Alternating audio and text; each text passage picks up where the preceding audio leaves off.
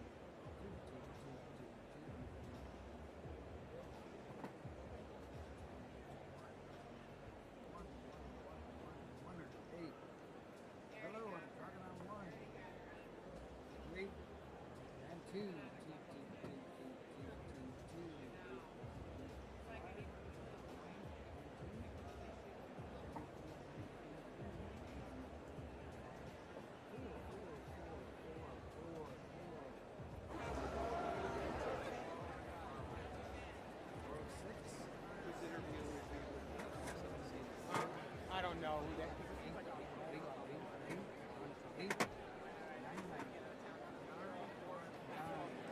RF10. Oops, that one's hot. RF.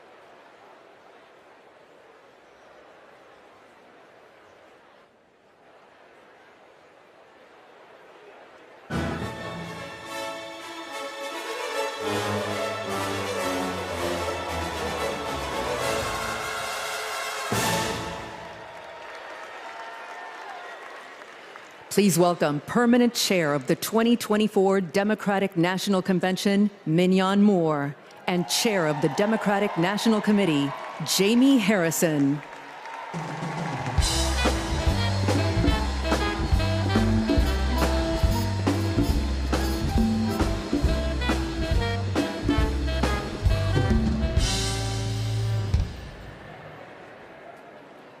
Hello, everyone. I am Mignon Moore, Permanent Chair of the Democratic National Committee. It is a pleasure to welcome you all to my hometown, Chicago. This convention is a celebration of our hard work and accomplishments and of the American spirit that makes this party and our country great. That's the spirit President Biden reignited when he told us we were in the battle for the soul of our nation.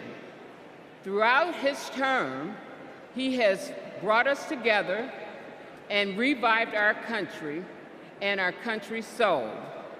And last month, in a true act of patriotism, he passed the torch to the next generation and the next President of the United States, Kamala Harris.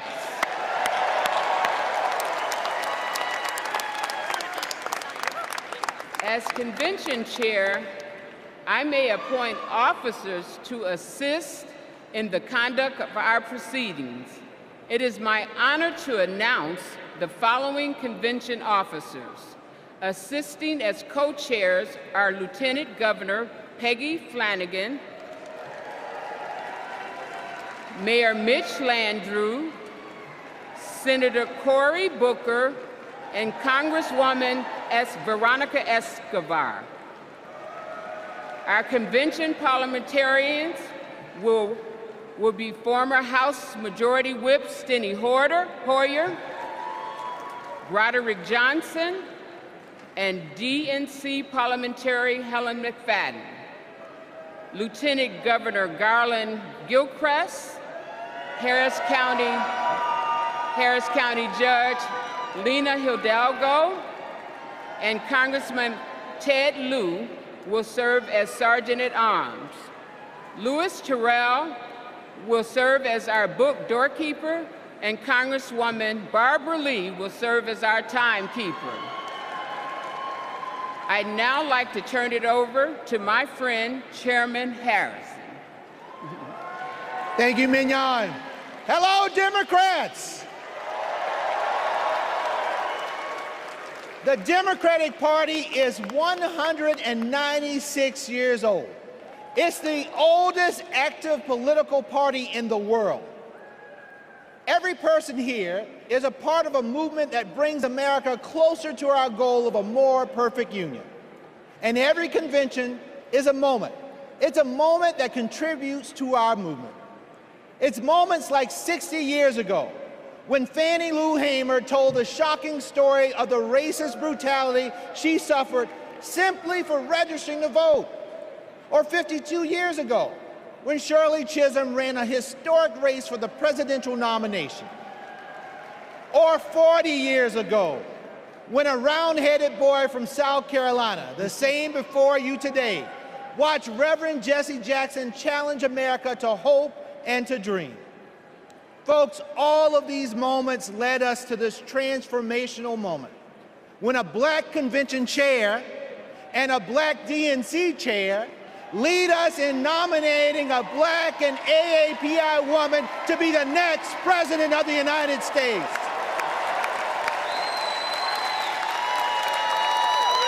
Folks, this is because the Democratic Party is and always will be for the people, for our future. We are honored to be a part of American history as we gavel in this convention and celebrate this historic nomination. I would like to thank the incredible workers at this year's convention, the convention staff led by the amazing Alex Hornbrook, and our convention chair, Mignon Moore, and my amazing staff at the DNC. You quite literally set the stage for us today, and we wouldn't be here without all of you. We hereby call the in-person portion of the 49th Quadrennial Democratic National Convention to order.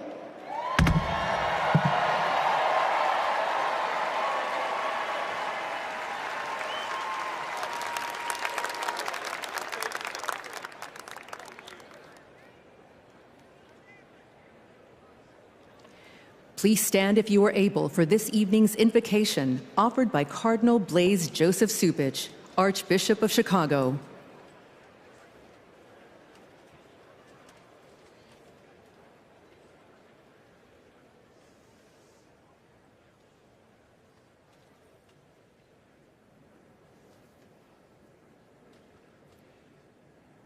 Let us pray. We praise you, O God of all creation. Quicken in us a resolve to protect your handiwork. You are the source of every blessing that graces our lives and our nation. We pray that you help us to truly understand and answer the sacred call of citizenship. We are a nation composed of every people and culture, united not by ties of blood, but by the profound aspirations of life and freedom, justice and unbound hope. These aspirations are why our forebears saw America as a beacon of hope. And with your steady guidance, Lord, may we remain so today. In every generation, we are called to renew these aspirations, to reweave the fabric of America. We do so when we live out the virtues that dwell in our hearts, but also when we confront our failures to root out ongoing injustices in our national life, especially those created by moral blindness and fear of the other. We pray for peace, especially for people suffering the senselessness of war. But as we pray, we must also act. For building up the common good takes work, it takes love. And so we pray, may our nation become more fully a builder of peace in our wounded world, with the courage to imagine and pursue a loving future together. And may we as individual Americans become more fully the instrument of God's peace.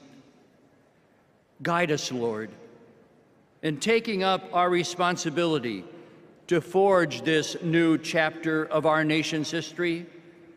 Let it be rooted in the recognition that for us, as for every generation, unity triumphing over division is what advances human dignity and liberty. Let it be propelled by the women and men elected to serve in public life, who know that service is the mark of true leadership. And let this new chapter of our nation's history be filled with overwhelming hope, a hope that refuses to narrow our national vision, but rather, as Pope Francis has said, to dream dreams and see visions of what, by your grace, our world can become. We ask all of this, trusting in your ever-provident care for us. Amen.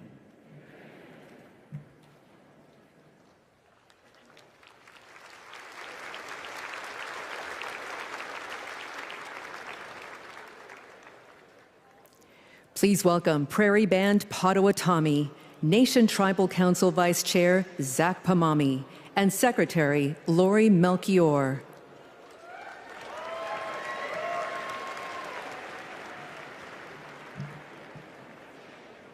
Here we are together on our ancestral homelands of the Prairie Band Potawatomi Nation and our sister Potawatomi nations. We also honor the spirit of the other tribal nations who traveled westward to this beautiful area. Welcome, 2024 Democratic National Convention, to our homelands.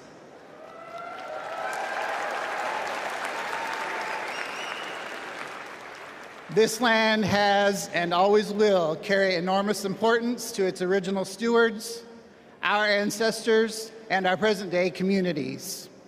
I am Vice Chairman of the Prairie Band Potawatomi Nation, joined by Secretary Lori Melchior,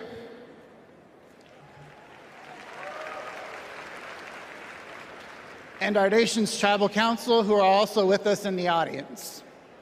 From time immemorial, our ancestors lived in the Great Lakes region. However, in 1849, an illegal auction by the U.S. government forcibly removed our tribe from our homeland. Since then, we have been working to reclaim it. Finally, this year, the Department of the Interior placed some of our ancestral lands west of Chicago into a trust.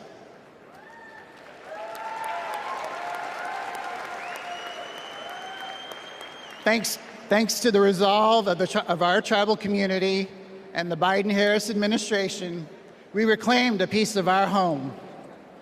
We became the only federally recognized tribal nation in Illinois in 175 years. Together, in our homelands, let's have a joyful, historic convention. Blessings to you all. Miigwech.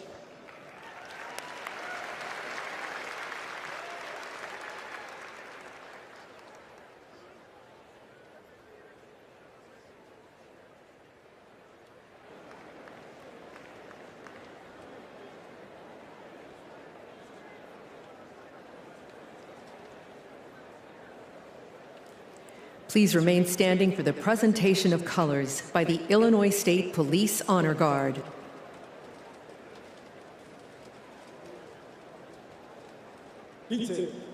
Attention. Kerr, counts.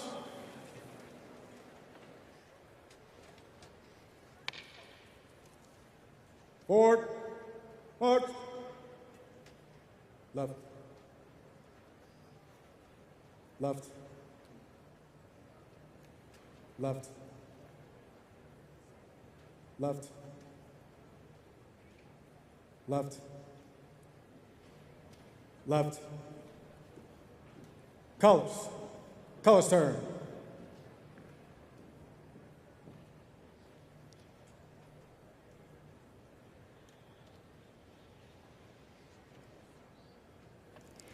Please welcome William and Charles Harrison from South Carolina to lead us in the Pledge of Allegiance.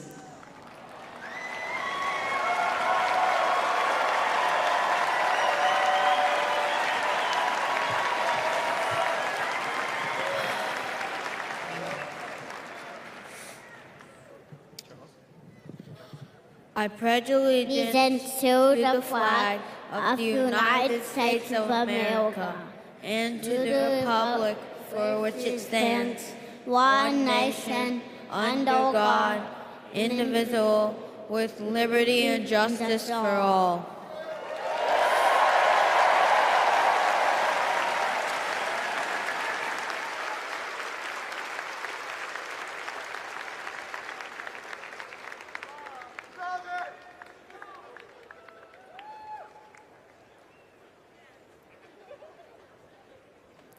Please welcome the Soul Children of Chicago to sing our national anthem.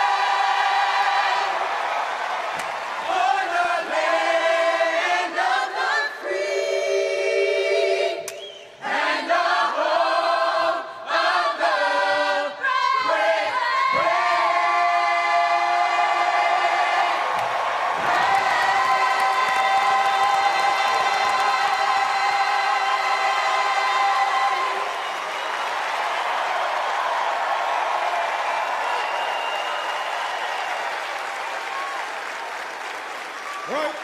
Peace. Forward. Forward.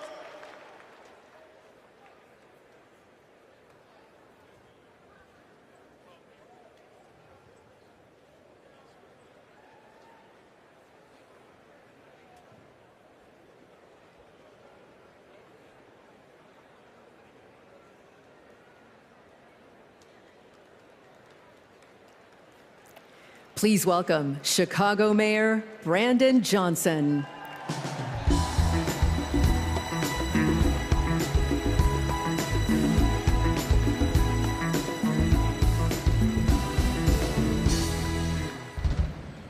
Welcome to the greatest city in the world, Chicago, where Ida B. Wells and Jane Addams organized to deliver real transformative change across this country. Chicago, where Reverend Jesse Jackson united people from all different backgrounds to keep hope alive. And to a community organizer on the south side of Chicago, Barack Obama rose to the White House reminding us that yes, we can. And now Chicago, this city of hard work and caring people, is where Democrats will celebrate President Joe Biden and nominate Kamala Harris for President of the United States of America.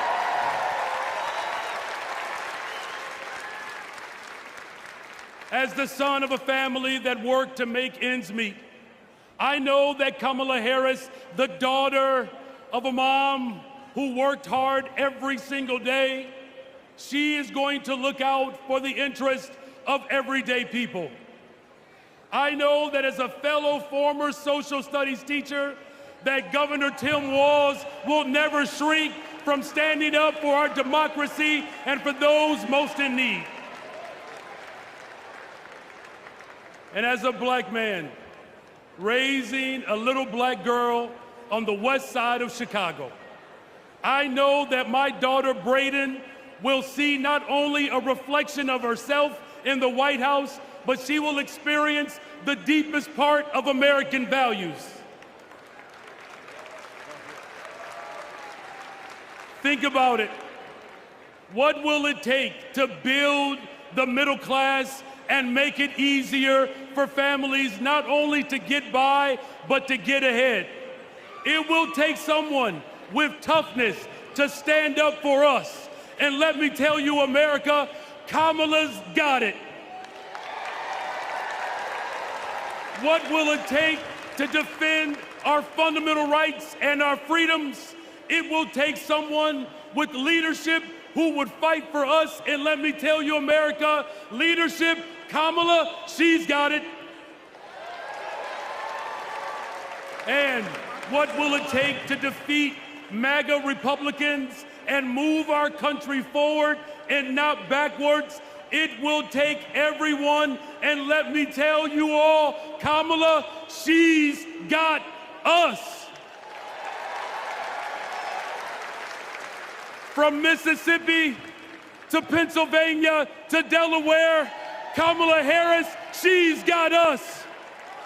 From Michigan to Wisconsin to Nevada to California and right here in Illinois, Kamala Harris, she's got us. To the child care workers, to the tip workers, Kamala Harris, she's got us. And to make sure that this country ensures that families will have access to real affordable housing, to create a pathway to the American dream, Kamala Harris, she's got us. Together we can build a better, brighter future. And there's no better place to start that than right here in the greatest freaking city in the world, the city of Chicago. God bless you all. Thank you.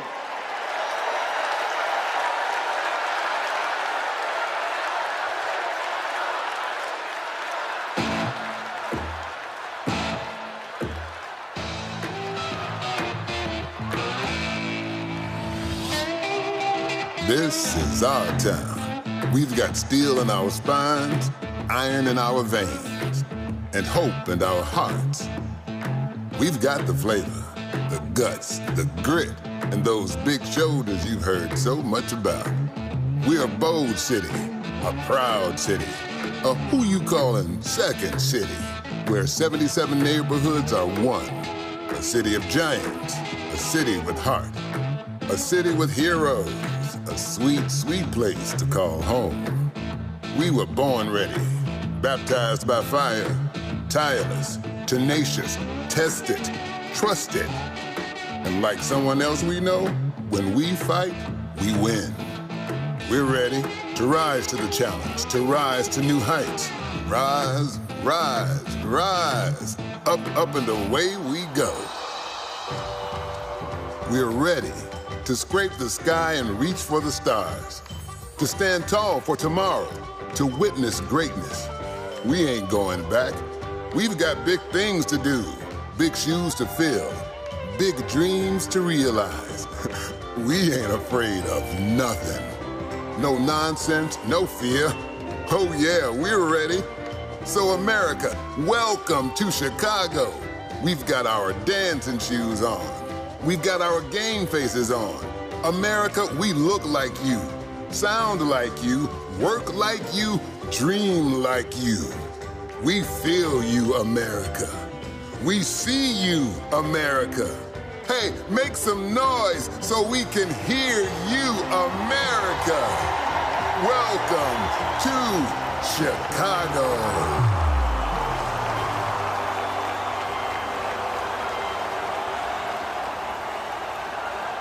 Hello, my friends. My fellow Democrats, I started my journey to this stage in 1988. I was 12 years old, and my family was watching the Democratic National Convention. Now, to be honest, I wanted to watch something else. But we all knew when my grandfather sat in his chair, the TV was his. But folks, when Reverend Jackson came on, I paid attention. A black man from South Carolina, raised by a single mother. That was me. And as long as I live, I will never forget what he said. He challenged young people to hope and to dream. So that's exactly what I did. I dreamed big, I worked hard, and I never lost hope.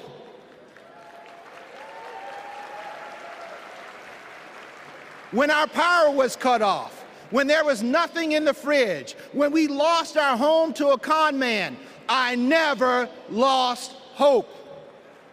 And now, my friends, I'm standing on the same convention stage that inspired me. And I'm the chair of the Democratic Party, the world's oldest political party. Folks, only in America. And that's the beautiful thing about this country that I love so much. Hope and hard work can take you anywhere. You can go to college, you can start your own business, you can even win the Olympics. That's the America Democrats believe in, and that's the America Democrats are fighting for.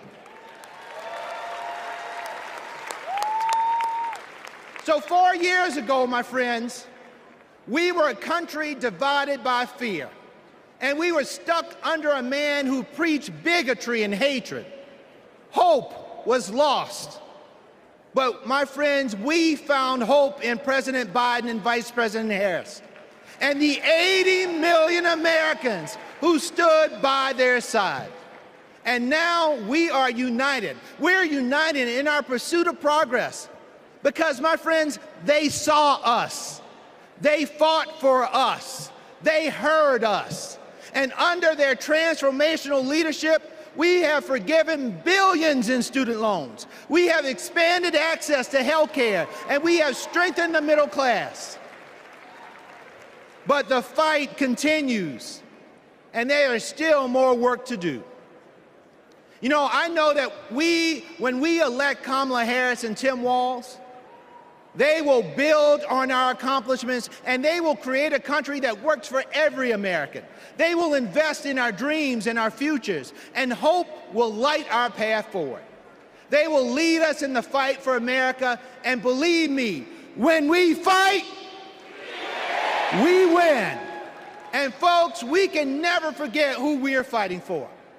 This election is about Americans who are watching right now, wondering who's going to finally pave that dirt road, or make it easier to feed their family, or get medical bills under control.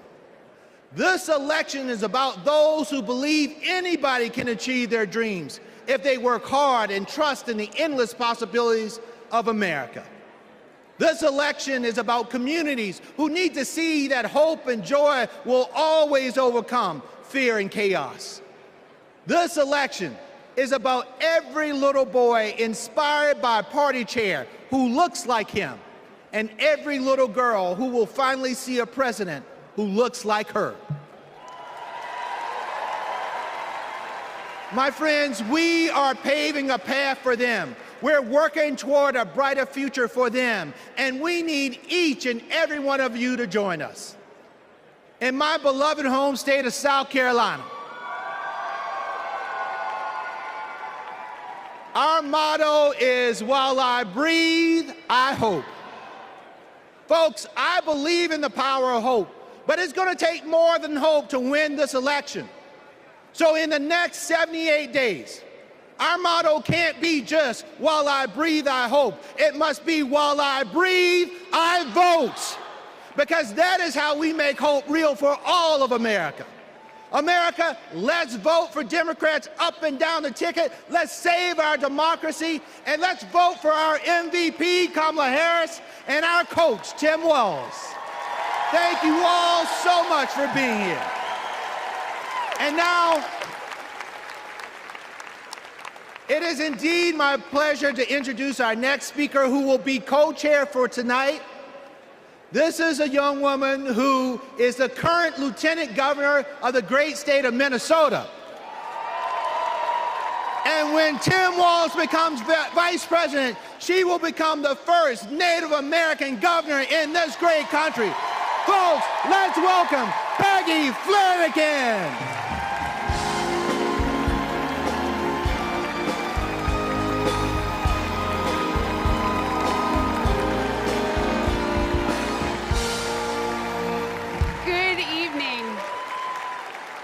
Thank you, Jaime. As we gather together on this historic night, we remember those who came before us, who fought and prayed this moment into existence. The suffragists and the abolitionists, the activists who fought for our rights, the leaders who paved the way for us all. Their courage and conviction shaped the course of history. Their memory reminds us that the fight for freedom always passes from one generation to the next. We owe it to them and to ourselves to carry their legacy forward. Tonight we pay tribute to those who dared to dream of a country that truly stands for liberty and justice for all. Next, we'll hear from one of those people, a lifelong advocate for civil rights, Maxine Waters.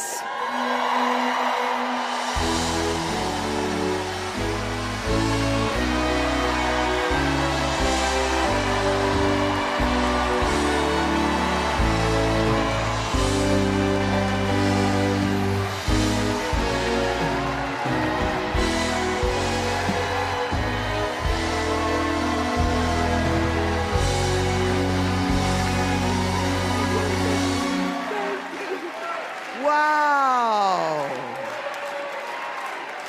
Hello, delegates. Now, you know, I've seen a lot in my lifetime. I was just 22 years old when Fannie Lou Hamer made her presence known at another Democratic convention. It was in 1964 in Atlantic City. And she arrived with a group of black delegates from Mississippi.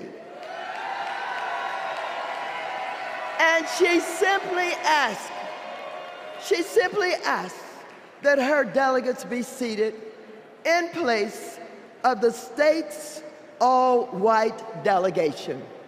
She told the people in the room about the violence she suffered at the hands of white police because she, a black woman, had demanded her right to vote. When she finished, she asked the country a simple but profound question. Is this America? She didn't get the outcome she was hoping for in Atlantic City, but you can bet that when the official Mississippi delegation was seated at the convention 4 years later, Fannie Lou Hamer was sitting there with them. Now here we are, 60 years later at another Democratic convention with Kamala Harris as our party's nominee. Oh, so I know there is no better leader to marshal us into the future. Kamala has been a courtroom prosecutor, a district attorney, an attorney general, a United States senator, vice president of the United States. And when the dust settles in November, and Americans of all stripes have elected her their president, I know she'll be thinking about Fannie Lou, who I happen to know is one of Kamala's heroes. In that moment, all of us, from New York to Pennsylvania, to Arizona, to California,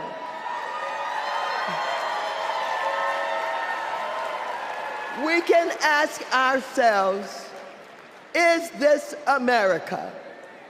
And we will be able to say loudly and proudly, you're damn right it is.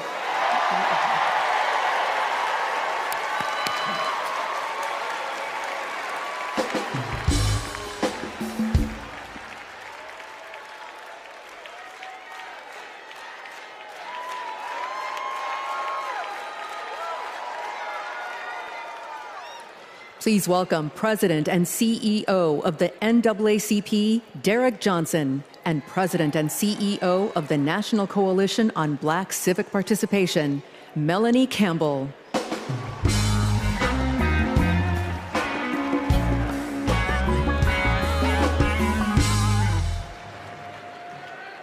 Good evening. I'm Derek Johnson, President and CEO of the NAACP, and I'm here to do my black job.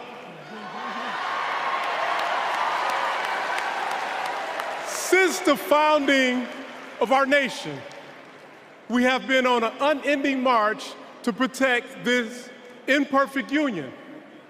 Tonight, we celebrate the power of the collective, of what is possible when we are all in for all people. But as we do, let us not forget the history that preceded this moment or the history makers who prepared us for it.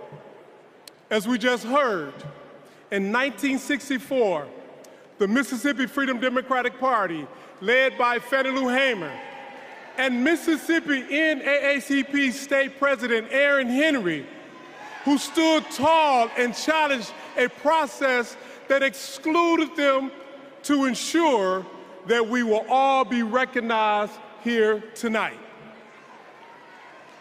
In 1973, the historic elections of Atlanta's Mayor Maynard Jackson, Detroit's Mayor Comey Young, and LA's Mayor Tom Bradley paved the way for another historic election just 10 years later, right here in Chicago, with the election of Harold Washington as the first black mayor of the city of Chicago.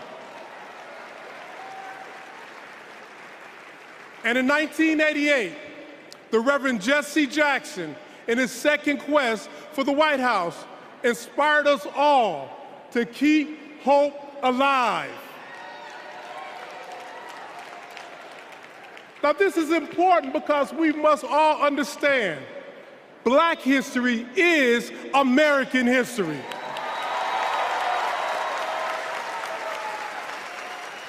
And in this historic moment, we will write the next chapter together.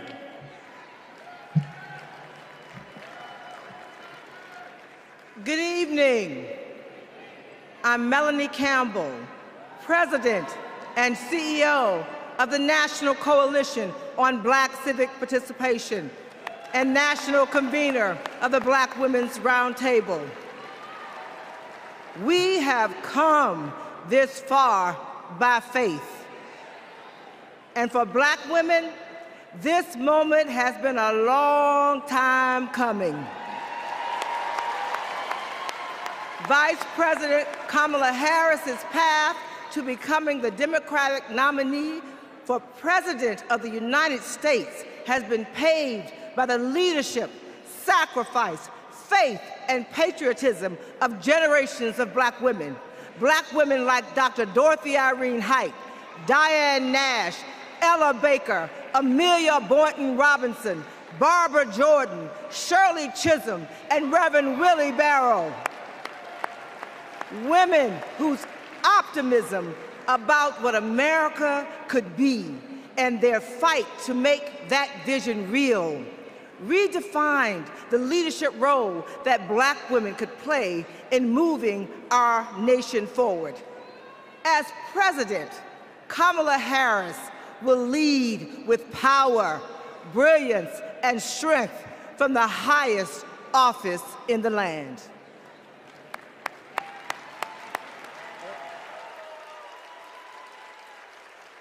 Brothers and sisters, I don't know what this world is coming to. We resist those attacks collectively, and we will stand together. Do we believe in freedom? Support human rights. We believe in that. Support self-determination. We're built on that. Stronger together is not just a lesson from our history. The institutions of this country belong to all of the people who inhabit it.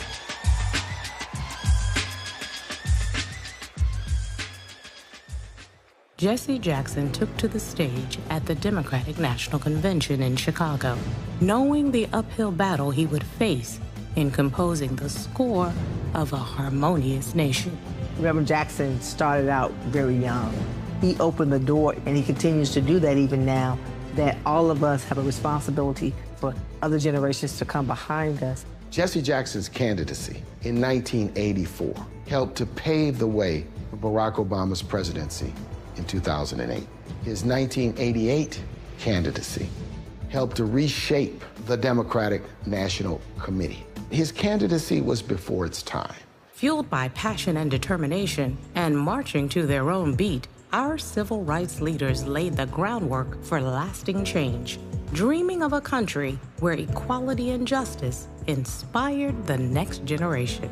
We need the energy of our young people. We need the wisdom of our elders. We all can be proud to say that we are truly a leading democracy and we respect people's ability to exist. America is not like a blanket, one piece of unbroken cloth, the same color, the same texture, the same size.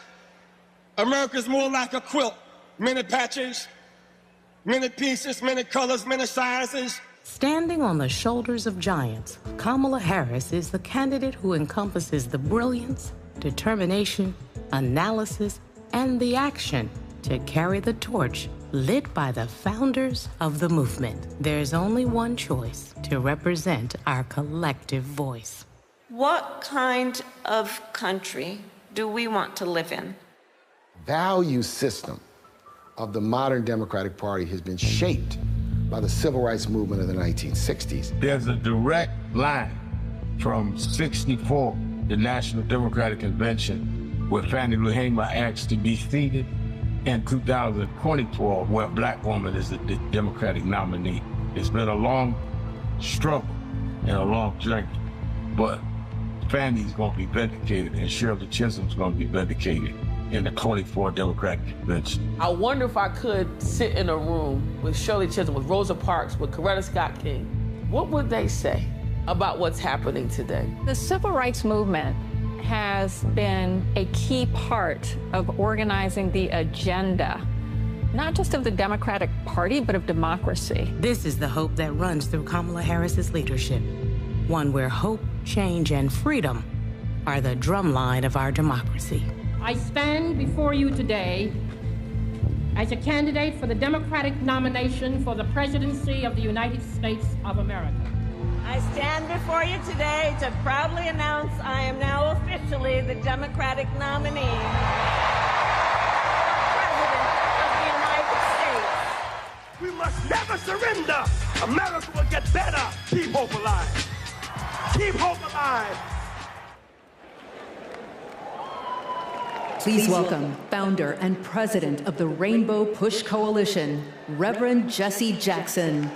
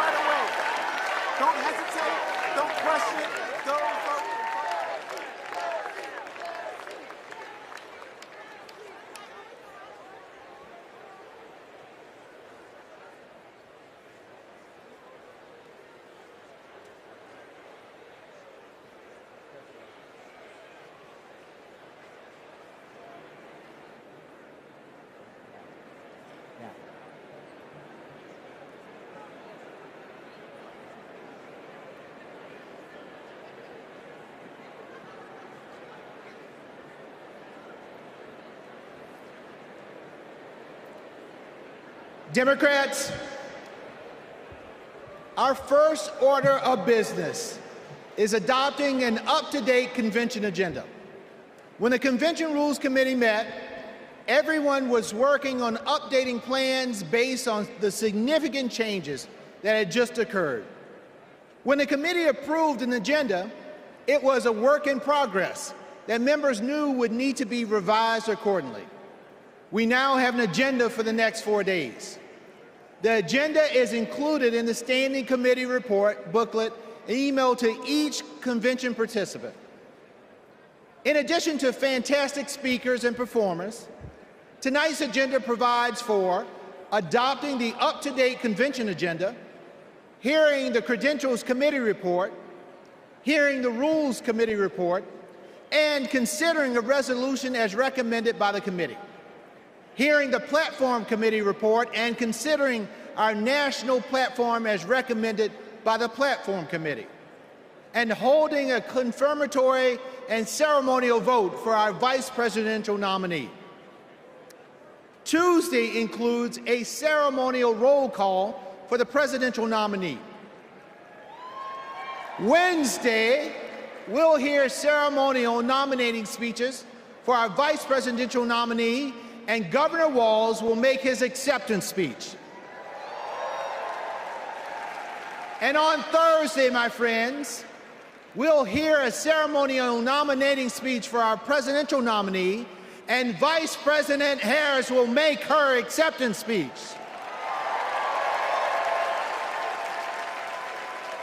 So now, delegates, the chair will entertain a motion to approve the up-to-date agenda.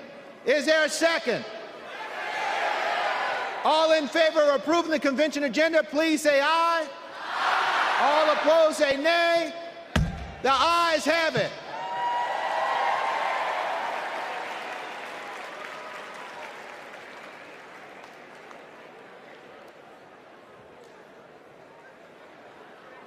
Are we going to the next one? Please welcome Credentials Committee co-chairs, Secretary Marcia Fudge and James Roosevelt, Jr.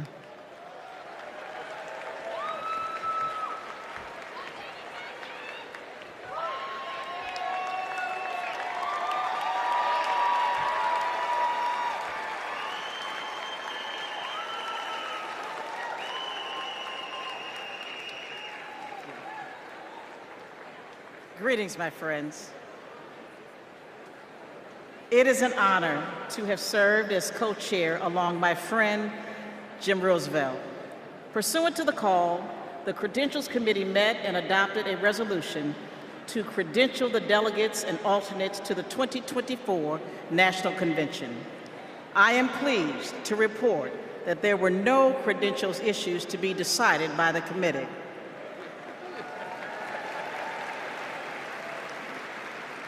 Their work allowed us to nominate two champions for democracy and freedom, Vice President Harris and Governor Walz.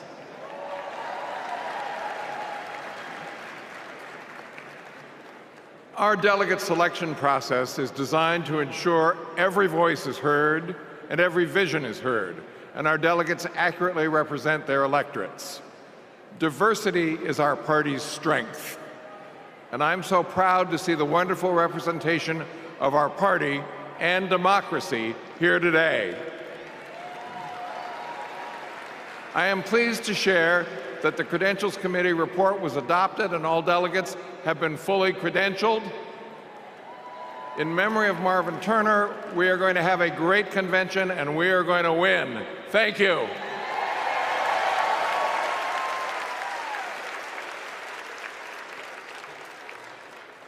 Please welcome Rules Committee co-chair, Bishop Leah Daughtry.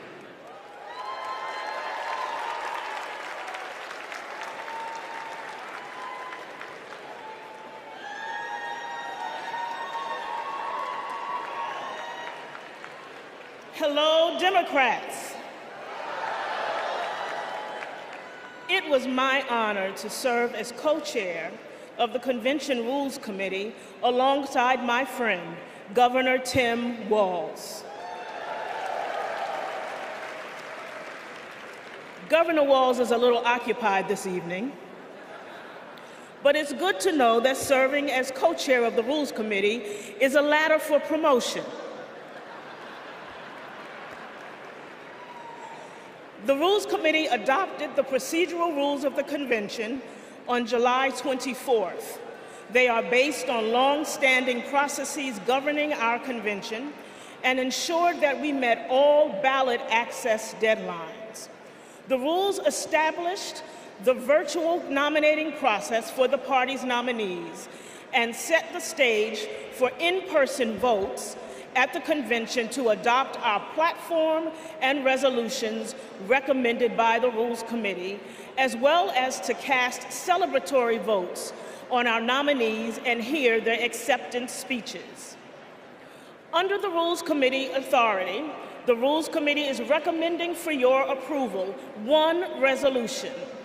Contained in the committee's report, the resolution supports the current practice regarding automatic delegates, as well as other reforms to make our party stronger. The co-chairs are pleased to move the adoption of this resolution on behalf of the Rules Committee. Thank you, Bishop Daughtry. The Rules Committee has moved the approval of the resolution. Is there a second? We have a second. I will now call for a voice vote on approving the resolution as recommended by the Rules Committee. All those in favor of the committee's recommendation to approve the unity resolution say aye. Aye. All opposed say nay. I'm pleased to report for the record that with a majority of delegates having voted in the affirmative, the resolution has been approved. My thanks to our Rules Committee co-chairs and members for your efforts to build a transparent and inclusive party. Thank you, Madam Chair.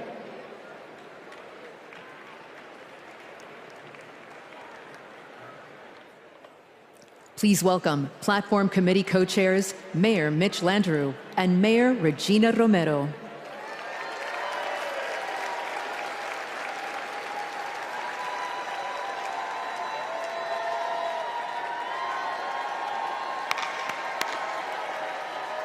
Hello, delegates. It is my pleasure to join Co-Chair Romero to present the national platform as recommended for approval by the committee. Our platform is grounded in our democratic values of hope, of progress, and love of our country. It makes a strong statement about the historic work that President Biden and Vice President Harris have accomplished hand in hand, and it presents a bold vision for our future. Kamala Harris will protect reproductive freedoms. Donald Trump will rip them away. Kamala Harris will lower costs for Americans, expand access to affordable health care, protect and strengthen Social Security and Medicare. Donald Trump will cut taxes for billionaires and big corporations, and he will pay for it by putting health care and Social Security on the chopping block. Kamala Harris is going to defend our democracy. Donald Trump is going to undermine it. The choice before us is clear, and the stakes could not be higher. Buenas noches, demócratas.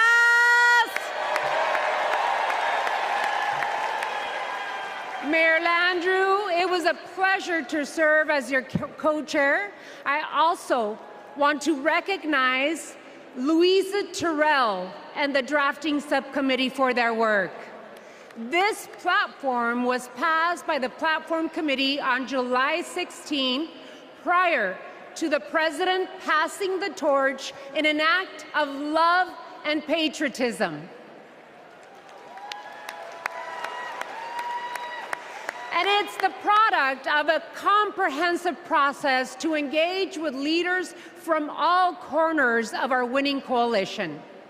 Hundreds of submissions, hours upon hours of hearing and testimonies, countless conversations with community leaders and grassroots Democrats. All were essential to producing a forward-looking vision for our party that echoes the voices of all. Vice President Harris is now carrying the torch. And she and Governor Walz are committed to delivering results for the American people. Then you have Donald Trump. His extreme agenda is working against everyday Americans. He is fighting for big oil, big pharma, big banks, but most of all, my fellow Democrats, he is fighting for himself. This November, we need to keep Democrats in office and elect Kamala Harris and Tim Walz so we can implement an agenda that works for everyone. Cuando luchamos, ganamos. And with that, on behalf of the Platform Committee, we are pleased to move the adoption of the 2024 Democratic National Platform. Thank you. The co-chairs have moved the approval of the national platform. Is there a second? We have a second. I will now call for a voice vote to approve the platform as recommended by the Platform Committee. All those in favor of approving the platform, please say aye. All opposed say no. Co-chairs, I am pleased to report for the record that with a majority of the delegates having voted in the affirmative, the platform has been adopted. Once again, thank you to our Platform Committee co-chairs and members. as well as a platform drafting committee and its chair, Louisa Terrell.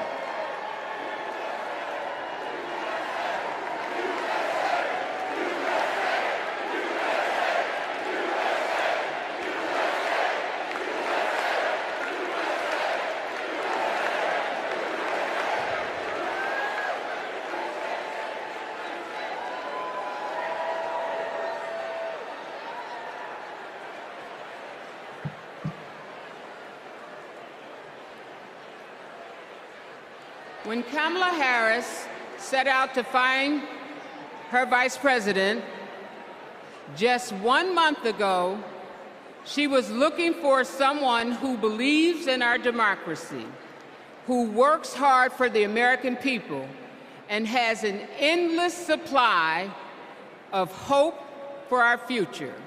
She found that in Vice President Tim Walz. Come on, give it up for give it up. On August 6th, the Democratic Party officially nominated Governor Walz as our vice presidential candidate.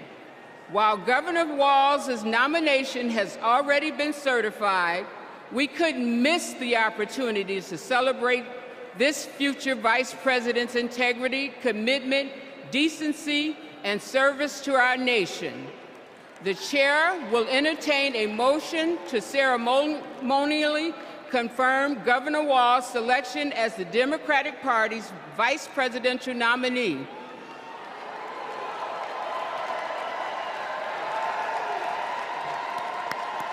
We have a motion. Is there a second? We have a second. We will now have a voice vote on the motion to ceremonially confirm our vice presidential nominee. All in favor of the motion, please proudly say aye. All opposed? The ayes have it. I'm thrilled. I'm thrilled to proudly reaffirm Tim Walz as our Democratic nominee for vice president.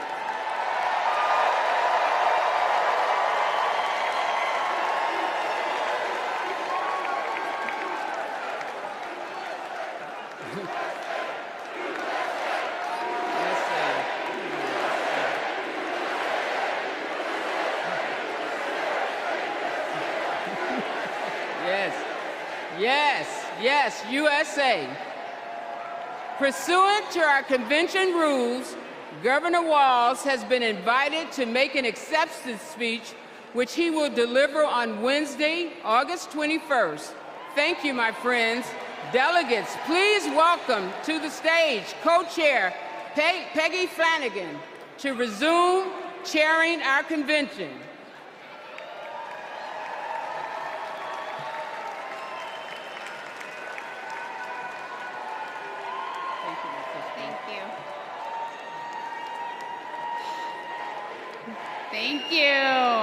Thank you. Well, good evening, and welcome to the first night of the Democratic National Convention. I'm Peggy Flanagan, Lieutenant Governor of Minnesota, and I am thrilled to be here in Chicago with Democrats from across the country to rally around Kamala Harris and Tim Walz and their vision for America. It's been 8 years since we last came together as a party, and I can feel the excitement in this arena. It's filled with energy and with joy. Our theme tonight is for the people. We'll hear from union leaders, civil rights advocates, and our fellow citizens. And we'll hear from our president, Joe Biden, who has been a champion for the people for his entire life. My name in the Ojibwe language is Gigi Wewadam Ukwe, or in English, speaks with a clear and loud voice woman. I'm a member of the White Earth Nation, and my family is the Wolf Clan. And the role of our clan is to ensure that we never leave anyone behind. That's why I am supporting Kamala Harris and Tim Walz to be the next President and Vice President of the United States.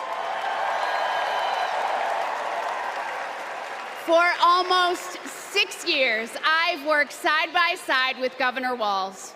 I've seen how hard he's worked for Minnesota to be the best place for kids to grow up. He does it all with a big heart, a buffalo plaid jacket, and a bottomless bag of snacks. Nutter Butters, cheese curds, and Diet Dew. Every time we meet, he brings something for me because he's always got my back. And when he's vice president, he will always have yours. He and Kamala Harris have spent their lives fighting for you, for your family, for your future. So whether you're a lifelong Democrat or just tuning in, thank you for being part of this evening. 4 years ago, the COVID pandemic upended our lives. My brother Ron was the second person to die of COVID in the state of Tennessee. We couldn't see him. We couldn't have a memorial. And millions of American families went through the same thing. Our communities were suffering.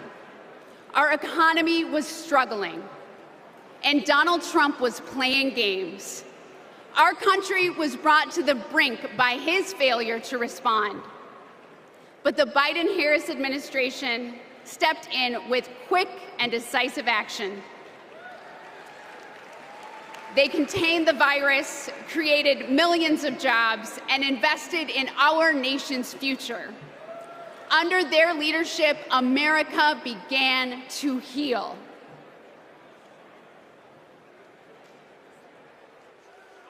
Are there words about a pandemic at this point? No, we're not at all. We have it totally under control. We think we have it very well under control. We pretty much shut it down. A lot of people think that goes away in April.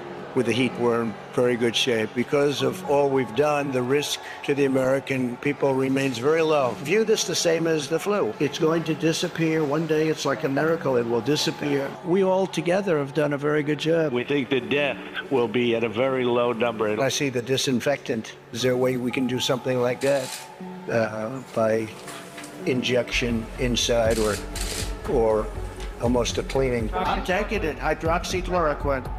When? Right now, yeah. You can test too much. You do know that. Who says that? Oh, just read the manuals, read the books. Manuals? Read the What books. manual? I think it's under control. I'll tell you what. How? 1,000 Americans are dying a day. They are dying. That's true. It is what it is. Help is on the way, and it is long overdue.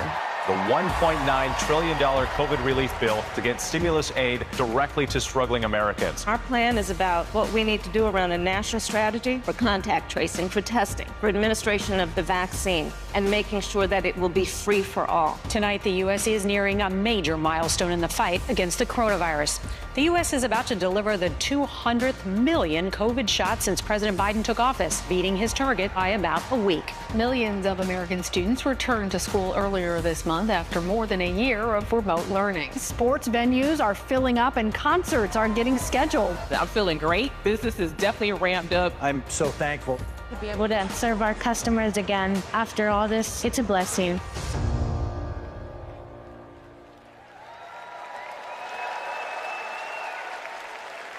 Please welcome Illinois Representative Lauren Underwood.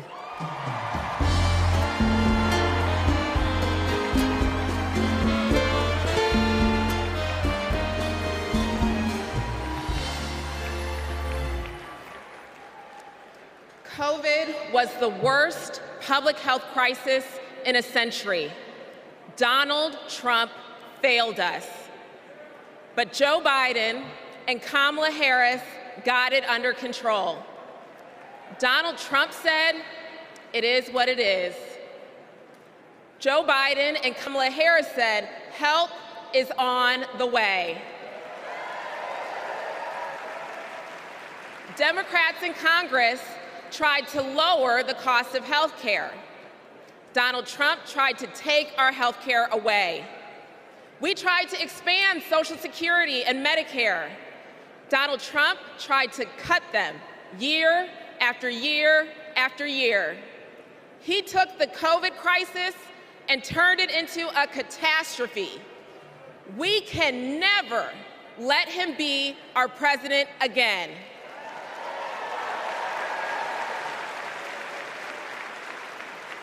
As a registered nurse, I care deeply about making healthcare more affordable. As someone with a pre-existing condition, I am determined to protect the people who are most at risk. And as the youngest Black woman ever elected to Congress, I am painfully aware that Black women, especially pregnant women and new moms, were more likely to die from COVID. I wrote the Momnibus to protect those women and to address the maternal health crisis. And that bill was introduced and championed by Senator Kamala Harris. Because she protects the people who are most vulnerable. She's done it for her whole career. As Vice President, she and President Biden passed my legislation to make health care more affordable. And now, 4 out of 5 Americans can get covered through the Affordable Care Act for $10 or less per month. And under the Biden-Harris administration, the number of uninsured Americans hit an all-time low. 4 years ago, it was not safe to hold a convention like this. But tonight, thousands have gathered in this arena in my home state of Illinois to make sure Kamala Harris is the next president of the United States.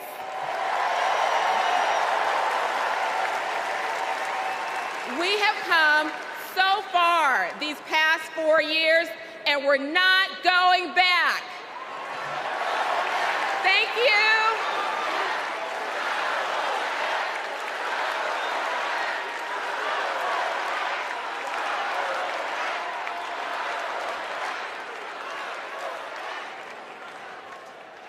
My name is Rich Logis. I live in Florida, and until 2 years ago, I was a full-fledged member of MAGA. I believed Trump. I was a MAGA pundit. I had my own podcast. I was in a state of panic, terrified that Democrats were destroying our country. When the pandemic hit, we needed leadership, but we were given almost nothing. It was a major betrayal to the country. So I finally stepped outside the MAGA echo chamber. I stopped listening to what Trump said and looked around with my own eyes. And I realized he had been lying about pretty much everything. Lying is Trump's toxic superpower. He's ripped apart families, communities, our whole country. So this is my message to all the Republicans and independents who are watching. People like me who voted for and believed in Trump. I made a grave mistake, but it's never too late to change your mind. You don't need to agree with everything you hear tonight to do what is right. We need to be able to trust our leaders. That's why I'm all in for Kamala Harris. Please welcome California Representative Robert Garcia.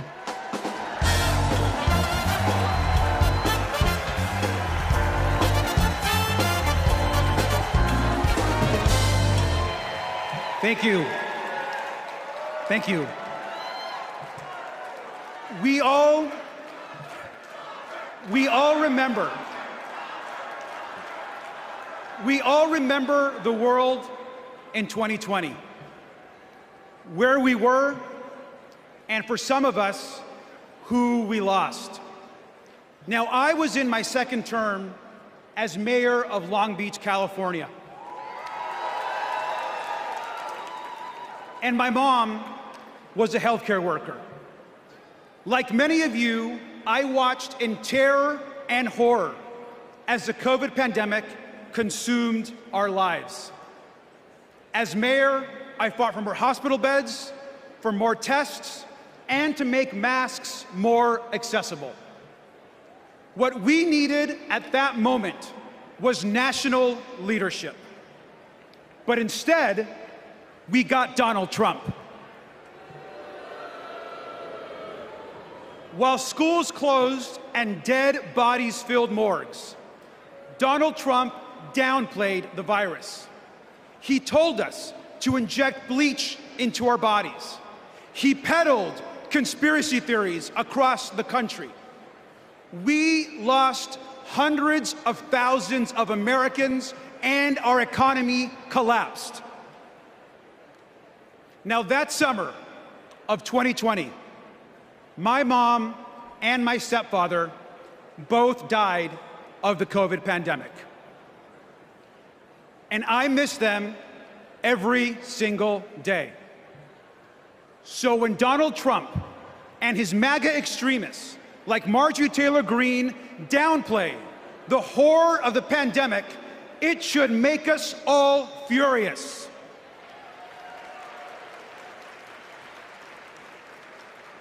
Now, I will never forget when Kamala Harris called me after my parents died. She told me about her own story, about losing her own mother, and that she was praying for me at that very moment. Now, we all know that later that year, Joe Biden and Kamala Harris were elected president and vice president. And what a difference they made together. They got people vaccinated. They got the virus under control. They safely reopened our schools. And they passed the American Rescue Plan. A historic economic package that helped small businesses and created jobs all across the country. Thank you, Joe Biden and Kamala Harris.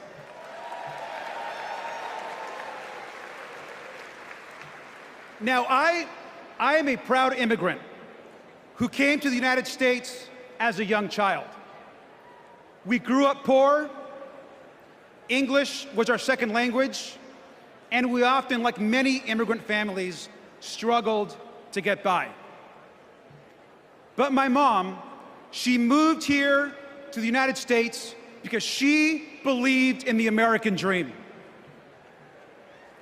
I'll never forget the day that I became a United States citizen. I raised my right hand and I pledged an oath to protect and to love this country. It was the proudest day of my life.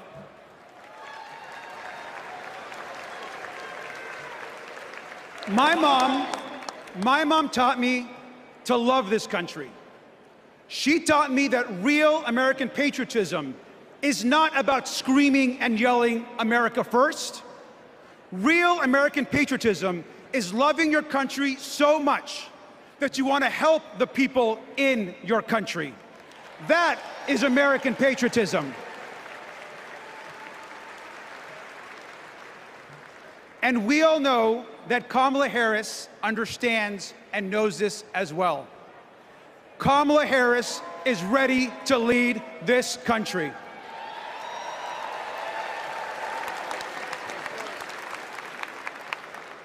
We can all remember 2020.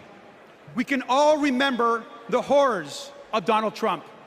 But let's remember, most importantly, tonight and every single day this week, that we are not going back. Thank you.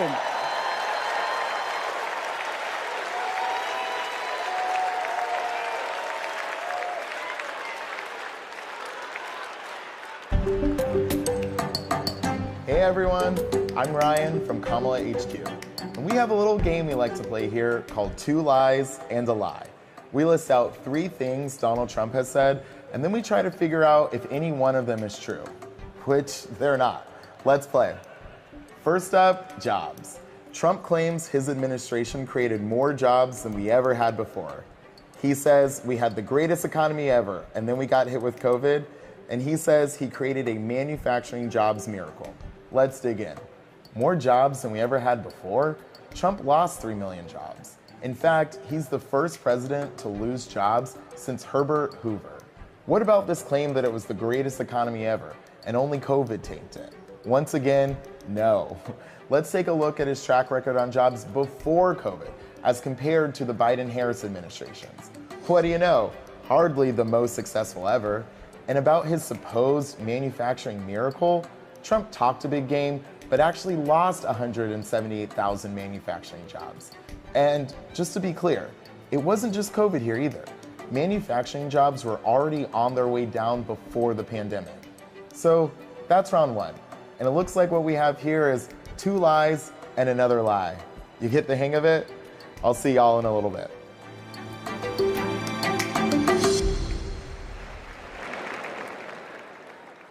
Donald Trump downplayed COVID while Americans were living in fear. He lied about creating jobs while our communities were fighting to survive. But the Biden-Harris administration stepped up. They actually took decisive action to create jobs, support small businesses, and rebuild a stronger and more resilient economy. Kamala Harris is a leader we can trust, even in our most challenging moments, especially in those moments. Donald Trump dithers, Kamala Harris delivers. Donald Trump abandons vulnerable people, Kamala Harris protects them. Donald Trump bullies scientists, Kamala Harris believes them. Our next 2 speakers will tell us why that's so important. Please welcome Brian Wallach and Sandra Abravaya.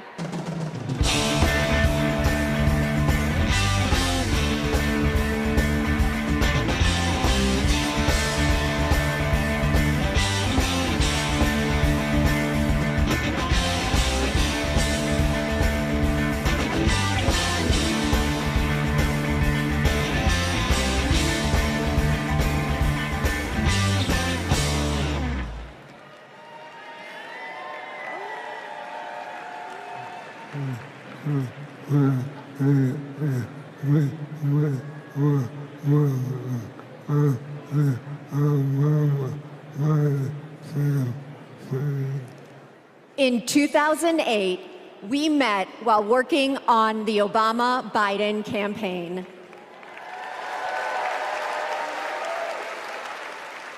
We found our way there because we believe in the power of organizing.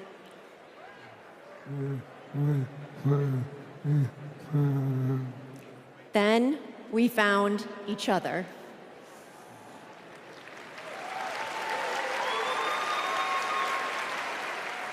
The day we brought our second daughter home from the hospital, Brian was diagnosed with ALS.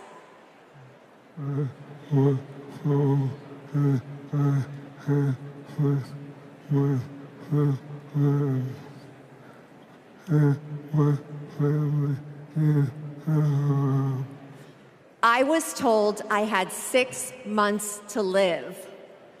That was 7 years ago.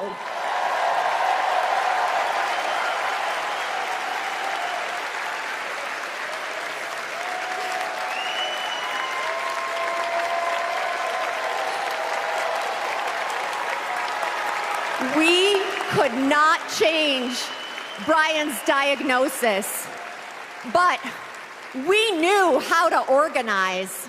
So we co-founded a nonprofit called I Am ALS, and thousands of terminally ill patients fought for new therapies, $1 billion to fund ALS research, and earlier access to treatments, all of which President Biden signed into law.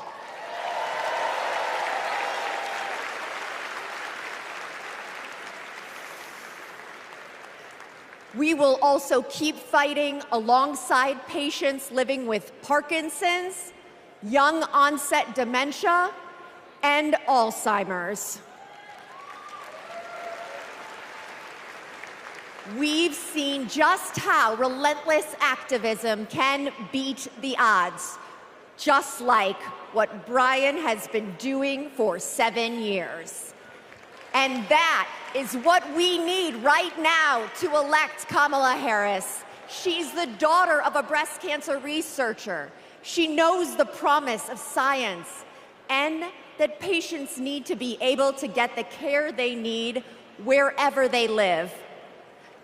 We all want to make life better for the next generation and believe that people like Brian can be the first generation of survivors.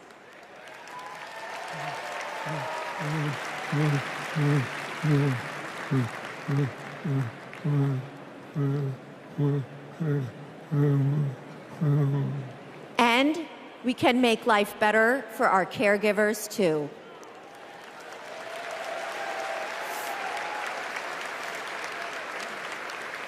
Brian and I are still driven by hope and by faith in what we can do collectively, and that includes the power of our vote.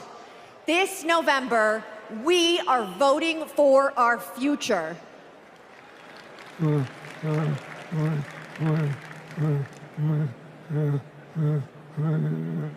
Because we plan to be around for it.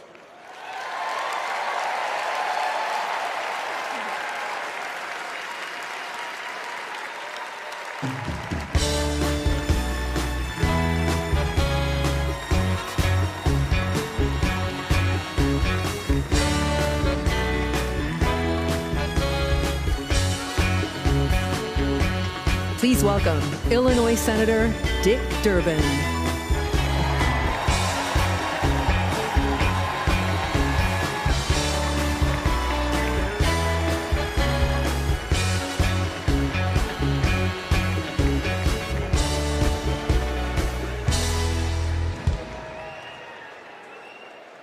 I've known Brian and Sandra for years. In fact, Sandra was my personal press secretary. You will not find a more courageous couple. Let's give Brian and Sandra another round of applause.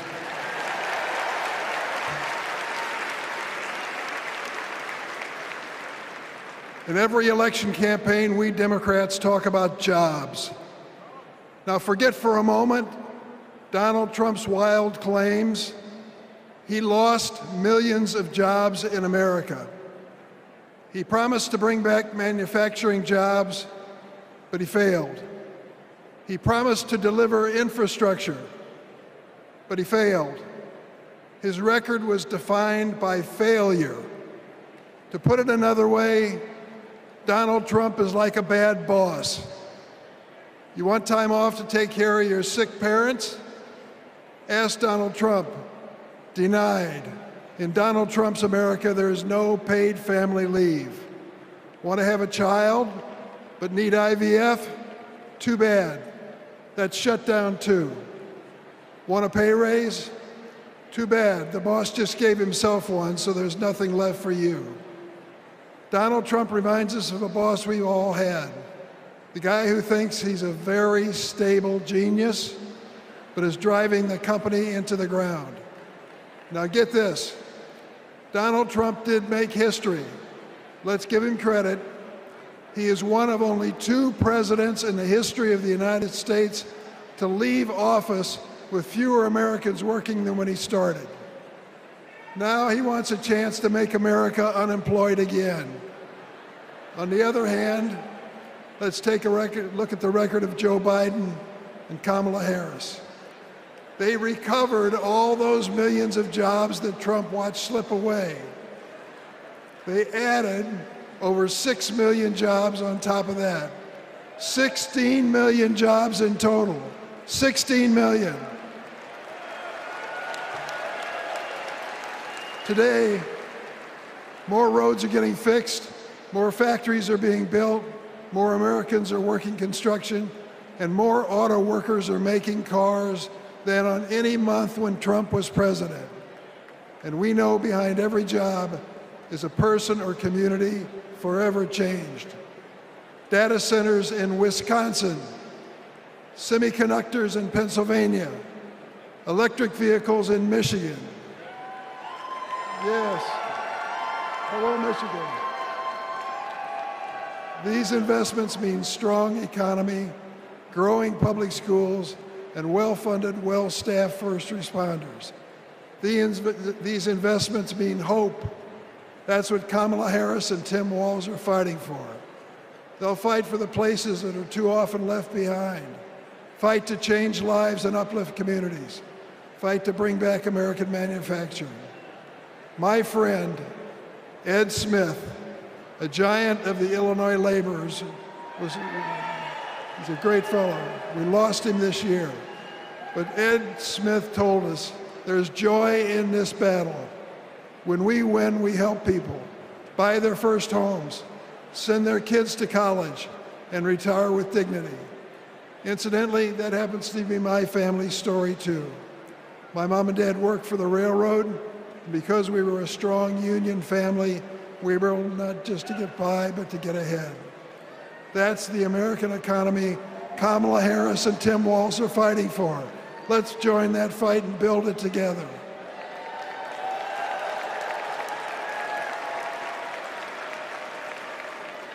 Now let's hear from some union workers on the ground in Arizona, thanks to the Biden-Harris administration investment in America. Welcome to Phoenix. Donald Trump said he'd bring back American manufacturing, but Joe Biden and Kamala Harris actually did it. Thanks to them, plumbers and pipe fitters like us are building the factories, semiconductor plants, and data centers of the future. We are hard at work in Phoenix, Mesa, Goodyear, Chandler, and more. Our neighborhoods, schools, and local businesses are growing. Sometimes we have so many projects that we send fabrication out to other states. Our local union is now up to 4,800 trades members. That's up from 2,800 in 2020, thanks to Joe and Kamala. And it's an exciting time for us in the next generation. Our apprenticeship program now trains over 1,100 people a year. Every year at local high schools, when they announce what graduated seniors are doing next, more and more of these kids are joining the trades. My son is a senior in high school this year, and he plans to join us. Not just for the great career and the financial security that all us parents want for our kids, but it's because he's excited to work on the cutting edge of innovation. Kamala Harris will keep investing in American manufacturing. With her commitment, there's nothing that us American workers can't build. Please welcome Ohio Representative Joyce Beatty.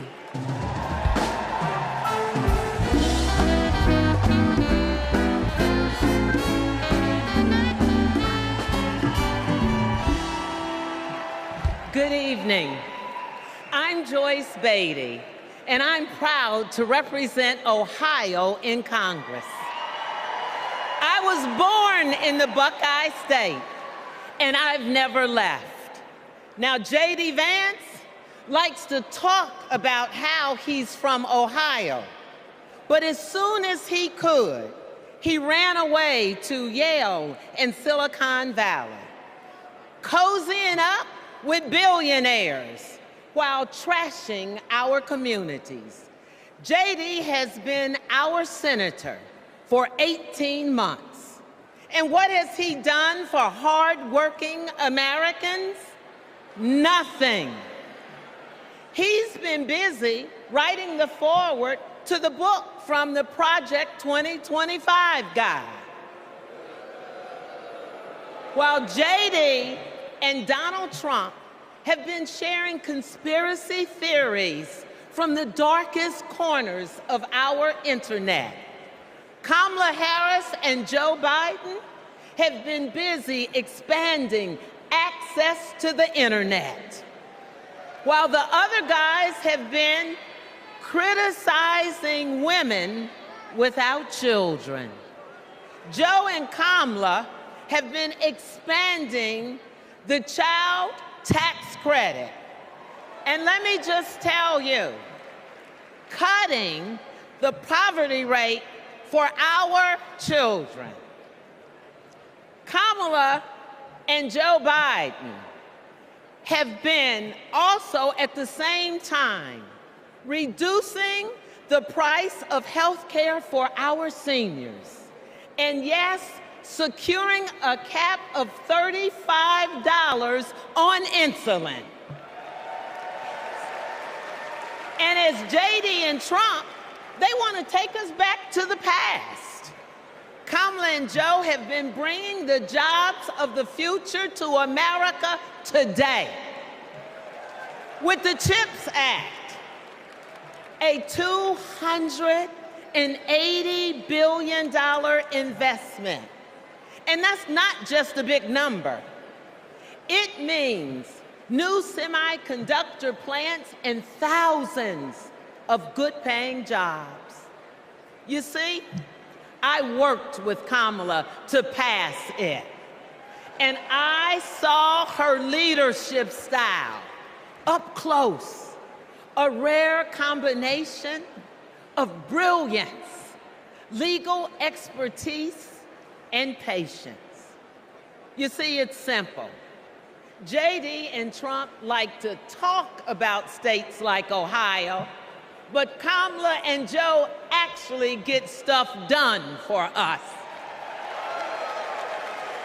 And so does our next vice president and my good friend, Governor Tim Walz.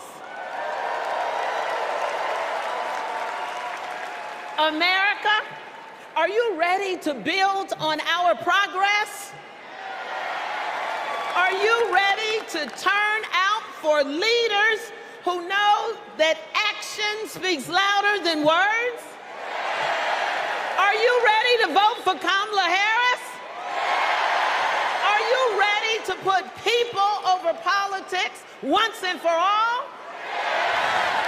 Well, the era of joy and freedom is up on us. And now it is on us to go seize it. Thank you. God bless you.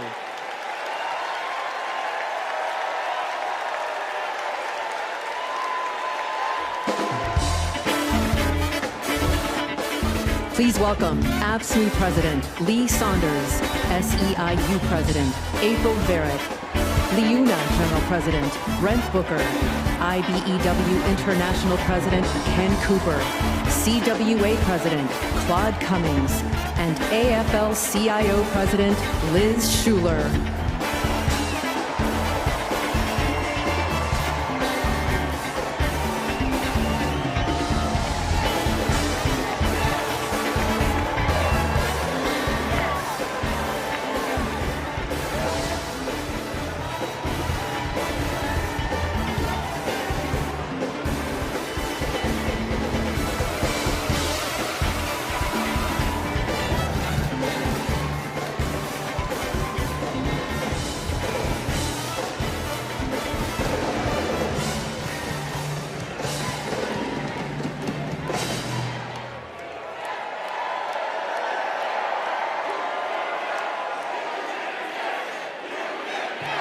Union, yes!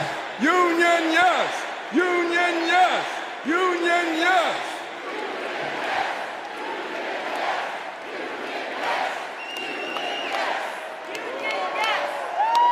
All right. I'm Lee Saunders, president of AFSCME, a union of 1.4 million public service workers in healthcare, corrections, sanitation, and more. 4 years ago, we faced a pandemic and a recession with a president who didn't care one bit what working people were going through. Enter Joe Biden and Kamala Harris. Within weeks, they passed the American Rescue Plan, pulling the economy back from the brink and putting us back to work. They're guided by a basic principle: more freedom for working people, including the freedom to join a union.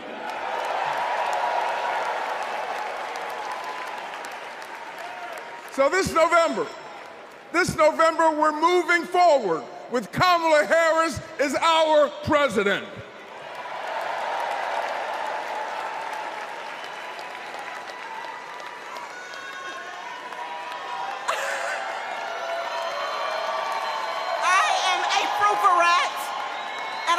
President of SEIU, representing 2 million workers.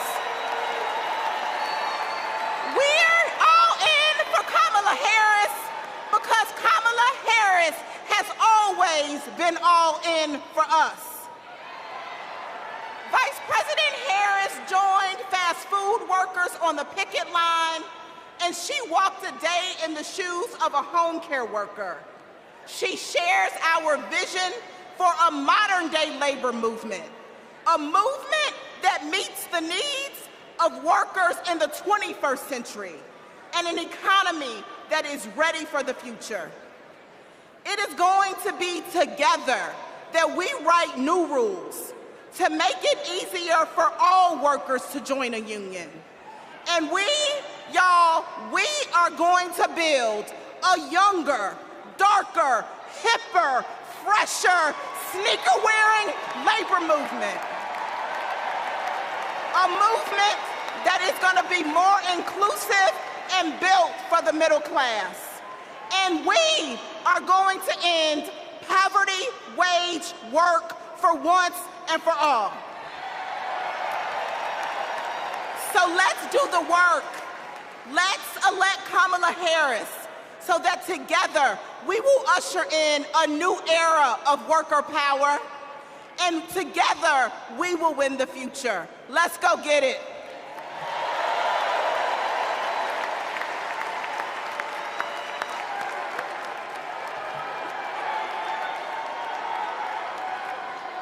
I'm Brent Booker, and I'm proud to represent LIUNA, the Laborers International Union of North America. We're construction workers, public employees, and postal mail handlers.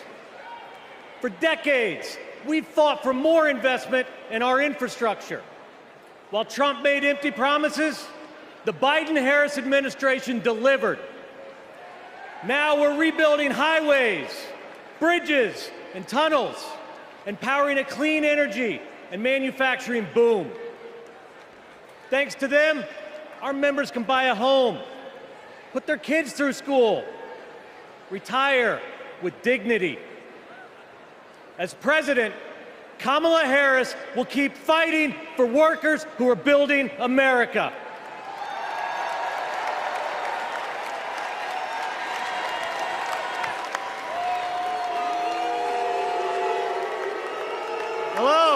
Hello, I'm Kenny Cooper, representing 840,000 IBW members, the International Brotherhood of Electrical Workers.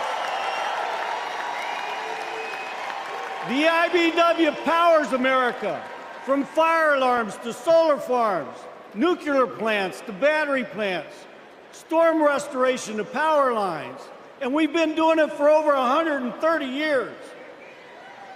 Today, we're building a new energy future while providing great-paying jobs and a stable retirement for all working families.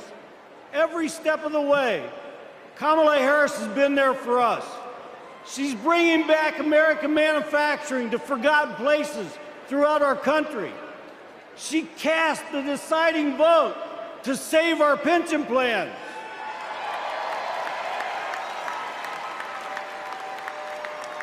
She's lifted our apprentices up all over the nation. And guess what?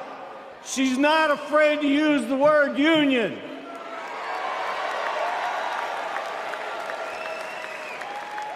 She has came through for all of us, and it's our turn to come through for her. Thank you.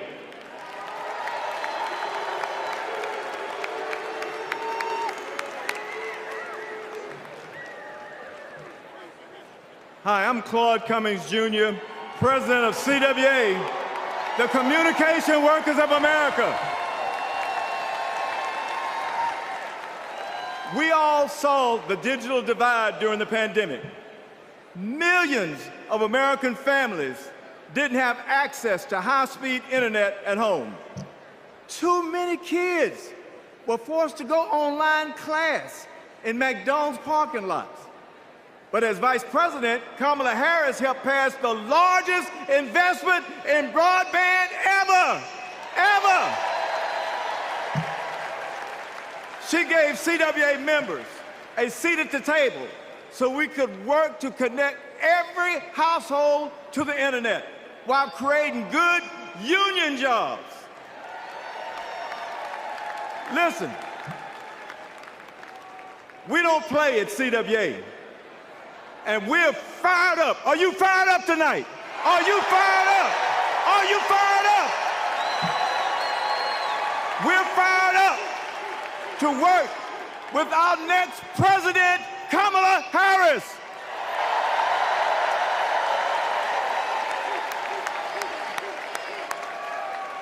I'm Liz Schuler, president of the AFL-CIO. Representing nearly 13 million American workers. This election is about two economic visions. One where families live paycheck to paycheck, where people have no right to join a union. A CEO's dream, but a worker's nightmare. Or an opportunity economy, where we lower the costs of groceries, prescriptions, and housing. Where we go after big pharma, corporate landlords, and price gougers. Where there's no such thing as a man's job or a woman's job, or like Donald Trump would say, a black job. Just a good union job. That's the future our President Joe Biden has fought for. And that's the future Kamala Harris and Tim Walz will keep fighting for. Let's build it together.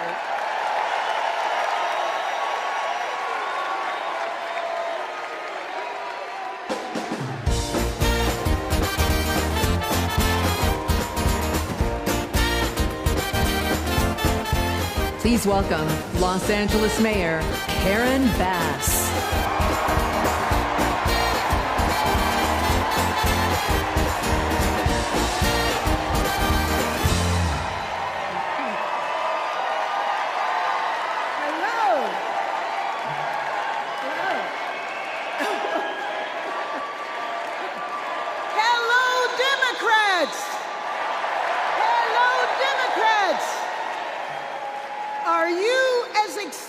As I am.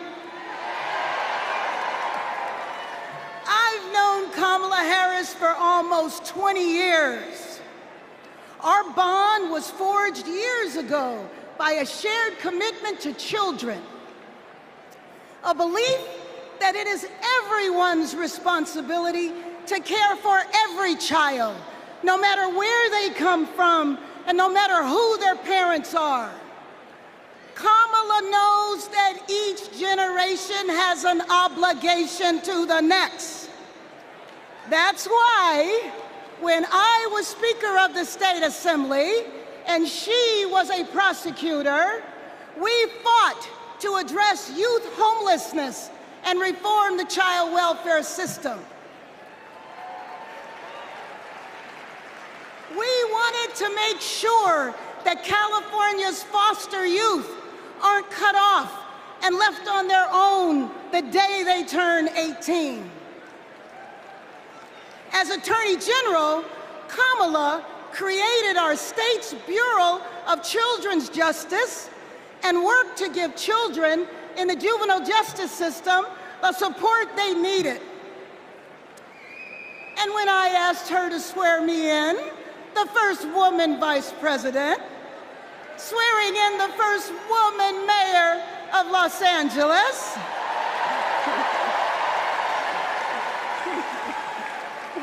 we knew we were sending a message to young girls everywhere that they too can lead. Now, I know Kamala, and she feels the importance of this work in her bones. When Kamala meets a young person, you can feel her passion. You can feel her heart, and you can feel her fearlessness. That is what defines a commitment to children, being willing to fight fiercely for every child. And trust me, Kamala has done that her entire life.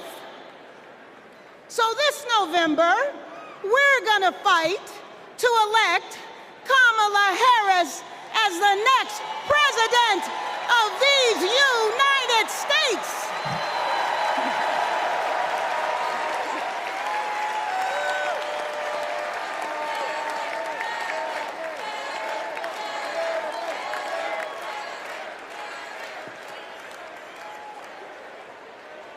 Please welcome Grammy-nominated country music star, Mickey Guyton.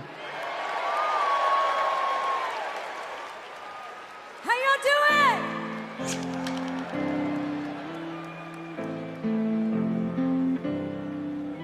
With the lines on the interstate, the dust on the back road, we're a Friday night football game. The lighters at a rock show, where the night shift smoke break, high school heartache, driving with the windows down, where the dance floors, church pews, suit and ties, tattoos, one big small town. Ain't we all? Ain't we all?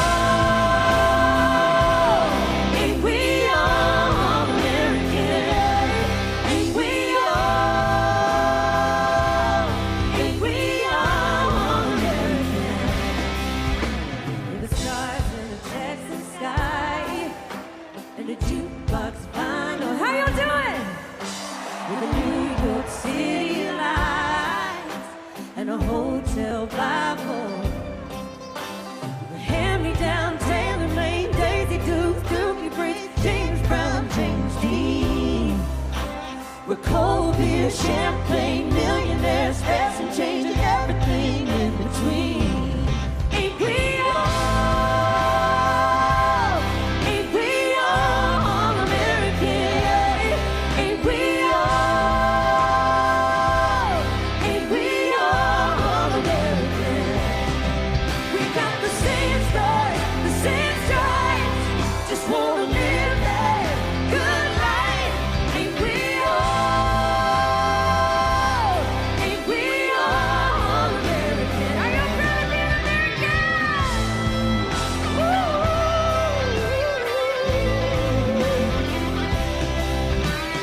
Different in a million ways, but at the end of the day, oh, we're different in a million ways, but at the end of the day, ain't we all? Ain't we all American? Ain't we all?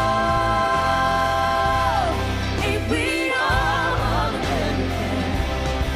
We got the same stars, the same stripes. Just wanna live that good life. Ain't we all? Ain't we all American? No matter your race, your creed, or your color, we're all Americans. And always remember that.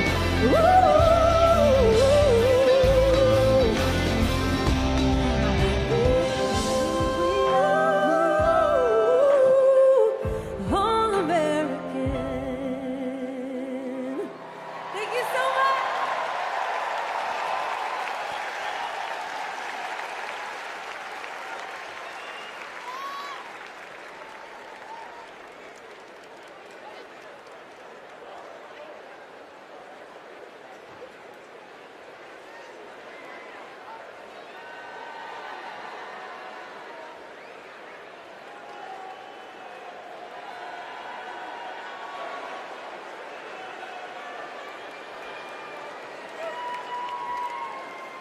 As we look ahead to our collective future, it's important to reflect on all the incredible progress that we've made in the last 4 years.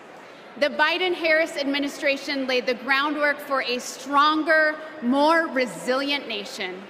They invested in critical infrastructure, delivered relief when disaster struck, and made healthcare more affordable. Kamala Harris cares. And unlike Donald Trump, she has a plan not just for the next 4 or 8 years, but for generations to come. Now, let's hear from some of my fellow state executives about how Kamala Harris and Tim Walz are investing in the long-term future for our nation. Okay, go.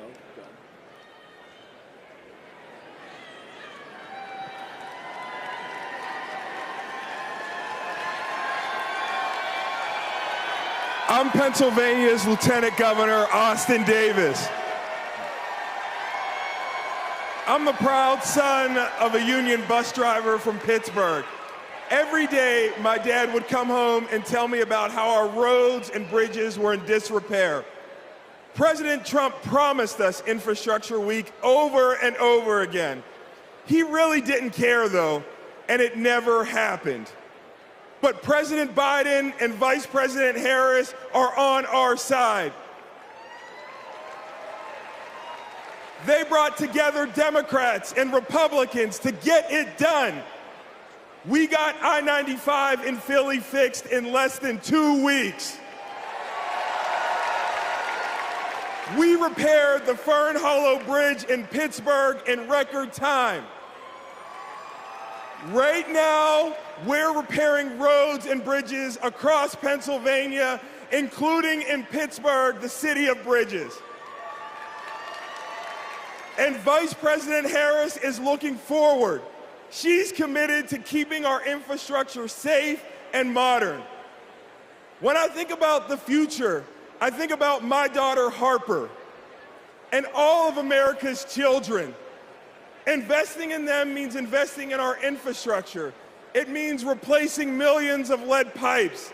It means providing clean air, clean water, safe roads and bridges, not just for us, but for generations to come. That's the legacy that President Biden is leaving our children. Let's keep building bridges to the future with Kamala Harris and Tim Walz. Let's work.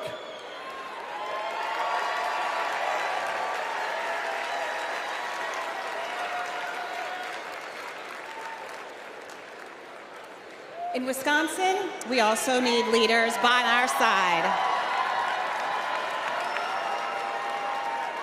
I'm Wisconsin's Lieutenant Governor, Sarah Rodriguez, but long before I took office, I was a registered nurse. I served in the Peace Corps at the height of HIV/AIDS and in Baltimore emergency rooms at the height of the heroin and gun violence epidemics. During the COVID pandemic, Trump and Wisconsin Republicans failed to protect our health. That's why I ran for office and flipped a red district blue. Because once a nurse, always a nurse. Now Trump is promising to terminate the Affordable Care Act, meddling in personal decisions between a woman and her doctor, and threatening to slash Medicare. Vice President Harris fights for our health. She'll defend women's reproductive freedom and protect Medicare and Medicaid.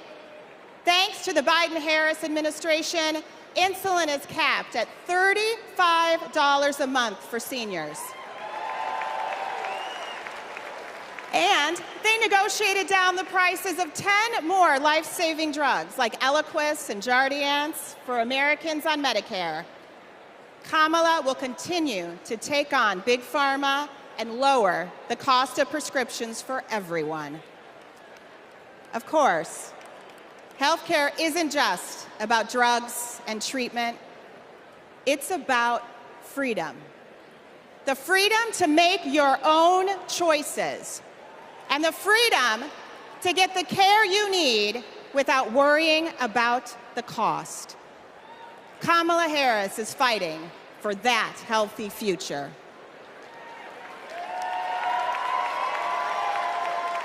Let me tell y'all about Texas leadership.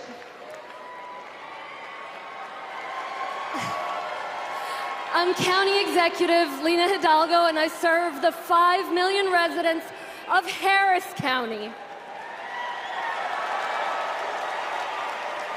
Harris County includes Houston. Texas Governor Ann Richards said, "I've been tested by fire, and the fire lost." In the years I've been in office, we've dealt with chemical fires. We've dealt with 10 floods, 7 hurricanes, a deadly winter freeze, and of course the pandemic. When that last disaster struck, Donald Trump abandoned us. He spread misinformation that cost lives. Compare that to 2021, when the Texas power grid went dark. Kamala Harris didn't just put out a tweet, she called me to make sure we had what we needed.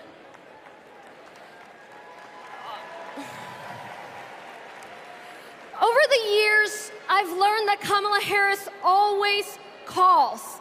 And not only does she call, she delivers. The very week she launched her campaign, she was down in Texas with vital FEMA assistance right after Hurricane Beryl. Kamala Harris cares. She will never risk lives for the sake of politics. And she's leading the charge to protect our communities from extreme weather. The Biden-Harris administration have announced at least $1 billion to help us with just that, and Houston is thriving.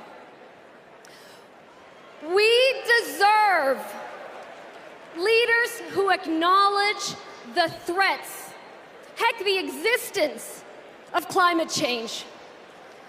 We deserve tough leaders who have our backs.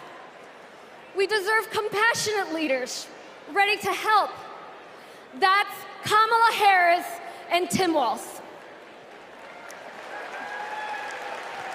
I can personally attest that Kamala is a leader who has our back. I'm California's Lieutenant Governor, Eleni Kounalakis, but I hold another title just as dear to me, Kamala Harris's friend. I met her when we were both young women trying to navigate the halls of power. I worked in housing. She had just been elected district attorney. We got frequent lunches together, and she was funny and fun. She was also a great mentor. Once, I told her about a professional experience of being minimized because I was a woman. She put her fork down and said, "Eleni, never let anybody make you feel small." I saw her put that creed into action. When Wall Street foreclosed on millions of homes, Washington wisdom was that $4 billion was the best you could do. Other attorneys general agreed.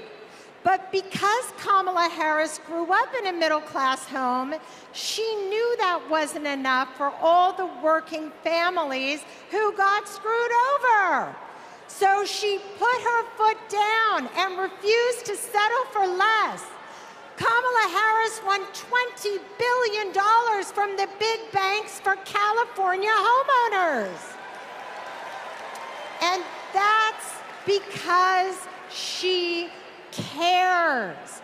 She cares so much that if you're lucky enough to be her friend, she calls you on her birthday, and sometimes she sings to you.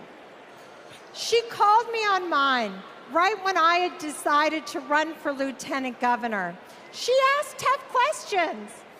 I promised I'd follow her lead and invest in the future. Together, we shattered that glass ceiling, California, and got to work.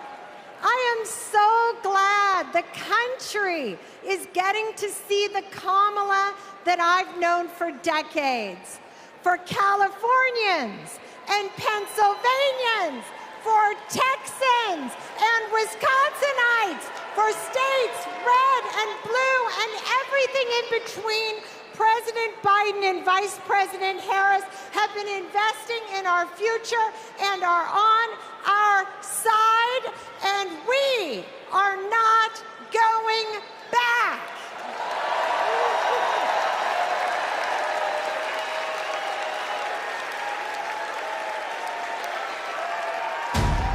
Do you know about Project 2025? The far right's playbook. It is Trump's vision for America's future. I'm not going to be nice. It will ban abortion nationwide. I got rid of Roe v. Wade. Raise taxes on middle-class families. Gut Medicaid. That's money that funds a lot of medical treatment. Strip rights from LGBTQ plus people.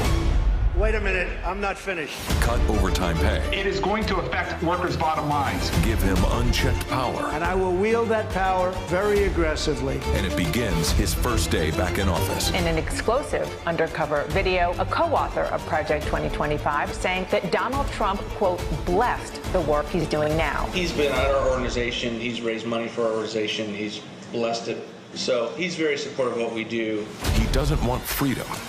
He only wants control. I know Donald Trump's type.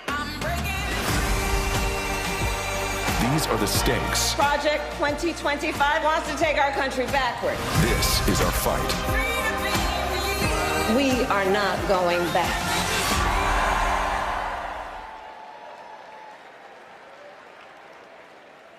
Please welcome Michigan State Senator Mallerie McMorrow.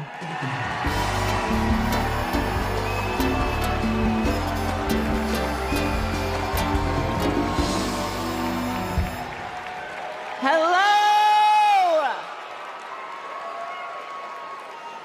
I'm Michigan State Senator Mallerie McMorrow, and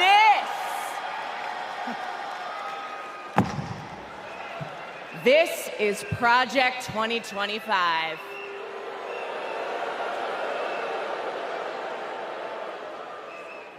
Now, over the next 4 nights, you are going to hear a lot about what is in this 900-page document. Why? Because this is the Republican blueprint for a second Trump term. That's right. They went ahead and wrote down all the extreme things that Donald Trump wants to do in the next 4 years. And then they just tweeted it out, putting it out on the internet for everybody to read. So, we read it. And whatever you think it might be, it is so much worse. Tonight, I want to tell you about just one aspect of Project 2025. Its plan to turn Donald Trump into a dictator.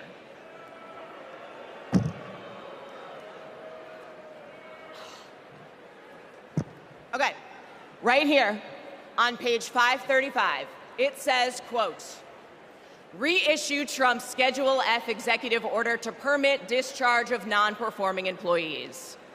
Now that doesn't sound that scary, right? But here's what it actually means in plain English. If Donald Trump gets back into the White House, he's going to fire civil servants like intelligence officers, engineers, and even federal prosecutors if he decides that they don't serve his personal agenda. They're talking about replacing the entire federal government with an army of loyalists who answer only to Donald Trump. I know. All right, then. Okay. Page 873. It says, quote, conservatives have long believed in either ending law enforcement activities of independent agencies or ending their independent status. Again, that sounds pretty boring. But what it means is that under Project 2025, Donald Trump would be able to weaponize the Department of Justice to go after his political opponents. He could even turn the FBI into his own personal police force. That is not how it works in America. That's how it works in dictatorships. And that's exactly what Donald Trump and his MAGA minions have in mind. An expansion of presidential powers like no president has ever had or should ever have. Now, by the way, if you're asking if any of this is even legal, well, remember, thanks to Donald Trump's hand-picked Supreme Court, he's now completely immune from prosecution, even if he breaks the law. But that's not who we are, because we believe in a government of the people, by the people, and for the people. Not the government of Donald Trump, by Donald Trump, and for Donald Trump. We believe in the separation of powers and the rule of law. We believe in a system built up to serve everyone, not breaking a system to serve one petty, selfish man. The truth is, there's only one way to stop him, and to stop Project 2025. How do we do it? We elect Kamala Harris this November.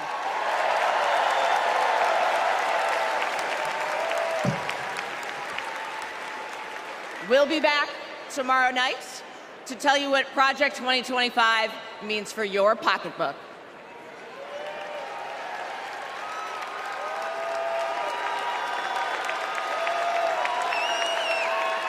Please welcome California Senator Laphonza Butler.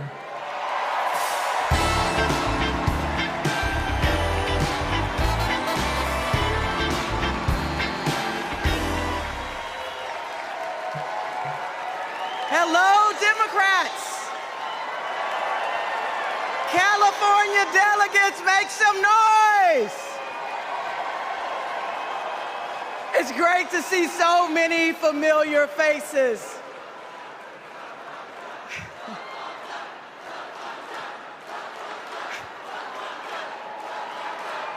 And I can't forget the state that I was born and raised in. Mississippi Democrats, let everybody hear you.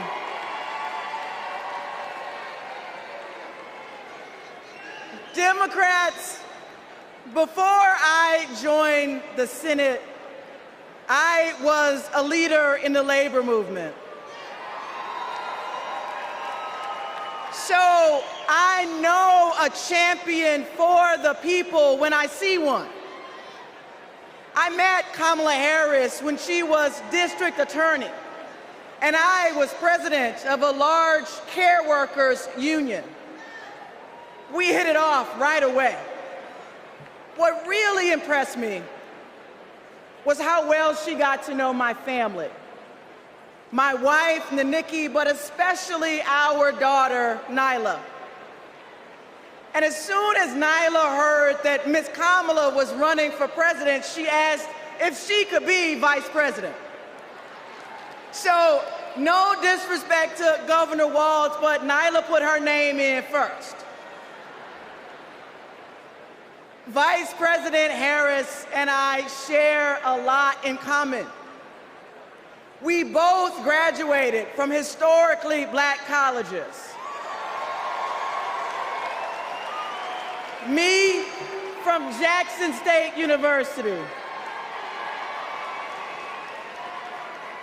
The Vice President from Howard University. We were both raised by mothers who worked fiercely to provide for us.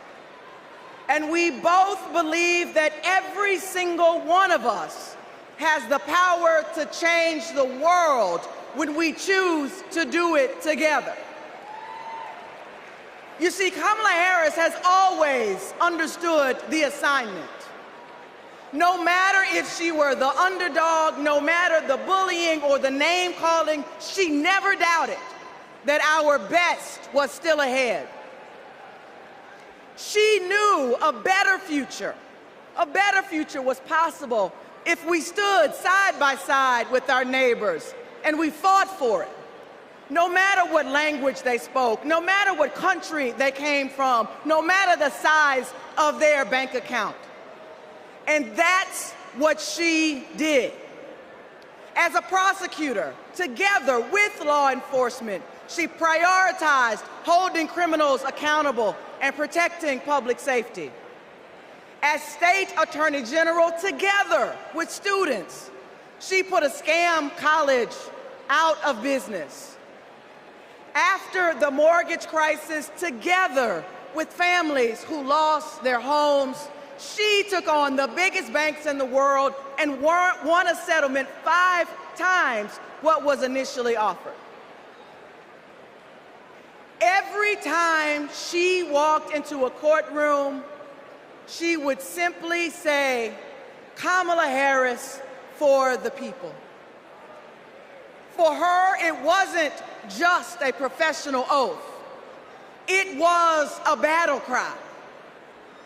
And let's be clear, to her opponents, this way of seeing the world, the idea of fighting for someone other than yourself, is unthinkable. But let me tell you, Democrats, what's really unthinkable. Conning young people who simply want a good education is unthinkable. Stiffing hardworking laborers like Donald Trump did in Atlantic City is unthinkable. Bragging about having ripped away a woman's freedom to choose what she does with her own body is unthinkable. And Democrats, Americans, we deserve better. We deserve a president who is tough, not just tough talking. One who shatters the boundaries of what's possible, not the boundaries of what's legal. And one who wipes the floor with cheats and fraudsters because, well, Democrats, she knows the type. Democrats, that president, the president that we deserve, that president is my friend, Kamala Harris. Thank you all so much.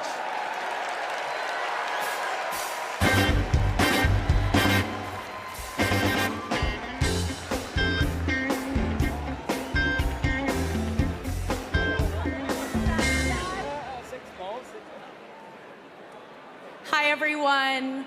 I'm Deja Fox, and I'm so excited to be here today from Arizona. That's right. That's where I was born and raised by a single mom. I was a free lunch kid, raised in public housing, and I got my health care at Planned Parenthood. Because of policies that lift people up, I walked through the gates of my dream school as a first-generation college student. People my age are making big decisions about our lives, and we deserve a president who has our back. Not some power-hungry millionaire reality TV personality who only cares about himself. We need Kamala Harris. She'll deliver a future where we can decide if and when to start a family. A future where we can afford rent and groceries. A future where we're not crushed under student debt. A future where any free lunch kid can walk through the gates of their dream college. For young people, this is a fight for our future. We have a responsibility to do this, and we have a responsibility to do it right, and that's why we're gonna show up for Kamala Harris and Tim Walz. And here now, with a musical performance, is Jason Isbell. Thank you.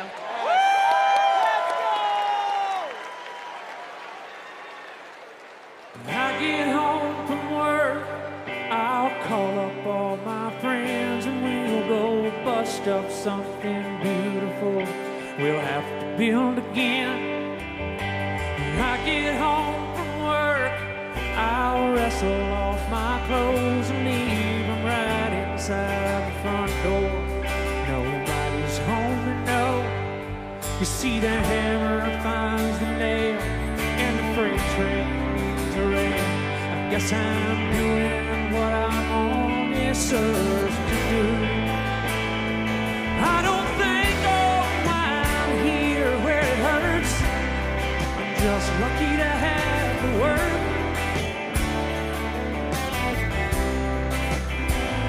And Sunday morning I'm too tired to go to church, but I thank God for the word. I thank God for the word.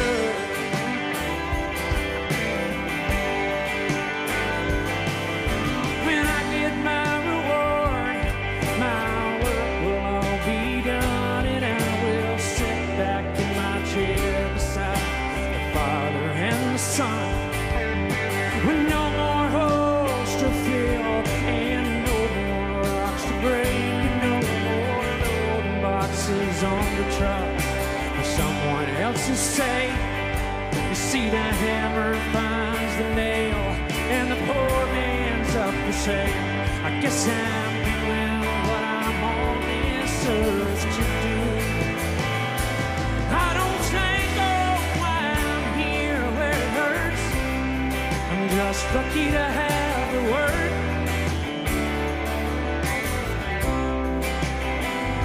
And every night I dream I'm drowning in the dirt, but I thank God for the word.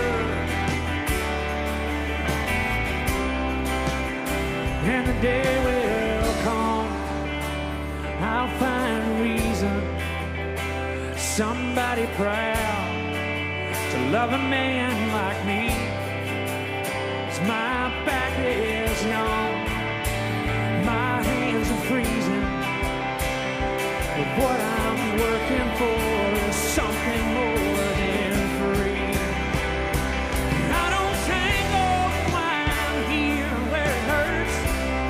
I'm just lucky to have the word.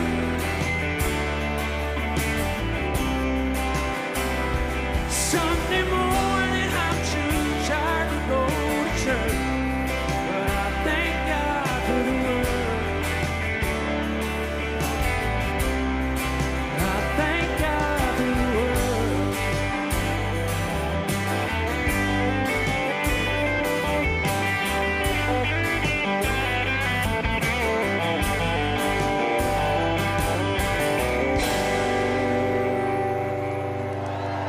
Thank you. Shout out to my Alabama delegation over there. I love y'all.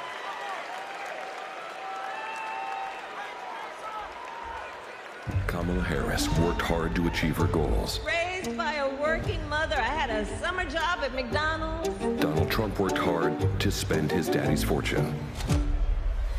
She believes in working hard for the American people. When the middle class is strong, America is strong. Donald Trump believes in working hard for his billionaire friends. I don't care about you. I just want your vote. I don't care.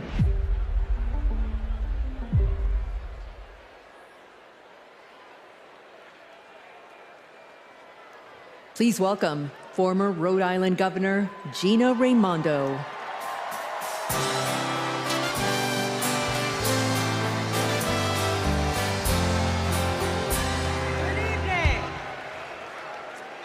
Hello, Democrats. Hello, Chicago. It's a great honor for me to be here this evening. You know, long before I was the governor of Rhode Island, I was a little girl growing up there in a middle-class family. My dad found his American dream in a watch factory in Providence.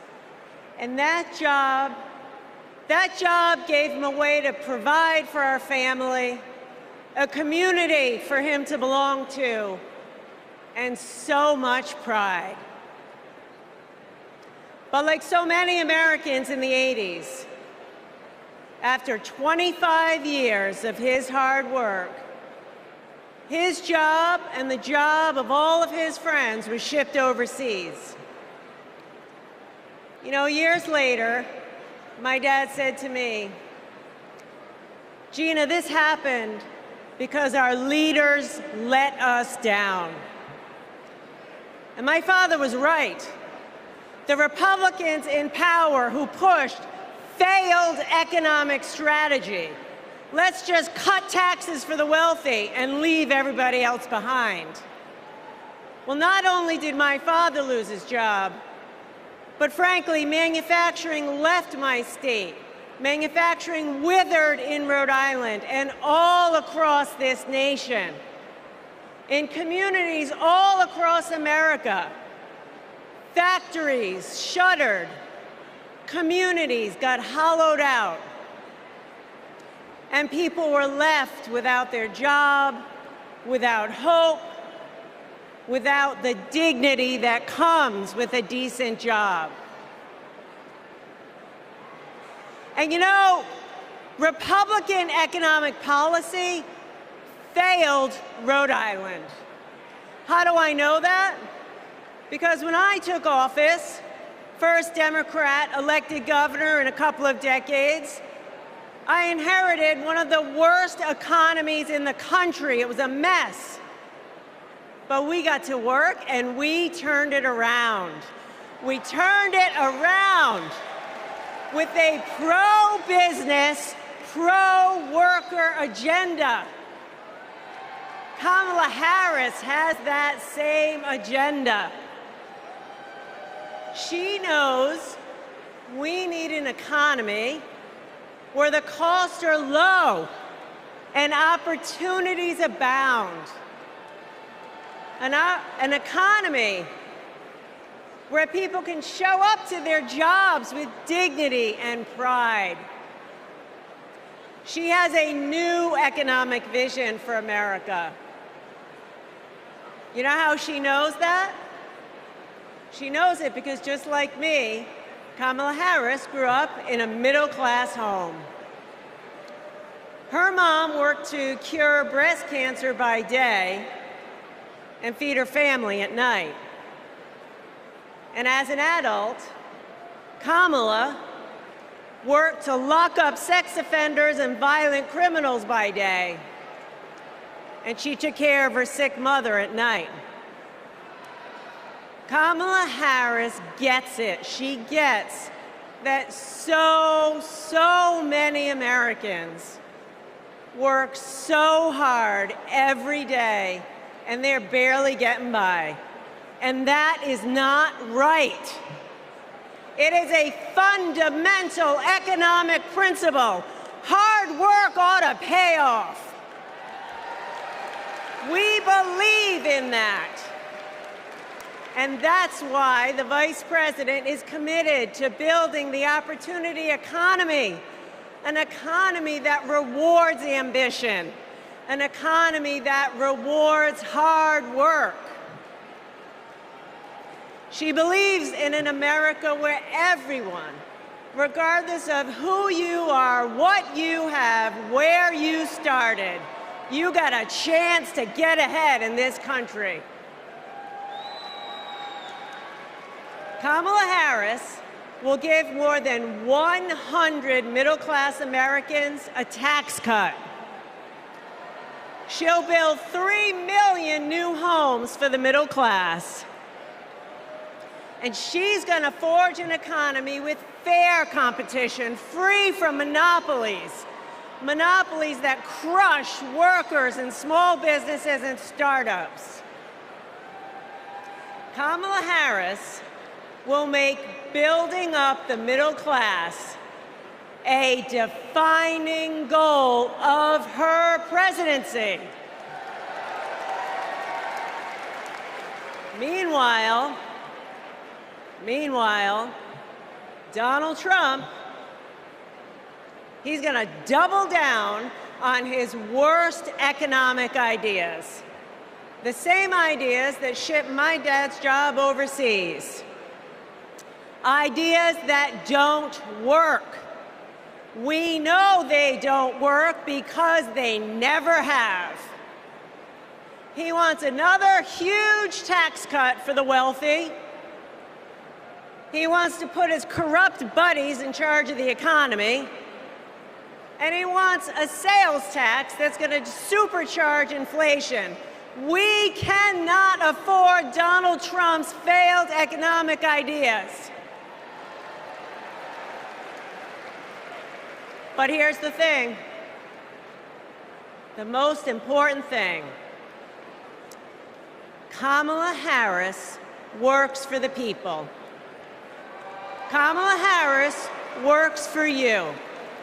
And Donald Trump is in it for himself. As our president, Kamala Harris will build an economy where everyone, and she means everyone, can find and live their American dream. So let's put her in the Oval Office. Thank you.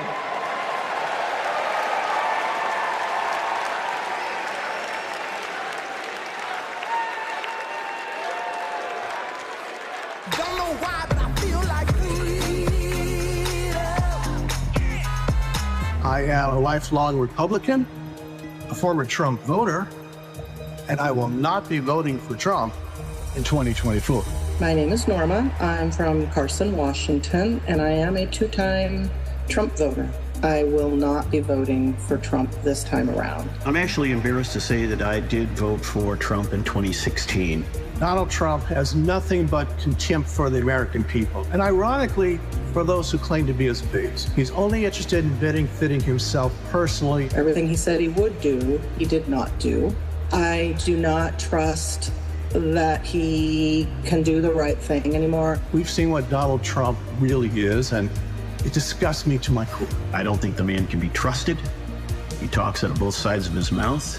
He's a very dishonest person. I hate the way he disrespects women.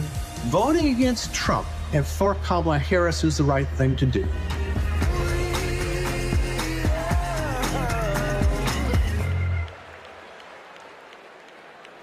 Please welcome New York Governor Kathy Hochul.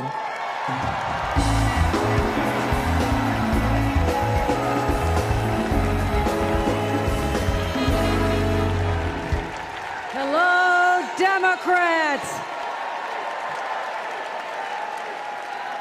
Are you ready to elect Kamala Harris, the first president of the United States?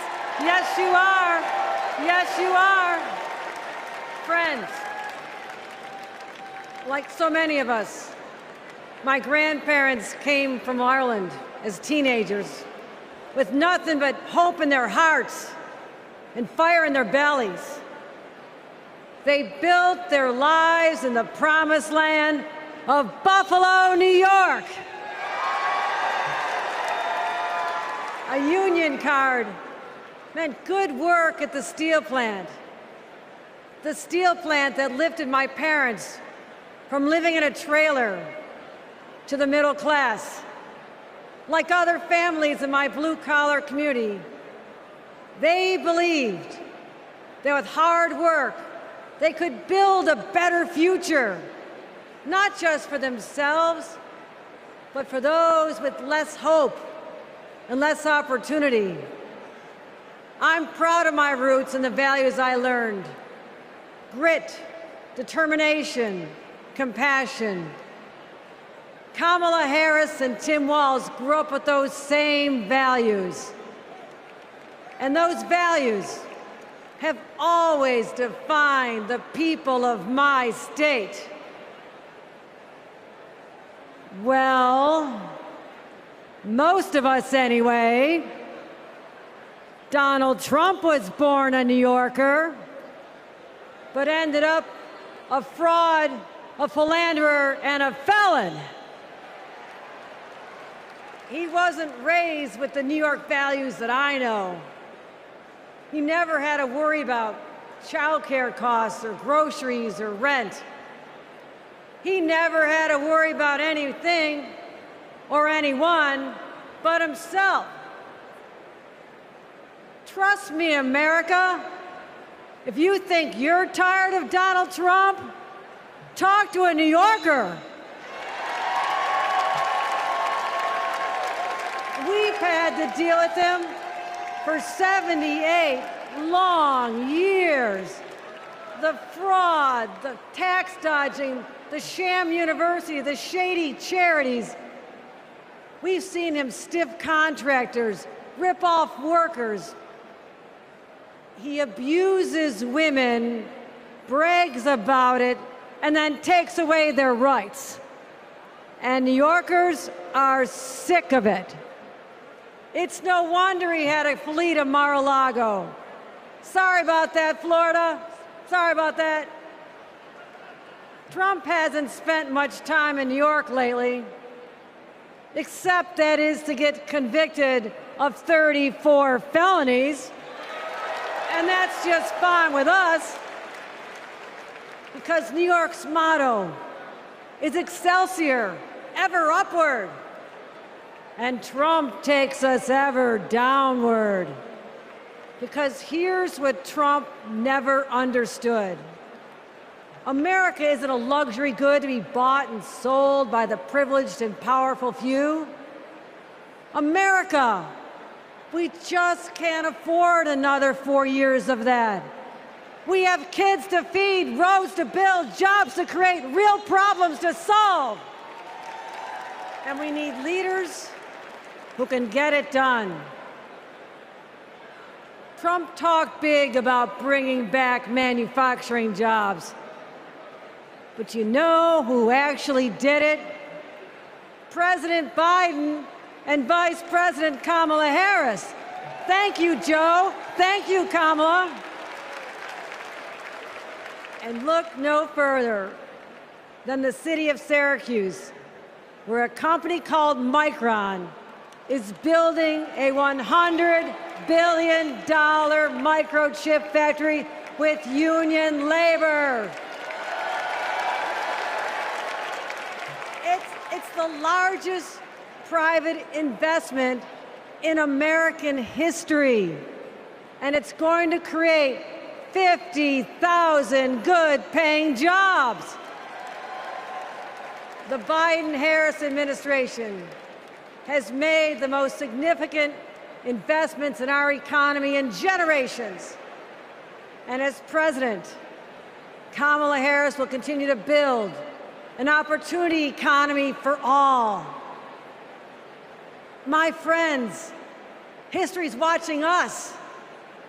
Together, we must protect abortion rights. Together, we must protect the middle class. Together, we must protect the American dream. And together, we must elect Kamala Harris President of the United States. Thank you.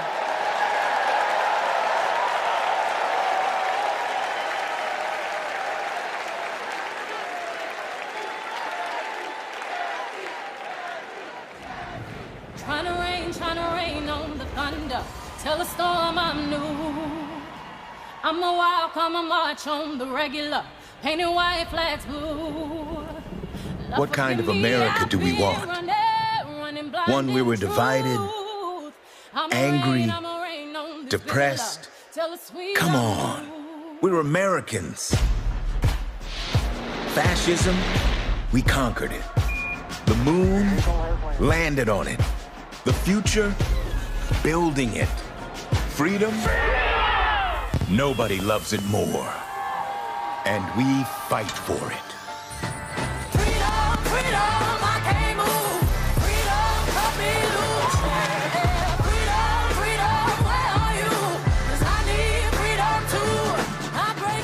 Freedom from control. Freedom from extremism and fear. Extremists want to take us back, but we are not going back. I'ma keep running 'cause the winner don't quit on themselves. We go forward. That's American. And we need a leader who is for the people. Ours is a fight for the future. Kamala Harris, protecting people from predators and big drug cartels, holding Wall Street banks accountable. A crime perpetrated against our middle class. Standing up to dictators and fighting for all of us. I say we fight. That's our choice. A prosecutor or a felon. Are you ready to make your voices heard?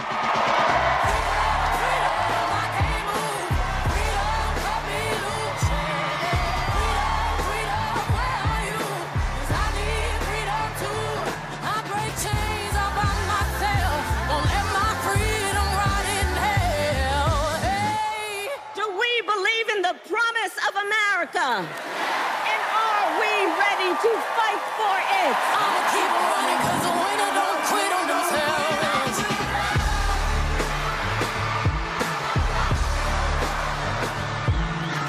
And when we fight, we win.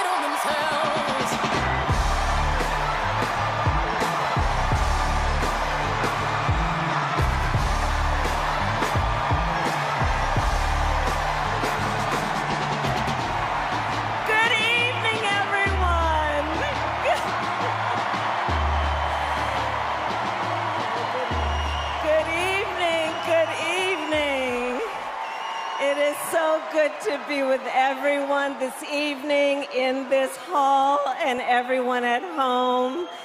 This is going to be a great week. And I want to kick us off by celebrating our incredible President Joe Biden, who will be speaking later tonight. Joe, thank you for your historic leadership, for your lifetime of service to our nation, and for all you will continue to do. We are forever grateful to you.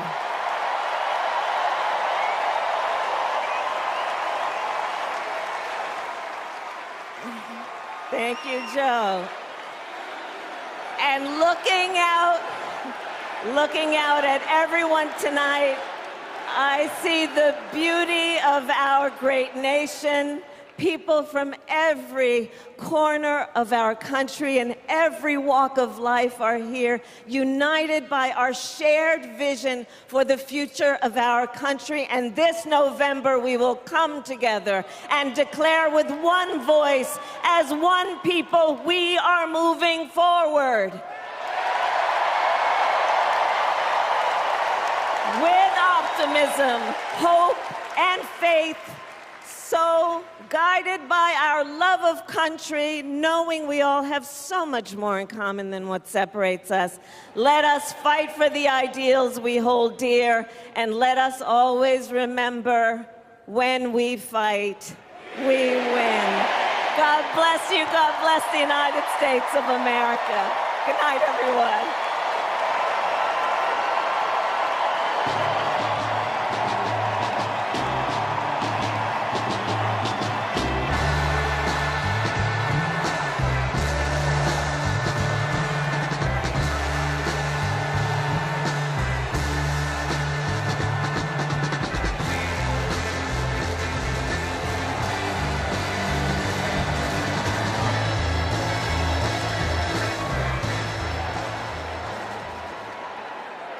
Please welcome actor and director Tony Goldwin.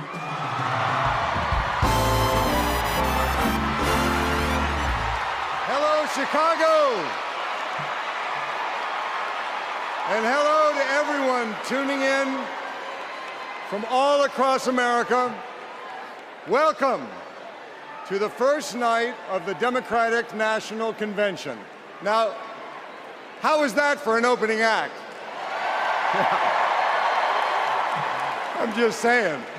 Now, as our vice president just said, over the next 4 days, we will be bringing folks together from all around the country, people from every walk of life, to talk about this nation we love and about a candidate who has devoted her life to public service, who never shies away from a righteous fight, and who always stands up for the people. We are going to talk about the choice America faces in this election. It's a choice not just between two very different candidates, but between two very different futures. We will hear from everyday Americans about what is truly at stake in this campaign. The future of our middle class, the future of reproductive rights, the future of our climate, our security, our schools, the future of our freedom, the future of our very democracy. We will see the vision of our nominee. It is a vision of stability, security, and opportunity for everyday Americans, where we continue to grow this economy by growing the middle class, and where the safety of our children, our families, and our communities are a fundamental civil right. It is a future where, instead of scoffing at allies and fawning over dictators, our president stands up for our friends, faces down our adversaries, and American democracy remains a beacon of hope and inspires the world to take on our biggest challenges together. We'll learn the story of a leader who has dedicated her life to doing the work of making good on the promise of America. A leader who understands the middle class because she grew up in the middle class.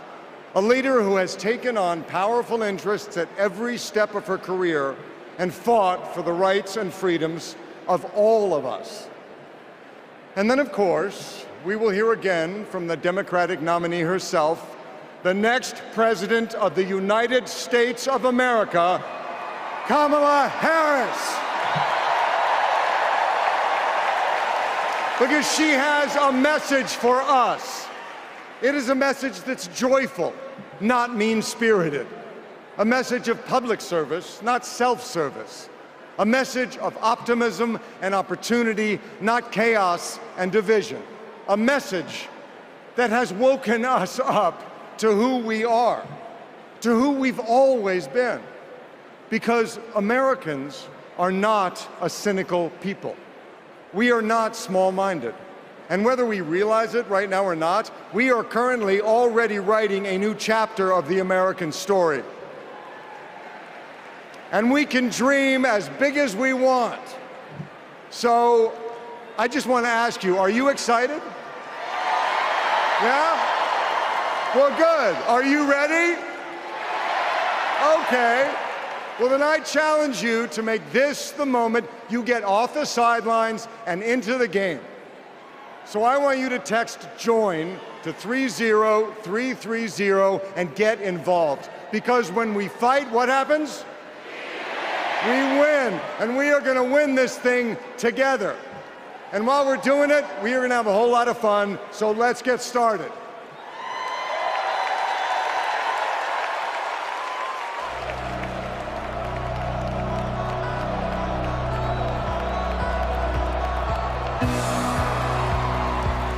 Please welcome 9-time NBA champion and coach of the 2024 Olympic gold-winning men's basketball team, Steve Kerr. Thank you. Thank you so much.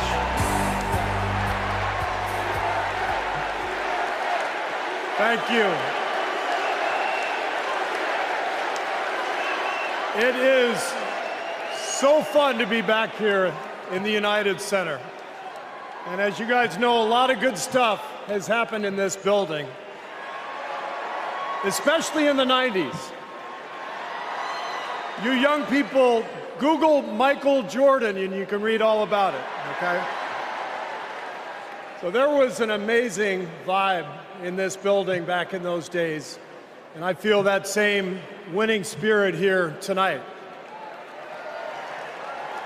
So the last time I was in a packed basketball arena was in Paris, France. 9 days ago, some of the best players on earth, 12 incredible American men, came together to win Olympic gold. And the next night, I was back in that same building watching 12 more of the best players on earth. Our incredible American women do the same thing. And I cannot think of a better metaphor for what this country is all about than the way Team USA came together at the Olympics.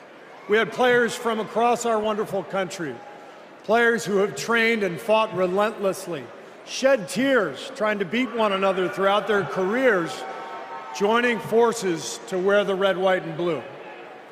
And when we won, the American flag raised to the rafters, the national anthem playing, gold medals draped around the necks of our players, whose hands were held over their hearts. It was the proudest moment of my life. Thank you.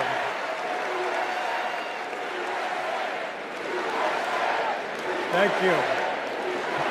Now, I could never have imagined that a few days later I would receive an invitation to step into a different kind of arena. And so here I am. I know very well that speaking out about politics these days comes with risks. I can see the shut up and whistle tweets being fired off as we speak. But I also knew as soon as I was asked that it was too important as an American citizen not to speak up in an election of this magnitude. The reason I said yes to speaking here tonight is that as a coach and former player, as a husband, a son, a father, even a grandfather, and as an American, I believe in a certain kind of leadership. I believe that leaders must display dignity.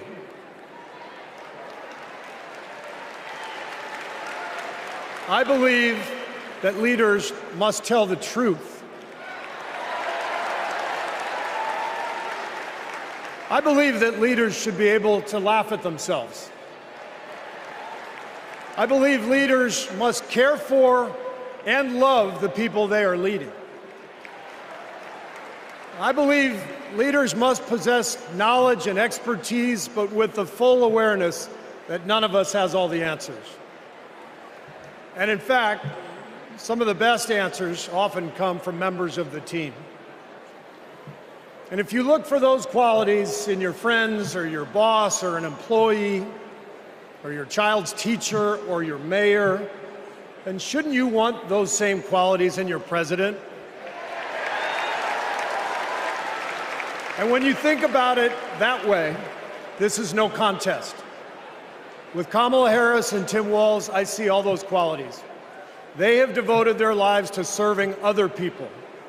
Whether Vice President Harris was defending her community in the courtroom, or Governor Walz was inspiring the next generation in the classroom, or on the field, for that matter. By the way, coach to coach, that guy's awesome.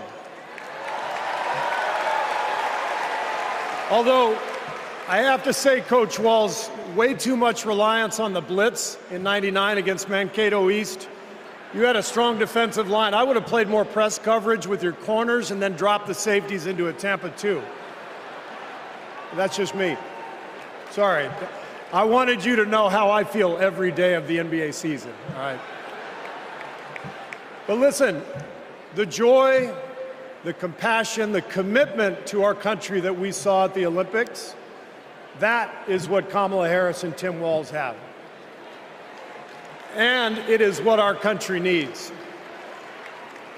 Leadership, real leadership. Not the kind that seeks to divide us, but the kind that recognizes and celebrates our common purpose. Think about what our team achieved with 12 Americans in Paris, putting aside rivalries to represent our country. Now imagine what we could do with all 330 million of us playing on the same team. Not as Democrats, not as Republicans, not as libertarians, but as Americans who know the greatness of this nation doesn't come from any one of us, but from each of us doing our part to build a more perfect union. That vision is what this campaign is all about. It's why I'm here tonight. And it's why I'll be getting out every day to help people get out and vote on November 5th and elect Kamala Harris and Tim Walz as the next president and vice president of the United States.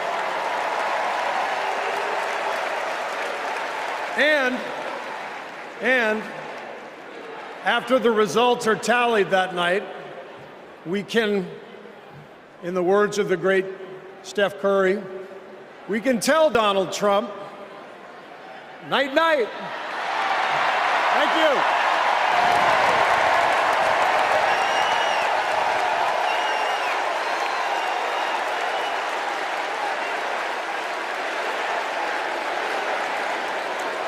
Let me tell you folks in Ohio and in this area, don't sell your house. Do not sell it. We're going to get those jobs coming back, and we're going to fill up those factories. So it's going to happen. But Trump lied and abandoned Lordstown. This is about a community. It's going to be a big change to go somewhere else. The GM factory in Lordstown did close, putting thousands of people out of work. Because Donald Trump doesn't care about our communities. All those jobs went away, and he did nothing. He did not do one thing for those workers there. He didn't come and make promises. He came and made false promises. Kind of lost hope in everything. I don't really want to leave. But then something changed. Instead of lies and broken promises, Joe Biden and Kamala Harris got to work and brought U.S. manufacturing jobs back, including to Lordstown.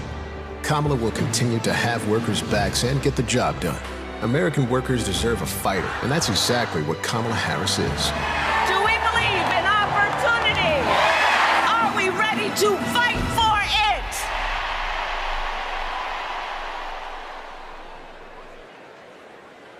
Please welcome United Auto Workers President Shawn Fain.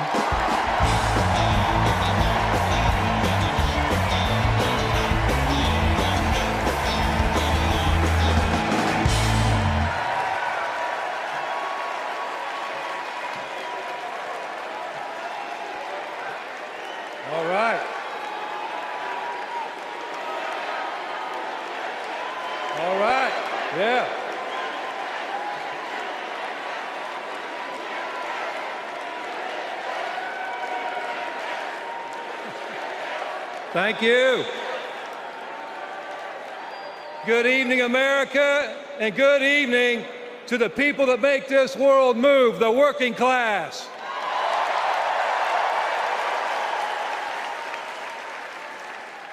On behalf of 1 million active and retired members of the UAW, I am honored to support Kamala Harris and Tim Walz to be our next president and vice president.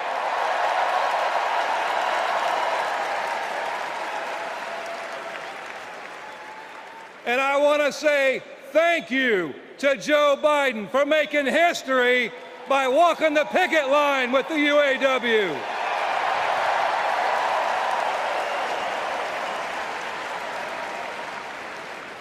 For the UAW and for working class people everywhere, this election comes down to one question. Which side are you on? On one side, we have Kamala Harris and Tim Walz, who have stood shoulder to shoulder with the working class. On the other side, we have Trump and Vance, two lapdogs for the billionaire class who only serve themselves. So for us in the labor movement, it's real simple. Kamala Harris is one of us. She's a fighter for the working class. And Donald Trump is a scab.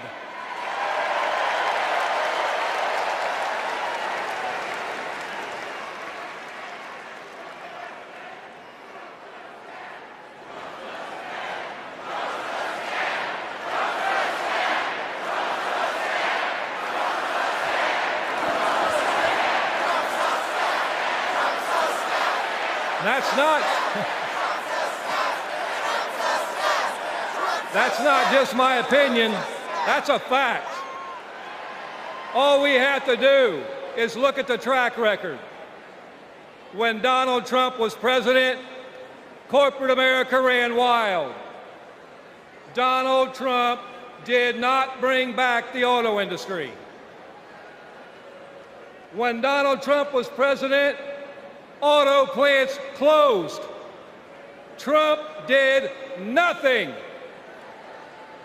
Trump told workers in Lordstown, Ohio, that he would be bringing all the auto jobs back. And Trump did nothing. In 2019, General Motor workers went on strike for 40 days for good jobs and a better life. And Trump did nothing. Talk is cheap. But in 2019, you know who was on the picket line standing shoulder to shoulder with auto workers? I'll give you a clue. Her initials are Kamala Harris. In 2023, who helped bring jobs back to Lordstown, Ohio? Kamala Harris. And in 2024, who will stand with the working class in our fight for justice? Kamala Harris. And that's the difference. Donald Trump is all talk, and Kamala Harris walks the walk.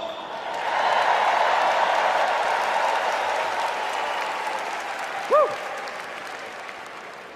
In the words of the great American poet, Nellie, it's getting hot in here.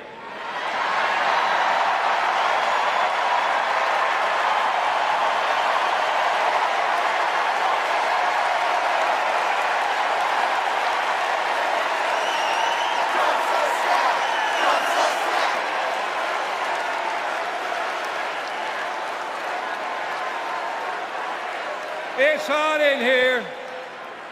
It's hot in here because you're fired up and you're fed up, and the American working class is fired up and fed up. The American working class is in a fight for our lives. And if you don't believe me, just last night, blue-collar workers, the UAW members at Cornell University had to walk out on strike for a better life because they're fighting corporate greed. And our only hope is to attack corporate greed head on. Corporate greed turns blue-collar blood, sweat, and tears into Wall Street stock buybacks and CEO jackpots. It causes inflation. It hurts workers. It hurts consumers, and it hurts America. And corporate greed is alive and well in the auto industry. You know, last fall, we achieved life-changing gains in our strike at the Big Three. We even won a commitment to reopen a closed plant not too far from here. We were able to do that thanks to the support of Kamala Harris and Joe Biden and the thousands of auto workers that went on strike.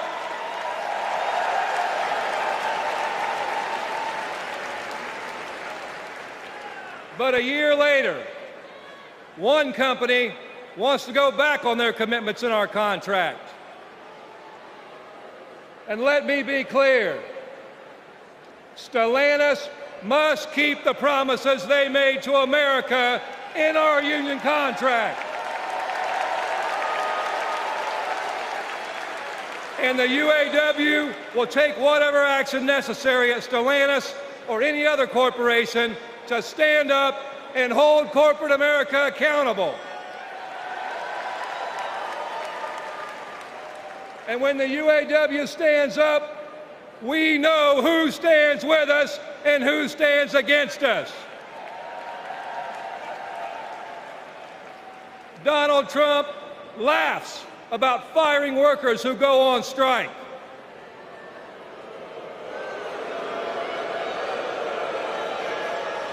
And Kamala Harris stands shoulder to shoulder with workers when they're on strike.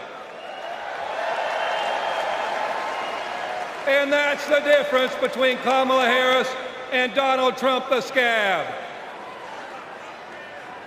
Trump is pushing divide and conquer tactics of the rich. It's the oldest trick in the book. They want to blame the frustrations of working class people. They want to take those frustrations, they want to blame it on race. They want to blame it on LGBTQ plus people. They want to blame it on some destitute and desperate person at the border. They do that because they want working class people to be divided and to focus and keep the focus off the one true enemy, corporate greed.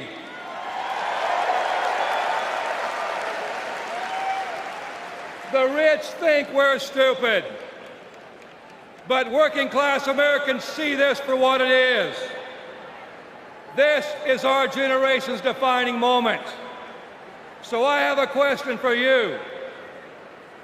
Are you ready to stand up, speak up, and show up and put Kamala Harris and Tim Walz in the White House?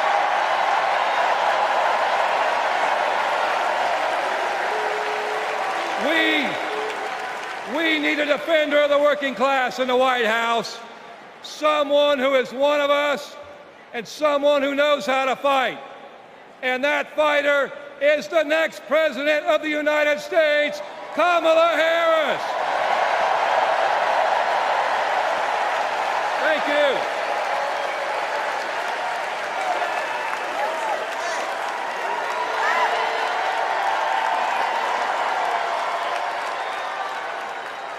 Please welcome New York Representative Alexandria Ocasio-Cortez.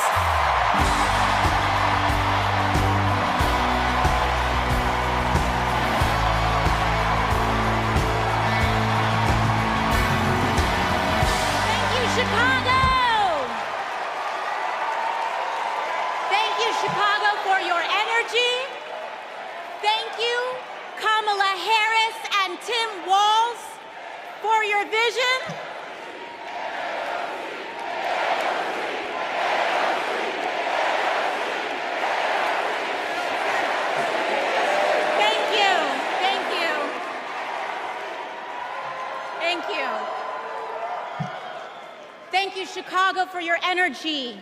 Thank you, Kamala Harris and Tim Walz, for your vision. And thank you, Joe Biden, for your leadership.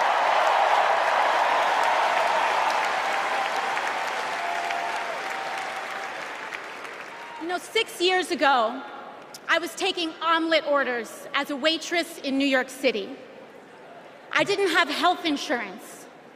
My family was fighting off foreclosure, and we were struggling with bills after my dad passed away unexpectedly from cancer. Like millions of Americans, we were just looking for an honest shake. And we were tired of a cynical politics that seemed blind to the realities of working people. It was then, only through the miracles of democracy and community, that the good people of the Bronx and Queens chose someone like me to elect them in Congress.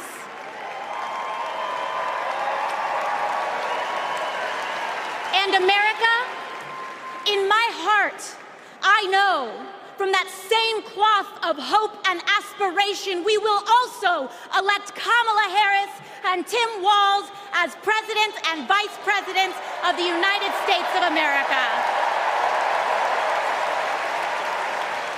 I am here tonight because America has before us a rare and precious opportunity. In Kamala Harris, we have a chance to elect a president who is for the middle class because she is from the middle class.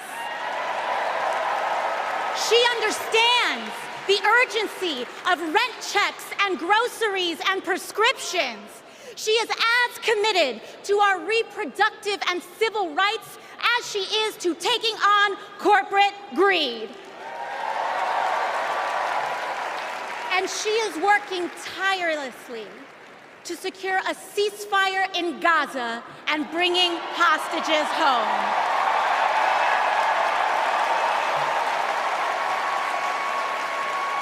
In Kamala Harris, I see a leader who understands. I see a leader with a real commitment to a better future for working families. And Chicago, we have to help her win. Because we know that Donald Trump would sell this country for $1 if it meant lining his own pockets and greasing the palms of his Wall Street friends. And I, for one, am tired of hearing about how a two-bit union buster thinks of himself as more of a patriot than the woman who fights every single day to lift working people out from under the boots of greed, trampling on our way of life. The truth is, Don, you cannot love this country if you only fight for the wealthy and big business. To love this country is to fight for its people, all people, working people, everyday Americans like bartenders and factory workers and fast food cashiers who punch a clock and are on their feet all day in some of the toughest jobs out there. You know, ever since I got elected, Republicans have attacked me by saying that I should go back to bartending. But let me tell you, I'm happy to any day of the week because there is nothing wrong with working for a living.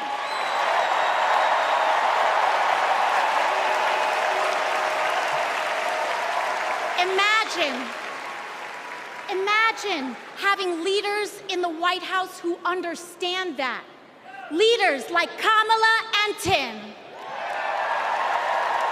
But Chicago, just because the choice is clear to us does not mean that the path will be easy. Over the next 78 days, we will have to pour every ounce, every minute, every moment into making history on November 5th. But we cannot send Kamala and Tim to the White House alone. Together, we must also elect strong Democratic majorities in the House and in the Senate so that we can deliver on an ambitious agenda for the people. Because if you are a working parent trying to afford rent and childcare, Kamala is for you. If you are a senior who had to go back to work because your retirement didn't stretch far enough, Kamala is for you. If you're an immigrant family just starting your American story, Kamala is for you. America, when we knock on our neighbor's door, organize our communities, and elect Kamala Harris to the presidency on November 5th, We will send a loud message that the people of this nation will not go back. We choose a new path and open the door to a new day, one that is for the people and by the people. Thank you. Thank you very much. God bless. God bless you all.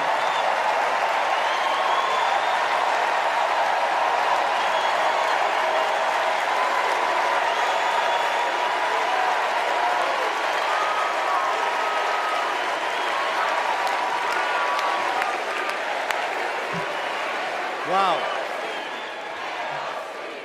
How about that AOC? Good Lord. So Kamala Harris's story begins in a middle-class neighborhood in the East Bay. Yeah. In a modest apartment above a nursery school, in a close-knit community where people looked out for one another, with a mother who instilled in Kamala Harris the core principles that have defined her life in public service. These are the experiences that made her the leader she is today.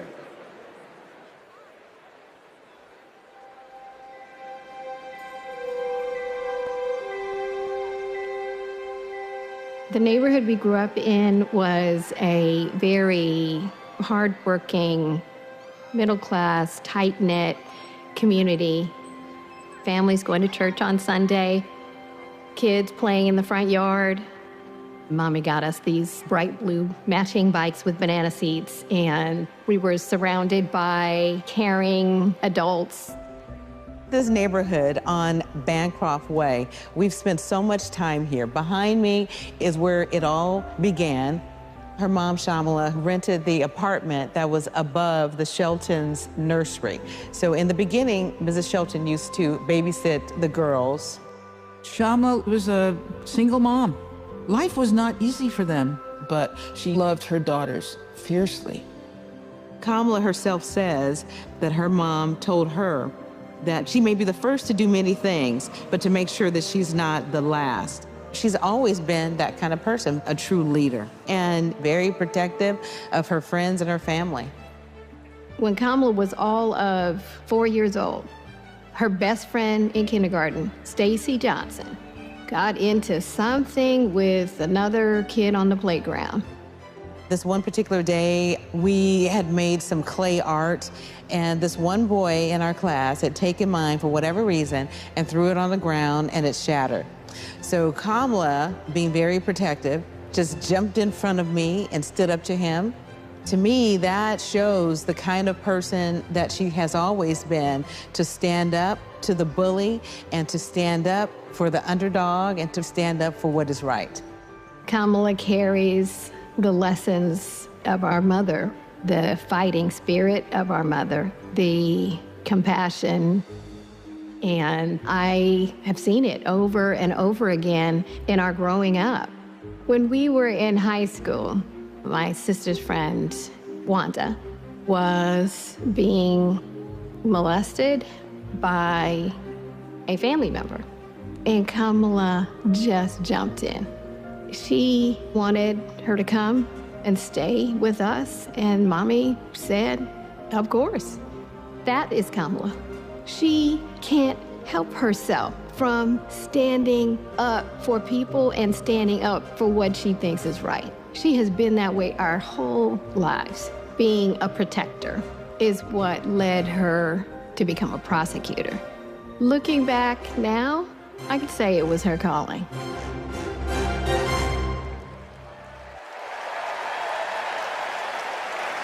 Please welcome Stacy Johnson-Batist and Doris Johnson.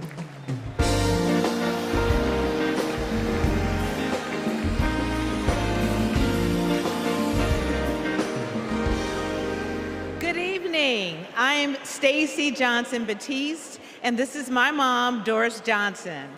We are so excited and honored to be here with you. Kamala and I have known each other for a long time. We met at Burkwood Hedge School, We hit it off immediately and became each other's very first best friends. Our moms also became fast friends. And on weekends, we would pile into my 1966 Mustang, and Kamala's mom, Shamala, would sit in the front with me, and Kamala and Maya and Stacy would sit in the back, and off we would go to a movie or some adventure. My mom still has that Mustang. I do. Kamala and I both get our grit from our mothers. Kamala has always been a protector. One day at school, we made clay art projects during story time when they were outside on tables to dry. For whatever reason, a boy in our class took mine, threw it on the ground, and it shattered. Kamala jumped in between him and me and said something that made him so mad, he picked up a rock or something and hit her on the head. Blood came streaming down. The school called Shamala to come take her to the hospital. The stitches she got left a scar over one of her eyes. She still has it. That's the kind of person Kamala has always been from the very beginning. Someone who doesn't hesitate to stand up for what's right, to take up for the underdog, and to stand up to bullies.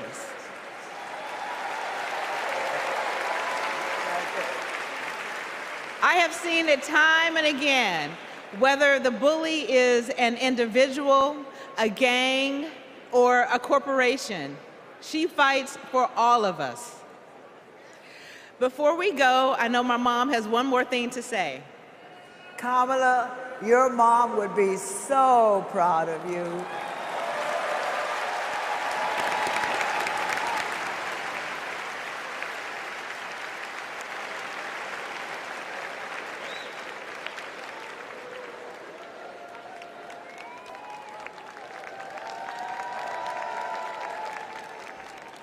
Please welcome former Secretary of State Hillary Clinton.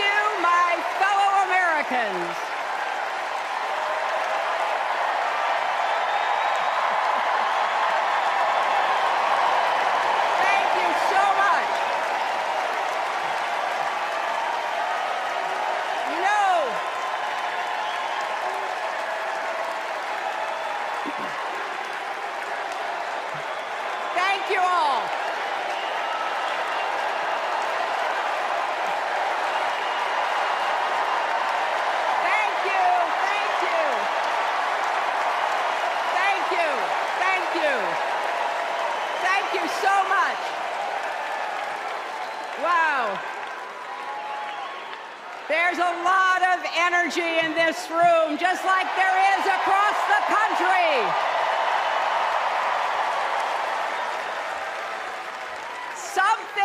Something is happening in America. You can feel it.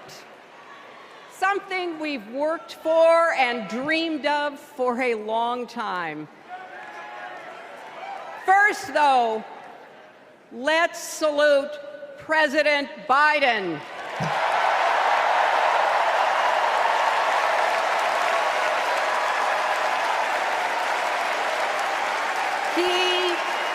He has been democracy's champion at home and abroad. He brought dignity, decency, and competence back to the White House. And he showed what it means to be a true patriot. Thank you, Joe Biden, for your lifetime of service and leadership.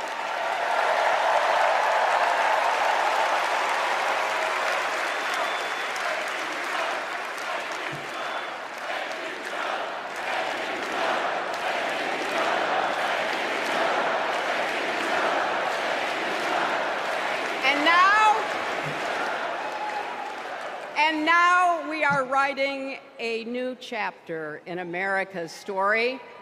You know, my mother Dorothy was born right here in Chicago before women had the right to vote. That changed 104 years ago yesterday. Think about it.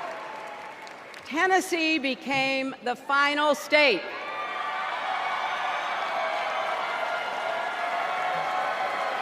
to ratify the 19th Amendment to the Constitution. The state legislature was deadlocked until one lawmaker's mother, a widow who read 3 newspapers a day, sent a letter to her son. "No more delays," she wrote. "Give us the vote." And since that day, every generation has carried the torch forward. In 1972, a fearless black congresswoman named Shirley Chisholm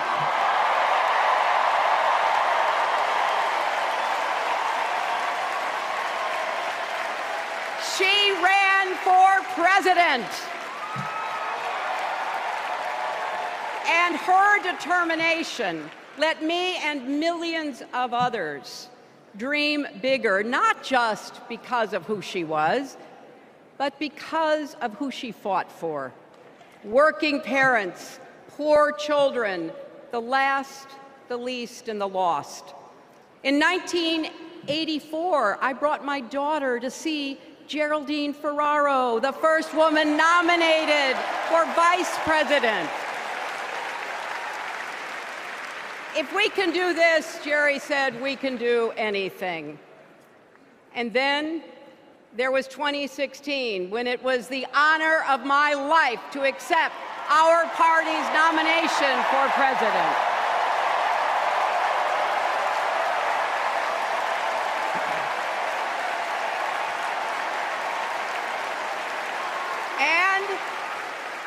And nearly 66 million Americans voted for a future where there are no ceilings on our dreams.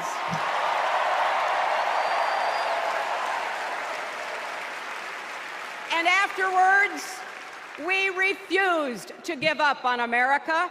Millions marched, many ran for office. We kept our eyes on the future. Well, my friends, the future is here.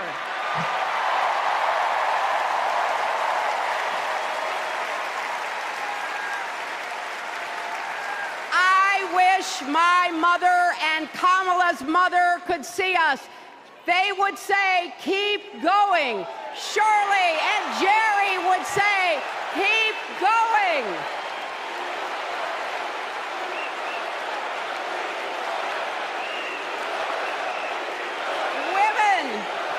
Women fighting for reproductive health care are saying, keep going. Families building better lives, parents stretching to afford childcare, young people struggling to pay their rent. They're all asking us to keep going. So, with faith in each other and joy in our hearts, let's send Kamala Harris and Tim Walz to the White House.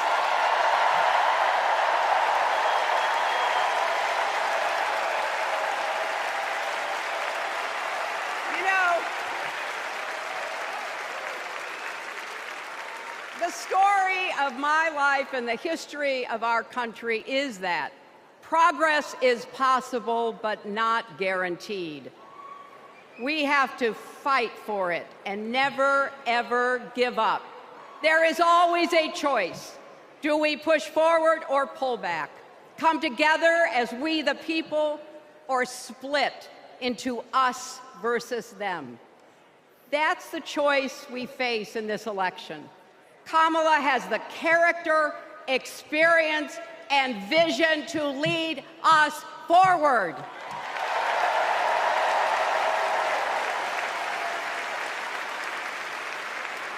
I know her heart and her integrity. We both got our start as young lawyers, helping children who were abused and neglected. That kind of work changes a person. Those kids stay with you. Kamala carries with her the hopes of every child she protected, every family she helped, every community she served. So as president, she will always have our backs, and she will be a fighter for us.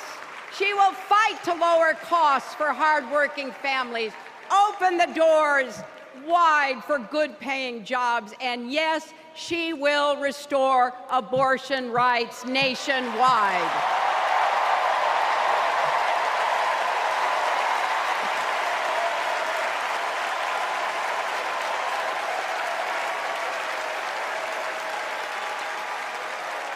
As a prosecutor, Kamala locked up murderers and drug traffickers. She will never rest in defense of our freedom and safety. Donald Trump fell asleep at his own trial, and when he woke up, he made his own kind of history, the first person to run for president with 34 felony convictions.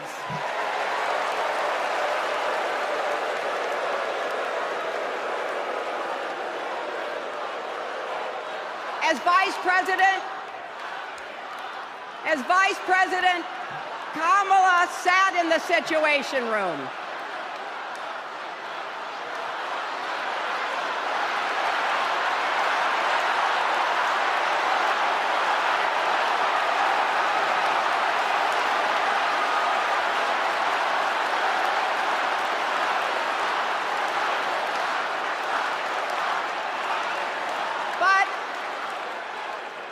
We also know, as Vice President, Kamala sat in the Situation Room and stood for America's values. I know what it takes, and I can tell you, as Commander-in-Chief, Kamala won't disrespect our military and our veterans.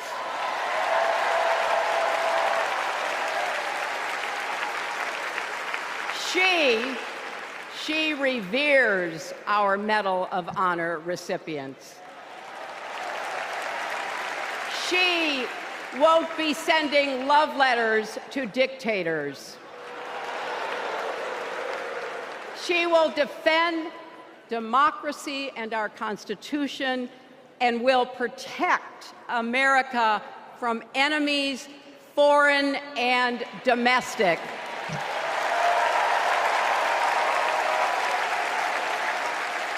Think about it. The Constitution says the president's job is to take care that the laws be faithfully executed. Those are the words of our founders. Take care. Just look at the candidates. Kamala cares about kids and families, cares about America. Donald only cares about himself. On her first day in court, Kamala said 5 words that still guide her. Kamala Harris, for the people. That is something that Donald Trump will never understand. So it is no surprise, is it, that he is lying about Kamala's record. He's mocking her name and her laugh. Sounds familiar. But we have him on the run now.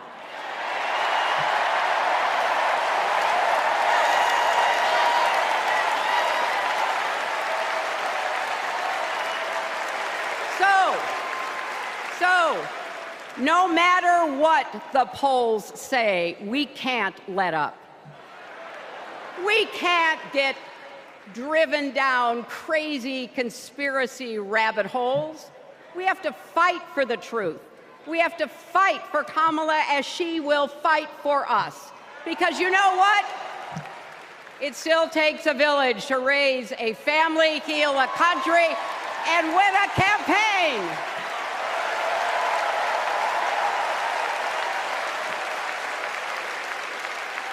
And America needs every one of us, our energy, our talents, our dreams.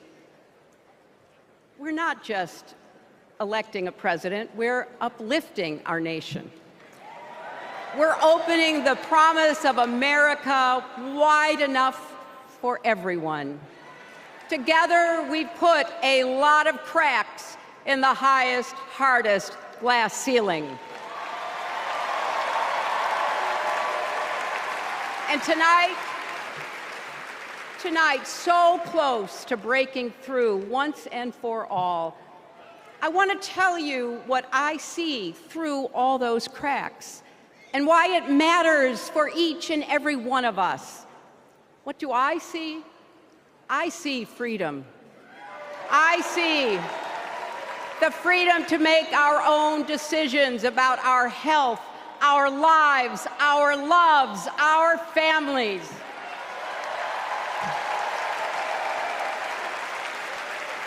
The freedom to work with dignity and prosper, to worship as we choose or not, to speak our minds freely and honestly.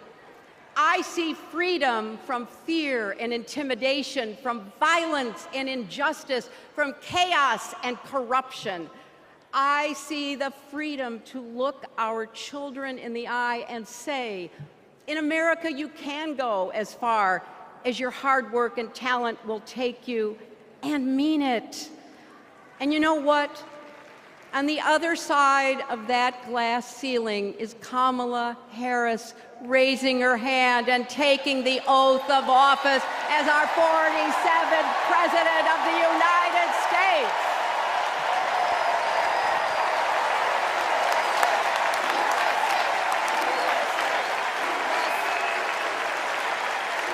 Because, my friends, when a barrier falls for one of us, it falls. It falls and clears the way for all of us. So for the next 78 days, we need to work harder than we ever have. We need to beat back the dangers that Trump and his allies pose to the rule of law and our way of life. Don't get distracted or complacent. Talk to your friends and neighbors. Volunteer. Be proud champions for the truth and for the country that we all love.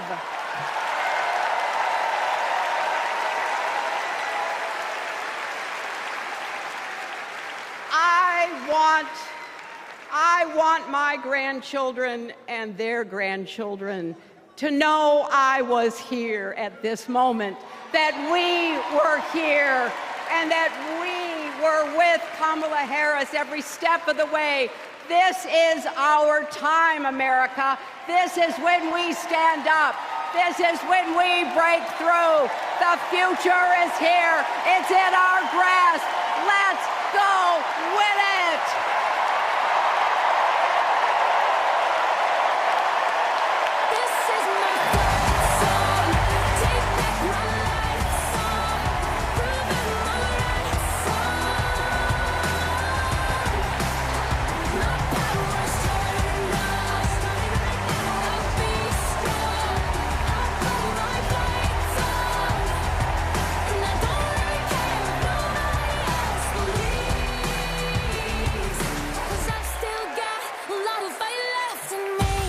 I think it's fair to say that we all stand on the shoulders of Hillary Clinton.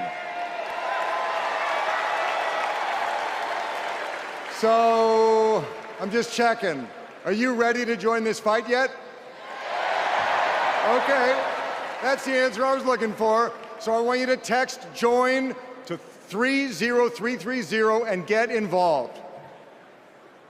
Now, what does fighting for the people exactly look like? Let's go back to 2011 when Kamala Harris was Attorney General of California. The housing crisis had devastated American families, and the big banks had forced Californians out of their homes. Well, Kamala Harris stood up to those banks, and she secured a $20 billion settlement for California families. That is fighting for the people. And that is something that our next speaker knows all about. Please welcome the fearless fighter from South Carolina, Congressman Jim Clyburn.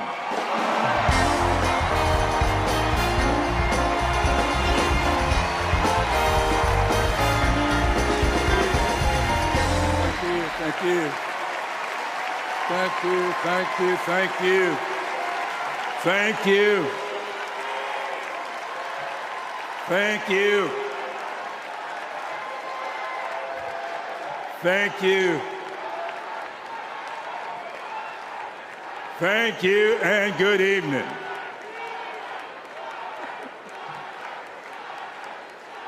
Thank you, South Carolina. Thank you.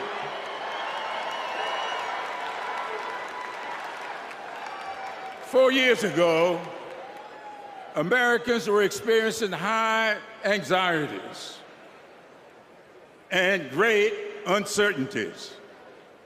A deadly virus raged, schools closed, businesses shuttered. Donald Trump mismanaged the crisis from day one, looking out for himself instead of the country. The American people responded to the crisis in leadership by electing new leaders. Thanks to Joe Biden and Kamala Harris, we reopened our schools, brought back our businesses, and restored our faith in the American can-do spirit. Thanks to Joe and Kamala, we reduced the price of prescription drugs, repaired roads and bridges, and replaced lead pipes. Thanks to Joe and Kamala, we are honoring our heroes in uniform and expanded benefits to over 1 million veterans. Thanks to Joe and Kamala, Make It in America is no longer just a slogan, but a movement that is bringing millions of manufacturing jobs back to America. For President Biden's lifetime of achievement in service of his country, we owe him a great debt of gratitude.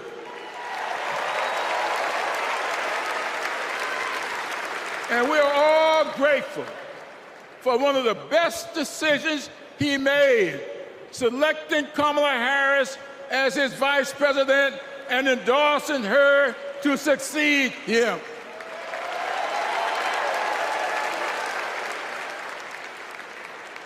I often say that we are but the sum of our experiences. In the introduction of my memoir, I wrote, "All my experiences have not been pleasant, but I consider all of them to be blessings. So has been the case with Kamala. Her experiences have prepared her for this moment. Kamala Harris is a true battle-tested leader, a district attorney, attorney general, senator, and vice president who gets things done. While Donald Trump has been bragging about how he overturned Roe, Kamala has been fiercely advocating for the respectation of reproduction freedoms. While Trump has been looking out for himself and his billionaire buddies, Kamala has been fighting to lower costs for all Americans. And while Trump falsely pleads ignorance of Project 2025, which in my opinion is Jim Crow 2.0, Kamala has been offering the American people enlightened proposals and visionary leadership. Having grown up in a parsonage, I often look to the good book for understanding and guidance. As 2 Corinthians informs, we are troubled on every side, yet not distressed. We are perplexed, but not in despair. Persecuted, but not forsaken. Cast down, but not destroyed. Our great democracy has been tested, and so has the basic goodness of the American people. But our resolve to remain a great country with freedom and justice for all will not falter. We will continue our march toward a more perfect union, united in our common purpose and emboldened by our resolve to elect Kamala Harris and Tim Walz as the next president and vice president of these United States of America. Thank you and Godspeed.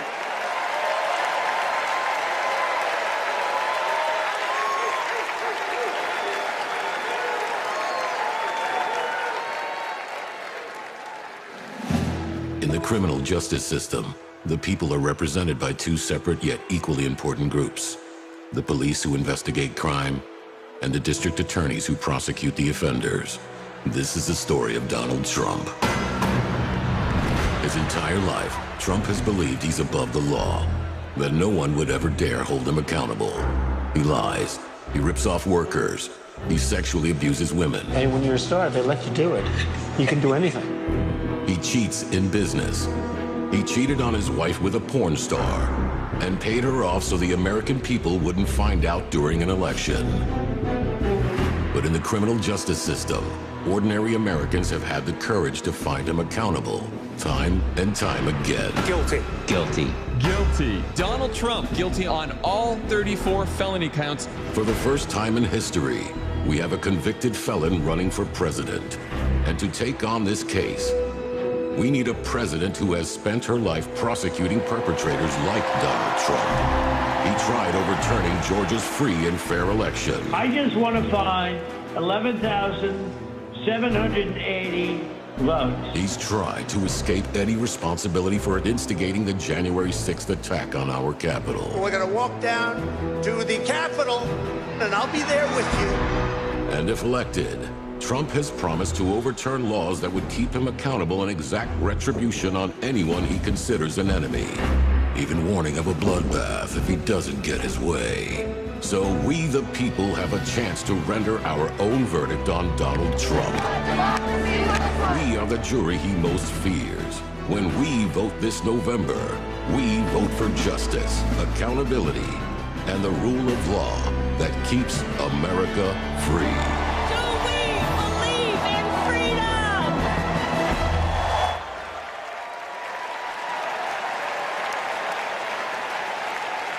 Please welcome Maryland Representative Jamie Raskin.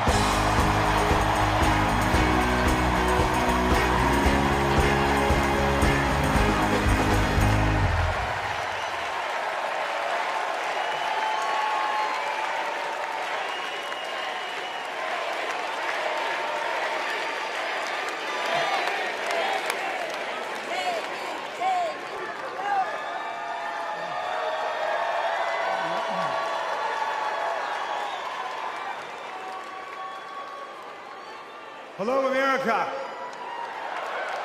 And welcome to the Democracy Convention. Welcome to the Freedom Convention.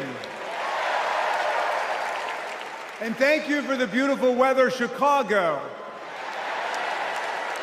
It's been a little rough on Capitol Hill, where it's not just the heat, it's the stupidity.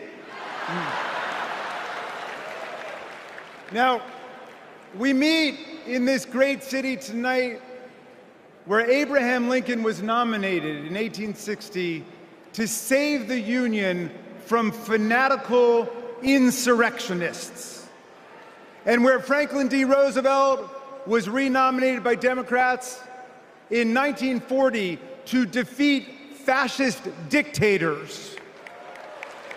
Now, we fight in our time to defend our freedom and our democracy against the banana Republicans who have converted Lincoln's party into a dangerous cult of personality.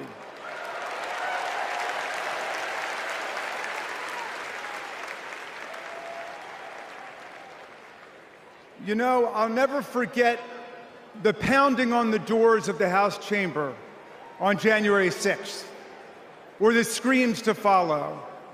Hundreds of our police officers taunted and attacked, 140 of them wounded by extremists wielding baseball bats, steel pipes, even American flags.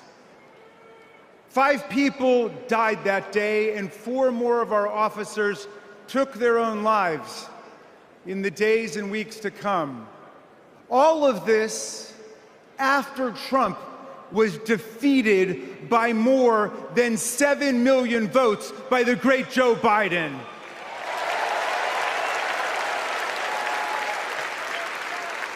It was after 80 judges rejected every ridiculous claim raised by this sore loser who does not know how to take no for an answer from American voters, American courts, or American women.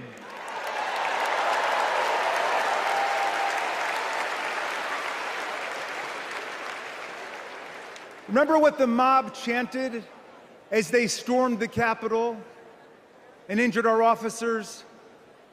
Hang Mike Pence. Someone should have told Donald Trump that the president's job under Article 2 of the Constitution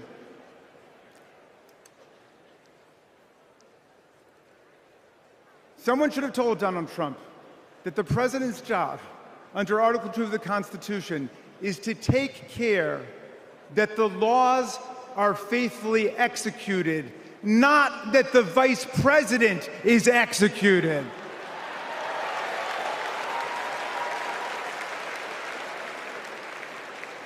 Pence has now joined more than 24 officials from Donald Trump's own administration in denouncing him, an historical record.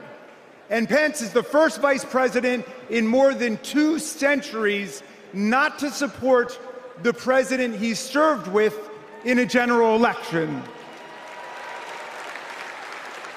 And by the way, J.D. Vance, do you understand why there was a sudden job opening for running mate on the GOP ticket?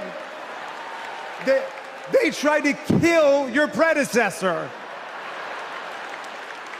They tried to kill him because he would not follow Trump's plan to destroy and nullify the votes of millions of Americans. Your votes, Pennsylvania. Your votes, Michigan. Your votes, Georgia, Nevada, Arizona. Are we going to go back to the days of election suppression and violent insurrection?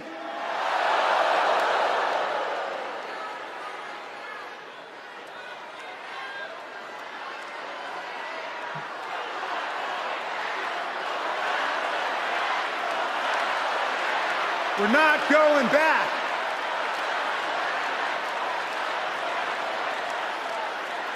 Well, look, 1 week after that beautiful day, as Trump calls it, the Republicans, 10 Republicans, joined all of the Democrats to impeach Trump for the worst high crime and misdemeanor ever committed by a president, inciting insurrection against our own Constitution.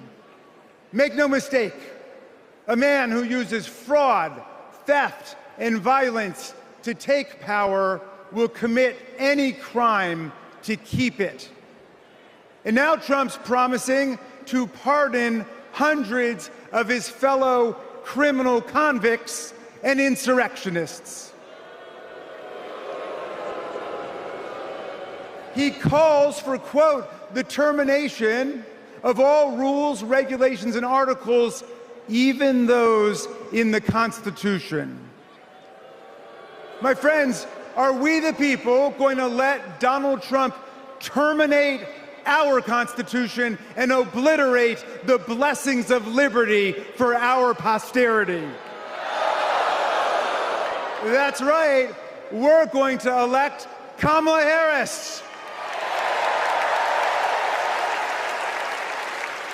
We're going to elect the career prosecutor and inspiring public servant and Coach Walz, and we're going to defeat Donald Trump, the career criminal and incorrigible recidivist con man, and his pet chameleon, J.D. Vance.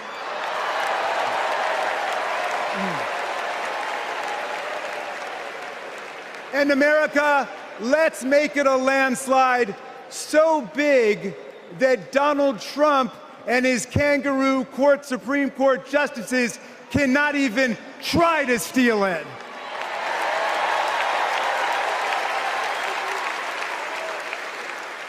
Let's make every vote count.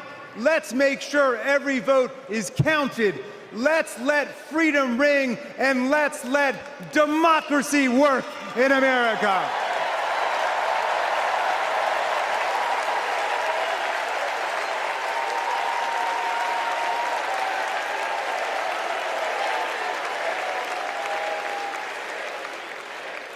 Please welcome Texas Representative Jasmine Crockett.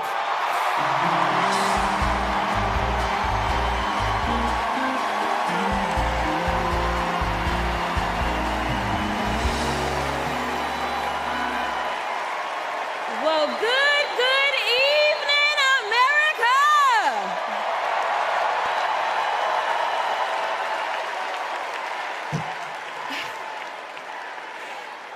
On November 5th, our nation will hire a president, a commander-in-chief, and leader of the free world. So let's compare their resumes, shall we? One candidate worked at McDonald's while she was in college at an HBCU. HU. The other was born with a silver spoon in his mouth and helped his daddy in the family business. Housing discrimination, that is. She became a career prosecutor while he became a career criminal.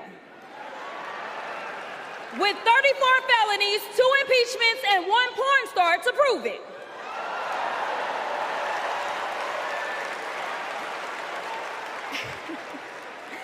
Her entire career as an elected district attorney,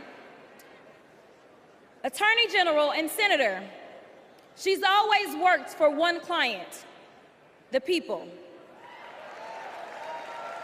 Meanwhile, he's a 78-year-old, lifelong predator, fraudster, and cheat, known for inciting violent mobs. Listen, y'all, he's only looked out for one person, himself. As women are dying, he is bragging about overturning Roe. And y'all know I come from Texas. And right now in Texas, come on, Texas. But right now in Texas, they want to institute the death penalty. That is a problem. While Kamala Harris is fighting for our reproductive rights to be restored.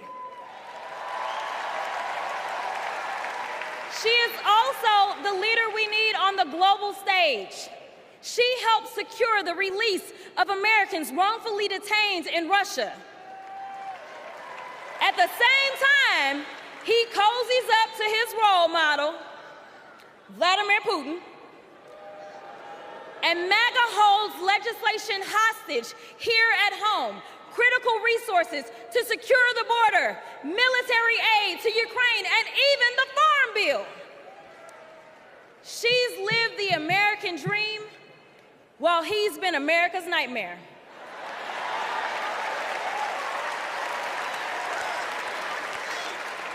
America, looking at the two choices before you, who would you hire? Donald Trump or Kamala Harris?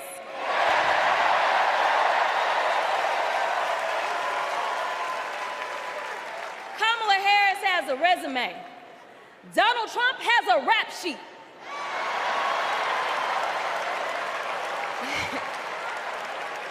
She presides over the Senate while he keeps our national secrets next to his thinking chair. Y'all know what I said that other time. In Mar-a-Lago. Well, Donald Trump wants to put our 1787 Constitution through his Project 2025 paper shredder and make every day January 6th, Kamala Harris is fighting to fulfill the promise of America. In the real world, this wouldn't even be close. But this election is. Don't make a mistake. We are the underdogs in this fight, even though there is only one person qualified, only one person who's done the work and who has delivered the results. And she needs you. She needs your one vote this November. Can we count on you?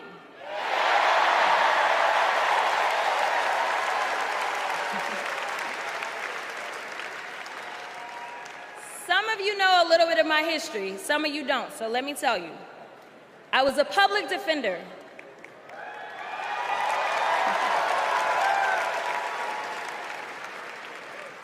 I did criminal defense as well as practiced civil rights law for almost 2 decades.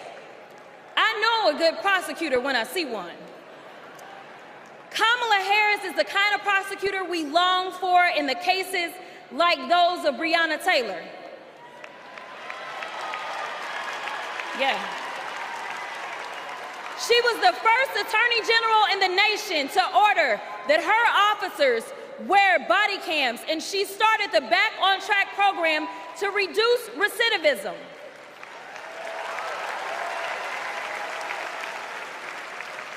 Listen, y'all, she did all these things because she genuinely cares about people.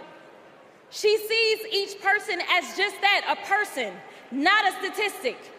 She's proven that since the first day she stepped into a courtroom and said what y'all already heard Hillary say. I did not copy out for her speech. I just want y'all to know. She walked into that courtroom and said, Kamala Harris for the people. And she meant that.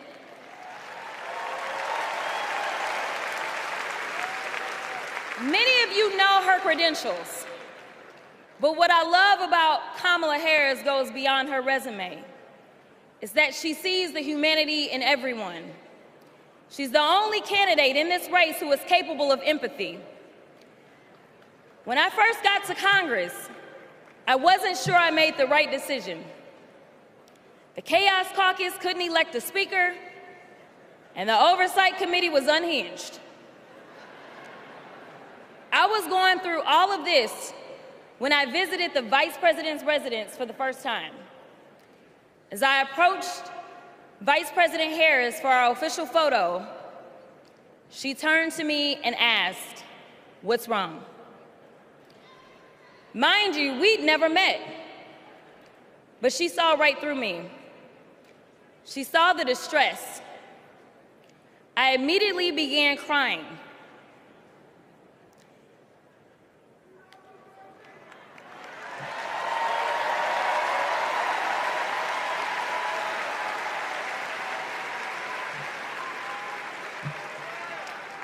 And the most powerful woman in the world wiped my tears and listened.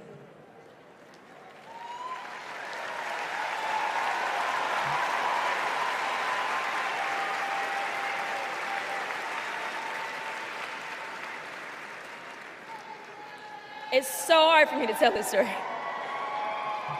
She then said, among other things, "You are exactly where God wants you.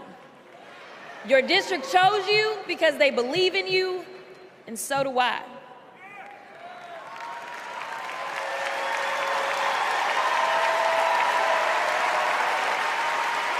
I'm gonna stop. Okay.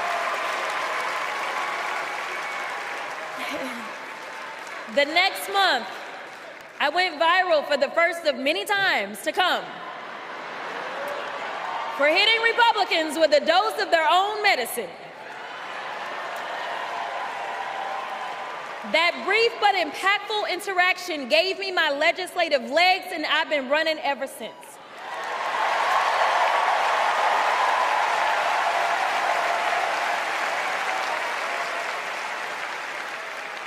The question before us is, will a vindictive, vile villain violate voters' vision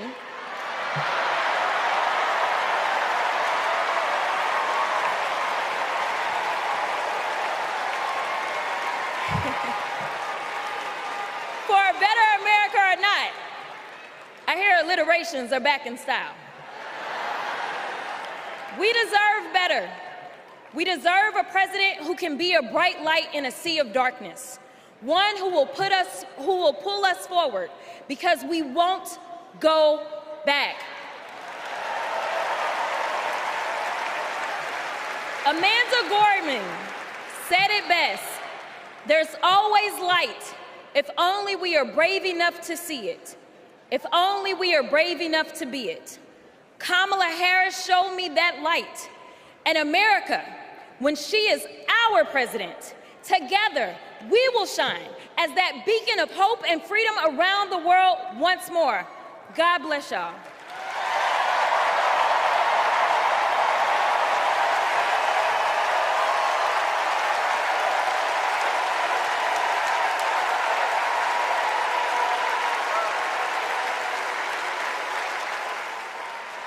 This is one of our willow boxes. This was the outfit that she was gonna maybe wear home from the hospital. Here's her little... the blanket that she was in. It's okay. No. For 54 years, they were trying to get Roe v. Wade terminated, and I did it. And I'm proud to have done it. I was punished for 3 days having to wait for either my baby to die or me to die, or both. I was stuck in this horrific hell of both wanting to hear her heartbeat and also hoping I wouldn't. There has to be some form of punishment. For the woman? Yeah, there has to be some form. I almost died because doctors were forced to follow Trump's abortion ban. Kamala will protect a woman's right to choose. We trust women to make decisions about their own body and not have their government tell them what to do. I have so much faith in her. And when Congress passes a law to restore reproductive freedoms, as President of the United States, I will sign it into law. We have to fight for Kamala Harris, our rights, our freedoms, and frankly, our lives. Everything is on the line.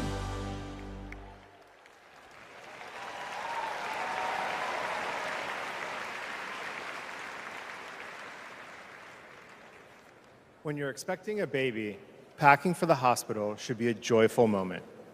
For us, it was different. We were told with 100% certainty we would lose our baby girl, Willow, and we were sent home. For 3 days, we waited until Amanda was sick enough to receive standard abortion care. Eventually, Amanda's temperature spiked. She was shaking, disoriented, and crashing. I don't remember what I threw into our bag that day, only that instead of welcoming Willow, I was hoping Amanda's life could be saved. I'm here tonight because the fight for reproductive rights isn't just a woman's fight. This is about fighting. This is about fighting for our families. And as Kamala Harris says, our future.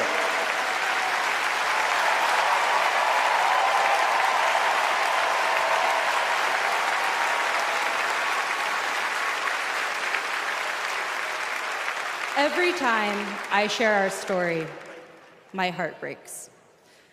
For the baby girl we wanted desperately, for the doctors and nurses who couldn't help me deliver her safely, for Josh, who feared he would lose me too. But I was lucky. I lived. So I'll continue sharing our story, standing with women and families across the country. Today, because of Donald Trump, more than 1 in 3 women of reproductive age in America lives under an abortion ban. A second Trump term would rip away even more of our rights. Passing a national abortion ban, letting states monitor pregnancies and prosecute doctors, restricting birth control and fertility treatments. We cannot let that happen. We need to vote as if lives depend on it, because they do.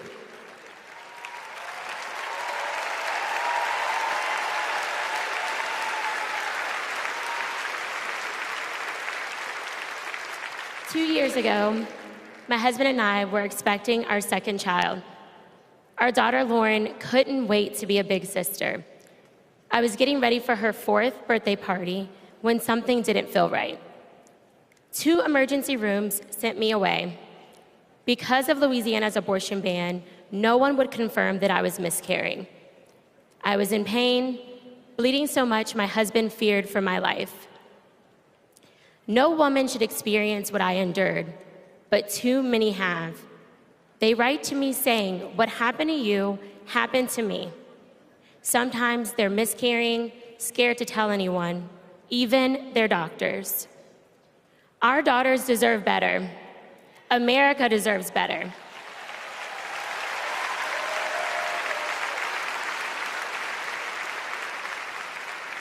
Kamala Harris and Tim Walz will fight for reproductive rights and our freedom and our shared future.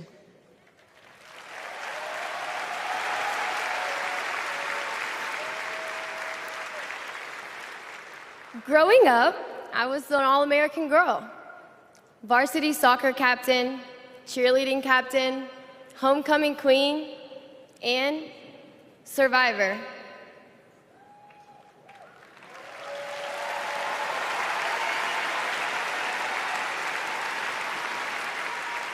I was raped by my stepfather after years of sexual abuse.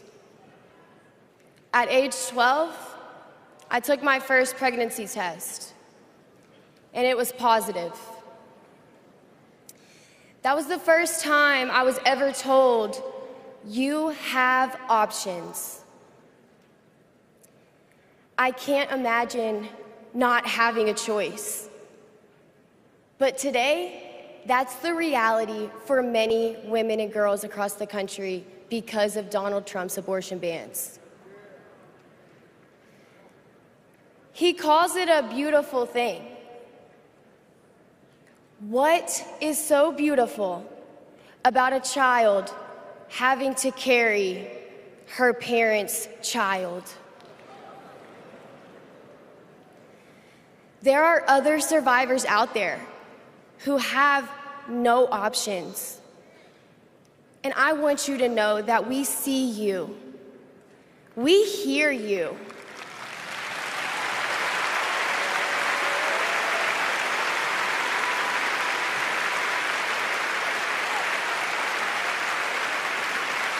Kamala Harris will sign a national law to restore the right to an abortion.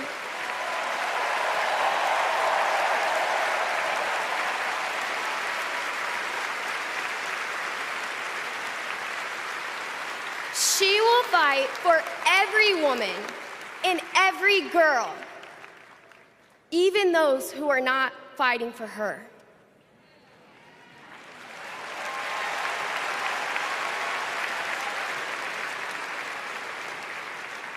And now, I am honored to introduce another champion for women, a leader who's fought for me and for so many others, Governor Andy Beshear.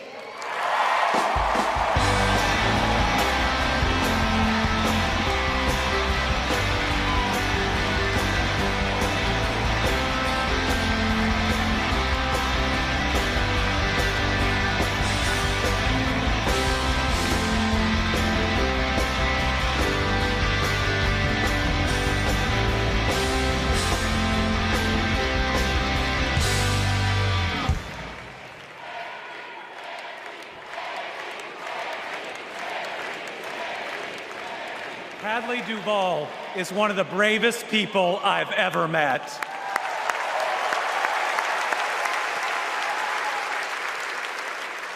I'm amazed at the courage it takes to share her pain, to share her truth. Yet Donald Trump brags about tearing a constitutional right away from Hadley and every other woman and girl in our country. That's why we must tear away any chance he can ever be president ever again.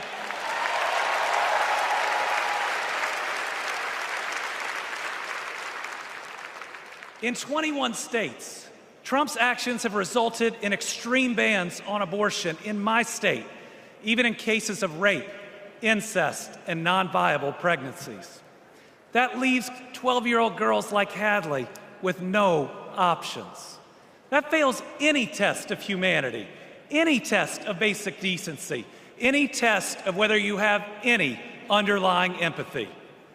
Thankfully, this extremism is being soundly rejected all over our country.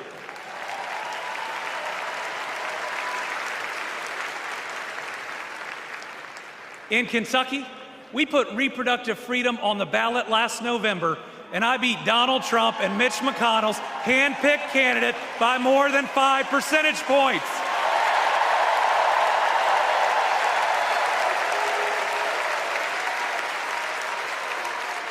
This November, we're going to beat them again. Elect Kamala Harris and Tim Walz and protect reproductive freedom.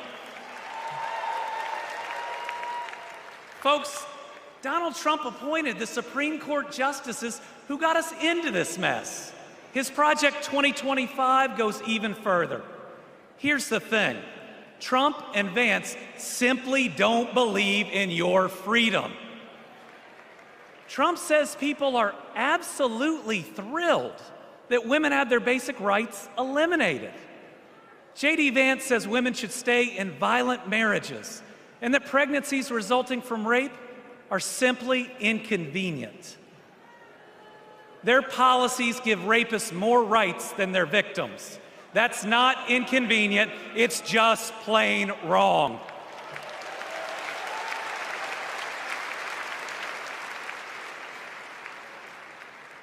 And a woman grieving a non-viable pregnancy shouldn't be required to carry it to term just to listen to her child die or to hear no sound at all. All women should have the freedom to make their own decisions. Freedom over their own bodies. Freedom about whether to pursue IVF. Freedom about whether to have children at all.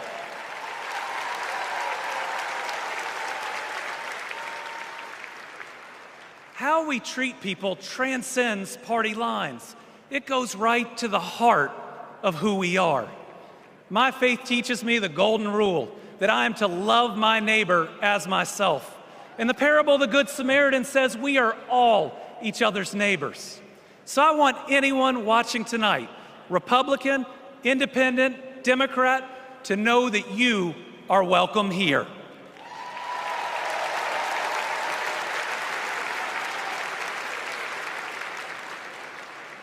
We believe in an America where we live out our values, end anger politics once and for all, and move beyond this us versus them by remembering we are all Americans.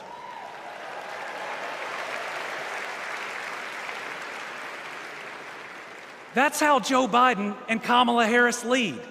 They both called to ask how they could help Kentucky in recovering from natural disasters. They helped us improve our roads, our bridges, and invested in our people. They didn't ask me who Kentuckians voted for. They asked me what Kentuckians needed, and folks, they delivered.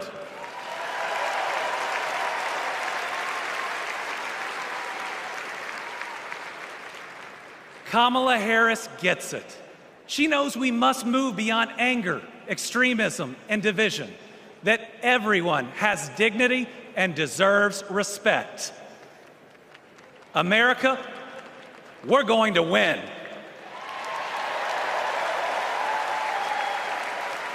And we're going to win by staying true to our values of compassion, empathy, and doing right by our neighbors. I'm so proud to be all in for the next President of the United States, Kamala Harris. Thank you.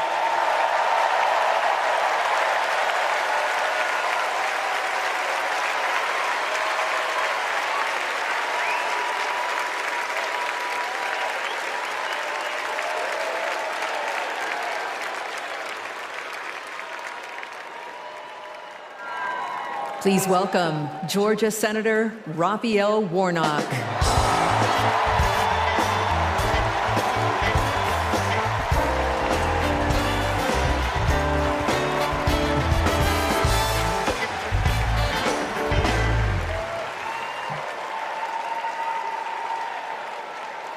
Well, hello, America.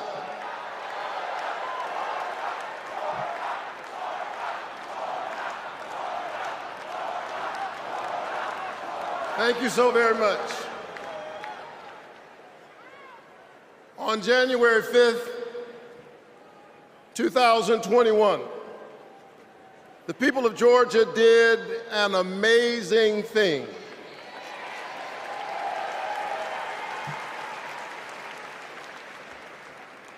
They sent a black kid who grew up in public housing and the Jewish son of an immigrant to the United States Senate in one fell swoop.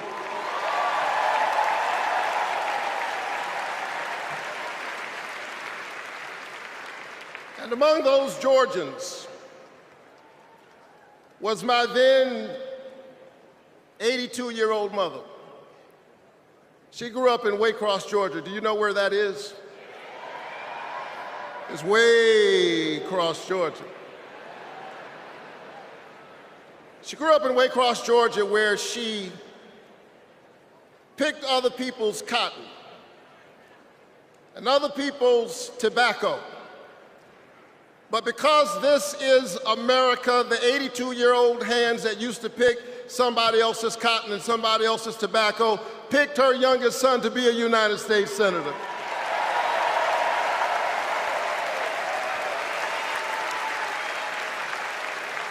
This is my America. Thank you, Mom. Thank you, Georgia. Thank you, America, for raising your voice and using your vote. A vote is a kind of prayer for the world we desire for ourselves and for our children, and our prayers are stronger when we pray together. And so together we flipped the Senate, held the House, and we sent Joe Biden and Kamala Harris to the White House.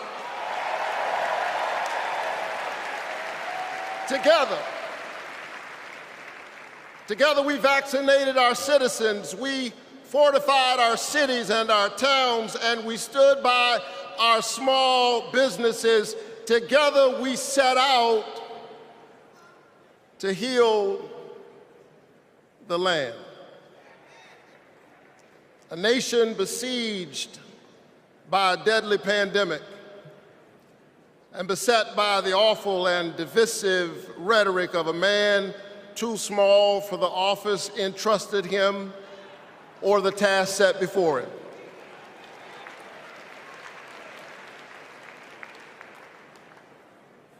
The day after my January 5th election, he instigated an insurrection, a violent assault on our nation's capital and the peaceful transfer of power, all driven by the big lie.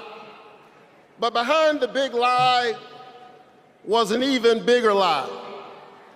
It is the lie that this increasingly diverse American electorate does not get to determine the future of the country. The lie and the logic of January 6th is a sickness. It is a kind of cancer that then metastasized into dozens of voter suppression laws all across our country. And we must be vigilant tonight because these anti-democratic forces are at work right now in Georgia and all across our country. And the question is, who will heal the land? And so here we are, America. Are you ready? Are you ready to stand up in this moral moment? Stand up for the best in the American covenant.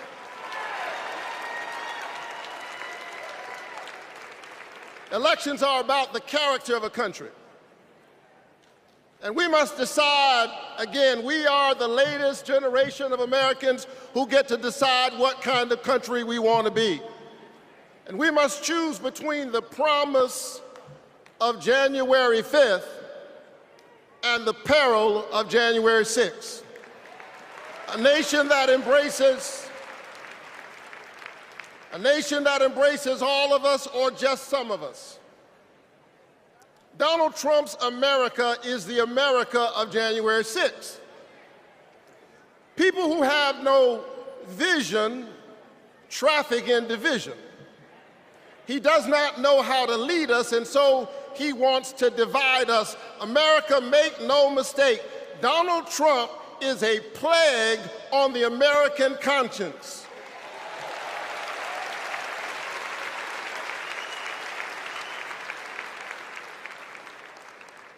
He is a clear and present threat to the precious covenant we share with one another. And yes, I saw him holding the Bible and endorsing a Bible as if it needed his endorsement. He should try reading it.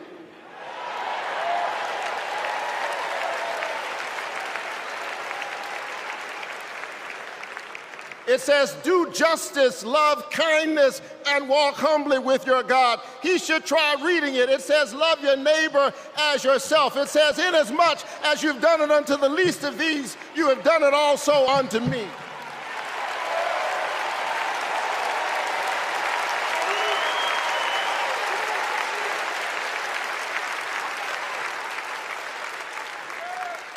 choose the American covenant.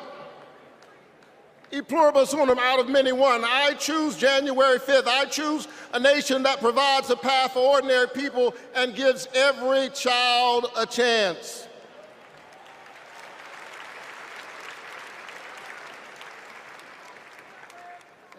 And that's Joe Biden's America. And he's been fighting for it for more than a half century. President Biden, America is so much better because of you, a true patriot who has always put the people first. Thank you, Joe.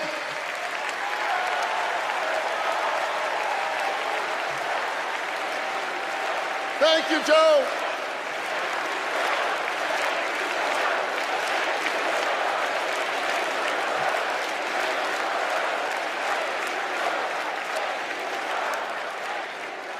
But I'll tell you something else.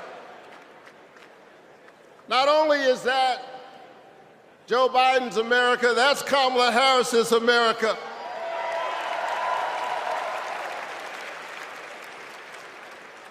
She was leading with Joe Biden when we expanded the child tax credit, cutting child poverty in America nearly in half. We ought to renew it.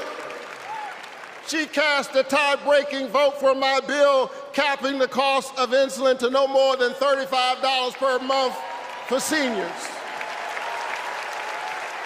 We ought to extend it to everybody. Together we passed an infrastructure bill, bolstered American manufacturing and clean energy, an investment in the house that we all share together. And I've got news for you, we are just getting started. Are you ready to win this election?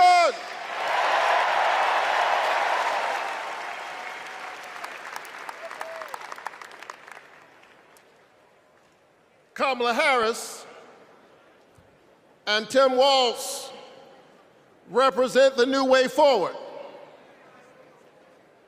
We're not going back. We're not going back because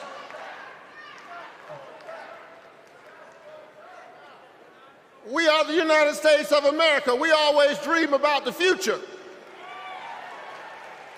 And so forward on women's reproductive rights, because we believe that a patient's room is too small and cramped a space for a woman, her doctor, and the United States government. That's too many people in the room.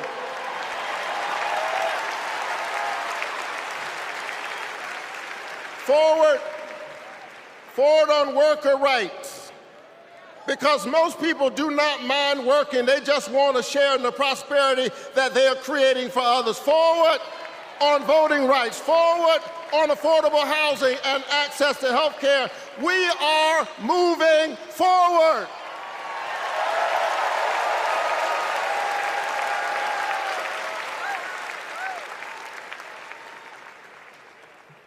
And so I'm inspired tonight. I'm inspired by all of you. I'm inspired by the resilience of an American spirit that has rebounded from the pandemic and is holding at bay the forces that are trying to divide us. And I'm inspired tonight by the memory of my late father, a preacher and a junk man. Monday through Friday, he lifted old broken cars and put them on the back of an old rig. But on Sunday morning, the man who lifted broken cars lifted broken people whom other people had discarded and told them that they were God's somebody.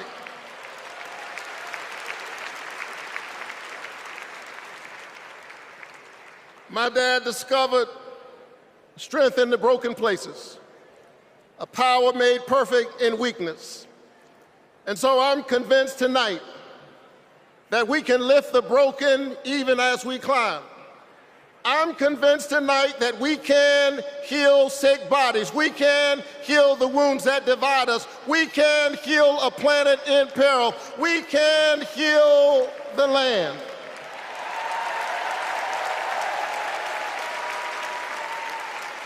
And in a strange way,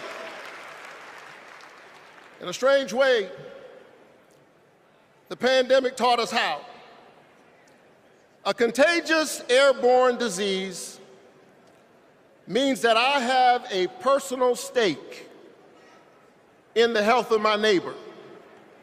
If she's sick, I may get sick also. Her health care is good for my health.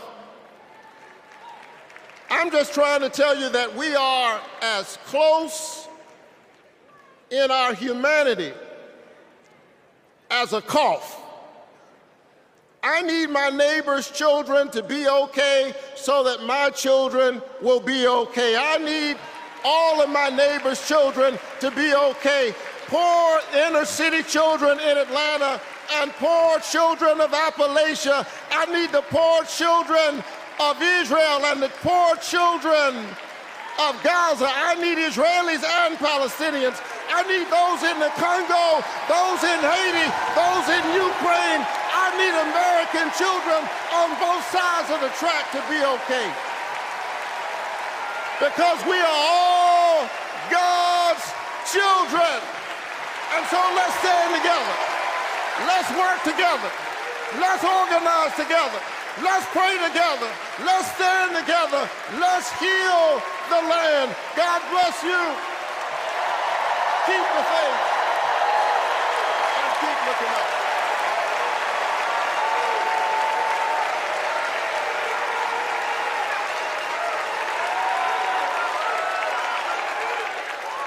Please welcome Delaware Senator Chris Coons.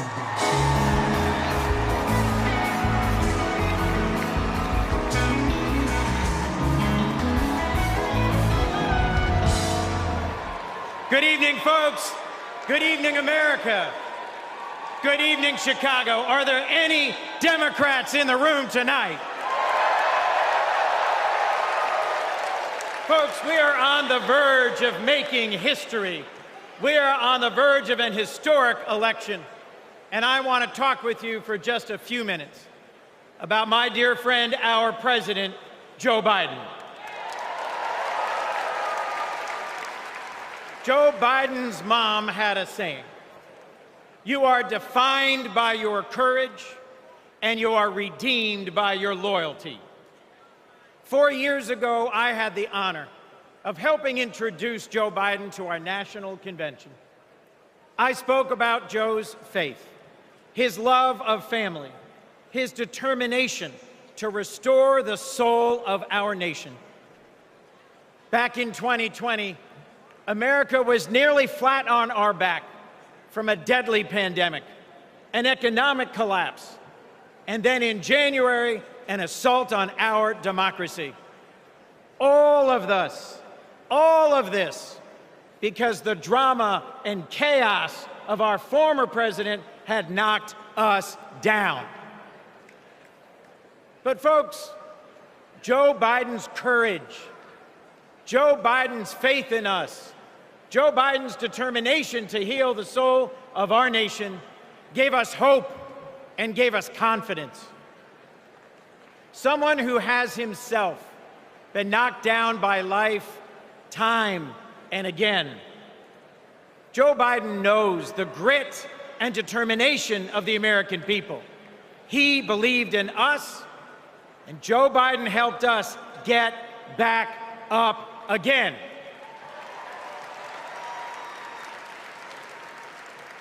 Using the incredible skills he developed in many years in the U.S. Senate, Joe got passed and signed into law the most consequential legislation of any president in 60 years, helping our veterans, advancing gun safety, cutting prescription drug prices, fighting climate change, rebuilding bridges and broadband, bringing manufacturing back to America.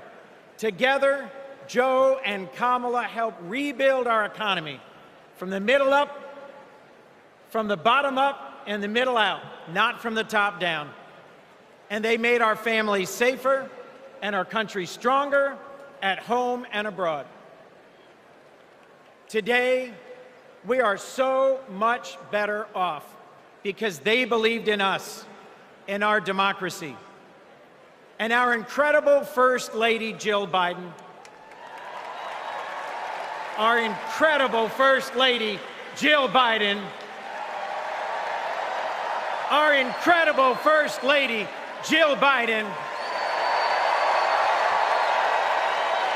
was at Joe's side every step of the way, fighting for education, advancing the cancer moonshot, determined to improve women's health care, honoring military families. Joe and Jill together, you have done so much for us, and there's so much more you will do and we can do together. Mr. President, thank you. Thank you for elevating a great leader in Kamala Harris.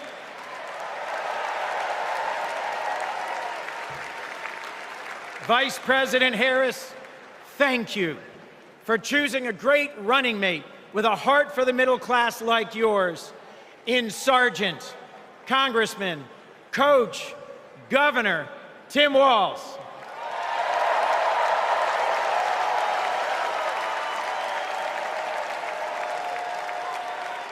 I have hope. Do you? I have hope. Do you? I have hope. Do you? And it is in no small part because of Joe Biden. I have never known a more compassionate man than Joe Biden. I have never known a man who has taken from his own loss and his own faith and delivered so much for the future of so many others. Mr. President, you were my senator as a Delawarean. You are my president as an American, and you will always be my friend. On behalf of our nation, Joe, for your courage in fighting for our democracy, we thank you.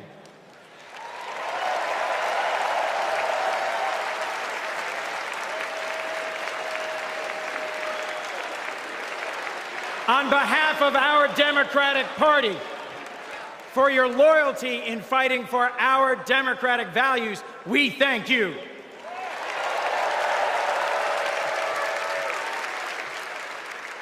And on behalf of Delaware, thank you, Joe, and God bless you. We love you. We love Joe. We love Joe. We love Joe. We love Joe.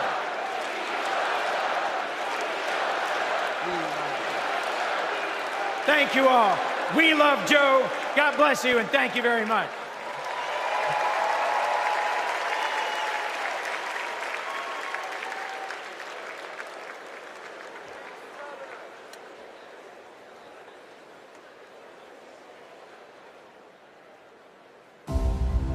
Hi, I'm Vivian Weirwell, and I'm a 4th grade student at Christian McAuliffe. I've been bouncing around all week excited for this moment, and last night I could barely sleep. I remember the day that we heard that President Biden had won, and the whole neighborhood started celebrating. So when I heard you were coming, I really wanted to meet you. I adore you because you embrace change from my generation, and the ones to come. I look up to you.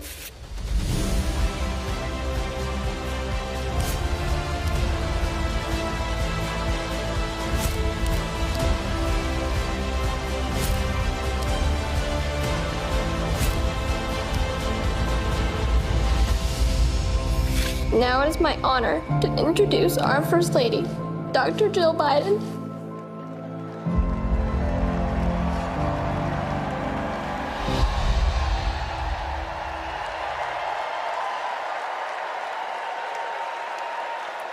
Please welcome First Lady of the United States, Jill Biden.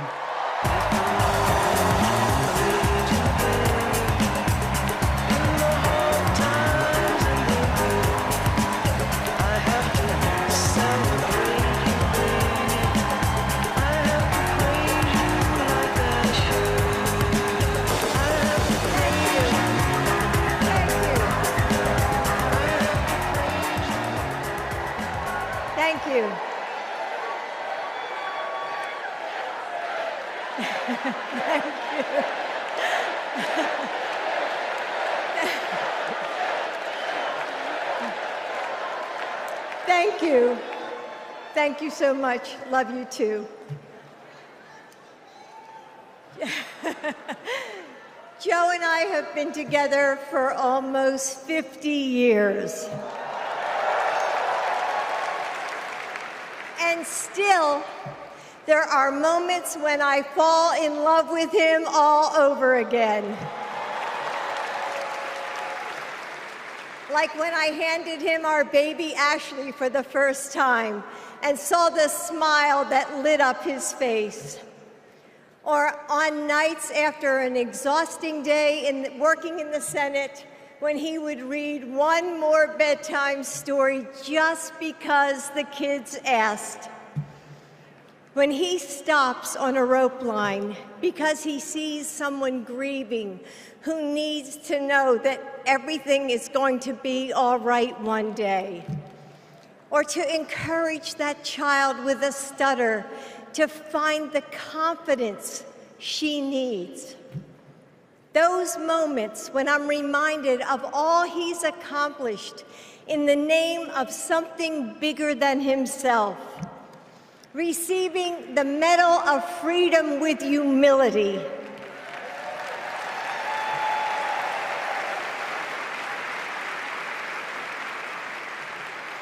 Placing his hand on our family Bible to take his oath of office.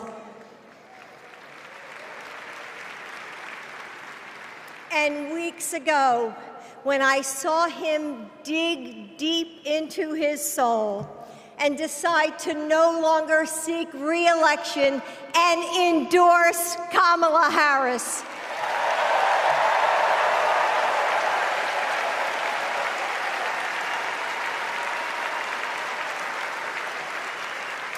With faith and conviction, Joe knows that our nation's strength doesn't come from intimidation or cruelty.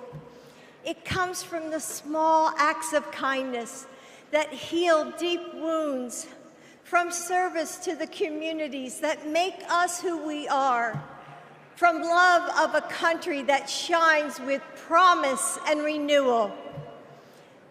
Kamala Harris knows that too.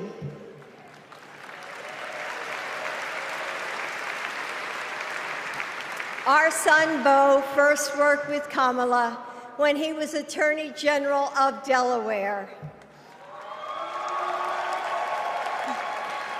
He told me at the dinner table one night, "Mom, she's special, someone to keep your eye on."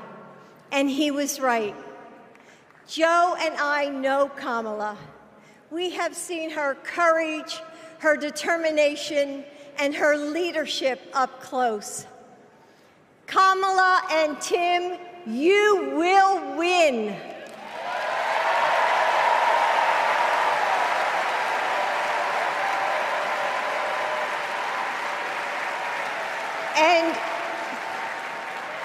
And you are inspiring a new generation. We are all a part of something bigger than ourselves, and we are stronger than we know. The future of our country is in the hands of those in this room and all of you watching at home. It's going to take all of us, and we can't afford to lose. With faith in each other, hope for a brighter future, and love for our country, we will fight and we will win together. Thank you. Thank you.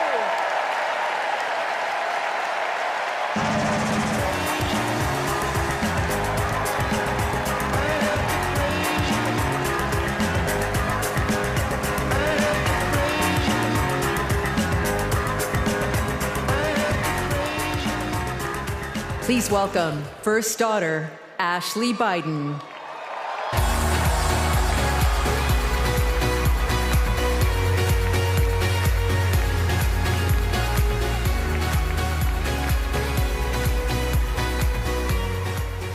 good evening. I have this memory.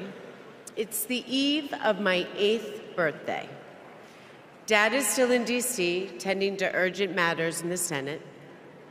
That night, as a surprise, Mom told me, Bo, and Hunter to get in the car. I remember pulling up to the Wilmington Amtrak station, riding up the escalator to the platform. The train stops, doors open, and Dad steps out. As soon as I saw him, I run down that platform and jump into his arms. Like magic, Mom brought out a cake, they sang happy birthday, and I blew out the candles. Dad hugged me, and he said that he had to get back to work. He crossed to the southbound train, and off he went to D.C. That was a snapshot of one moment, of one day, on this extraordinary journey of being Joe Biden's daughter.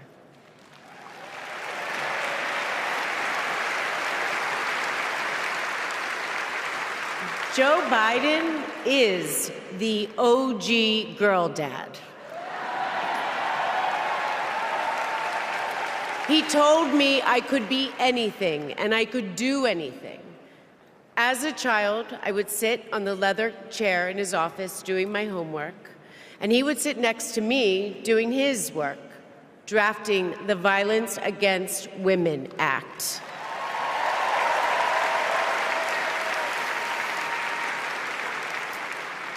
And he wasn't just a girl dad. I could see that he valued and trusted women. How he listened to his mother, how he believed in his sister, and most of all, how he respected my mother's career.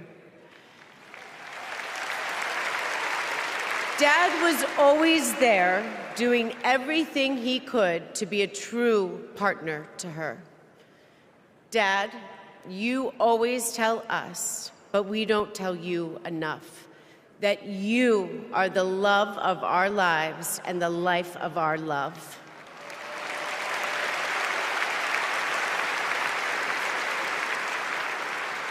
I had my wedding reception in my parents' backyard.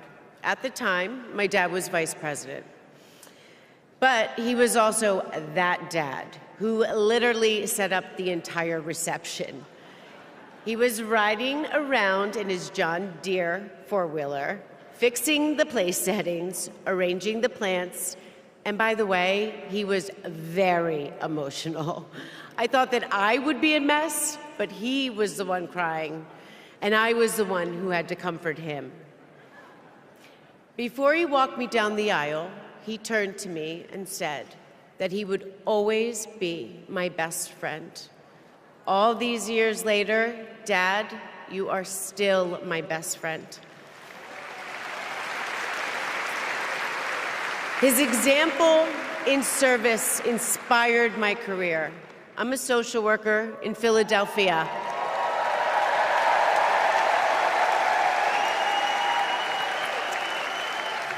I support formerly incarcerated women as they heal from past trauma and they reclaim their lives.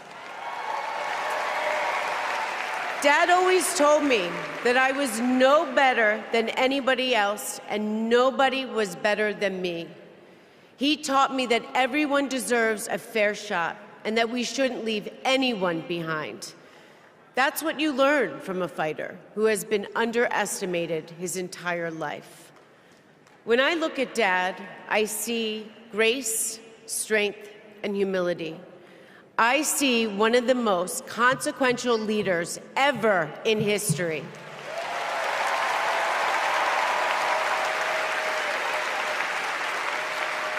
And I also know that he never stops thinking about you, about your dreams, about your dignity, about your opportunities, about your family.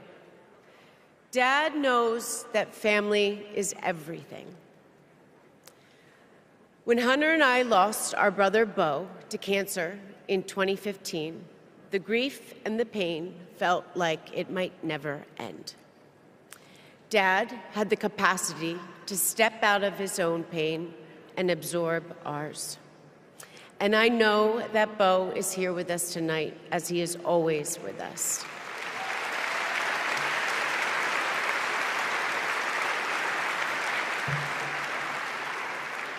After Beau passed, I got this tattoo on my wrist.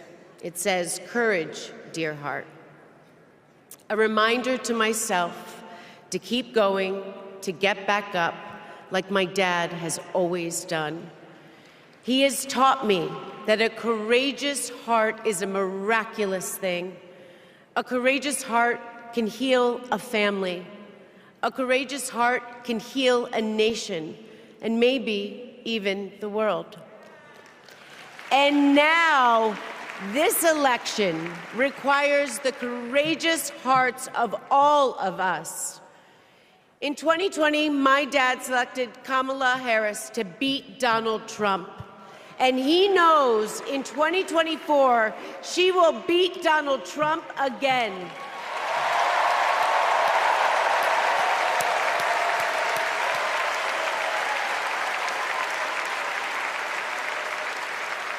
So tonight, I am asking you, if you stood with us in 2020, call upon your courageous heart.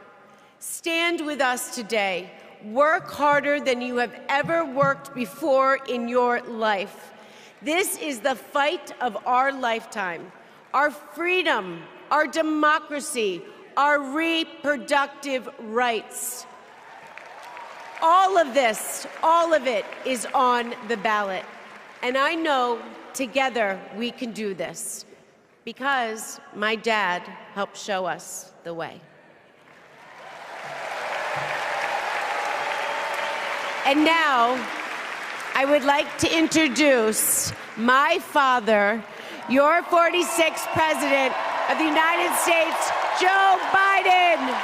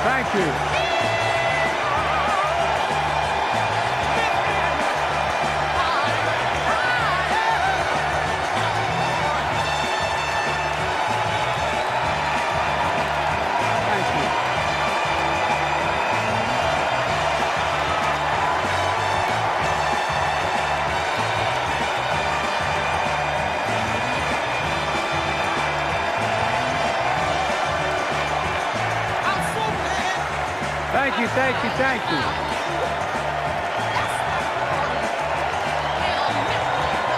Thank you.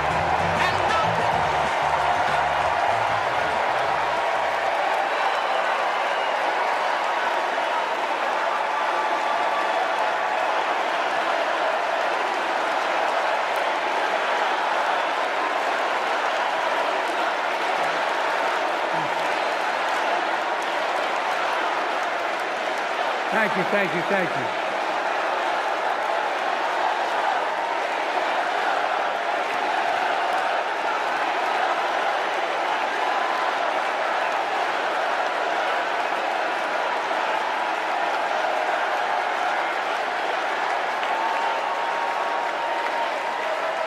Thank you, thank you, thank you.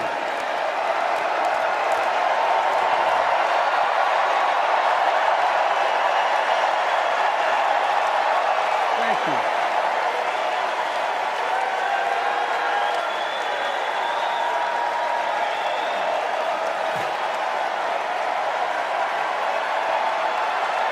Thank you.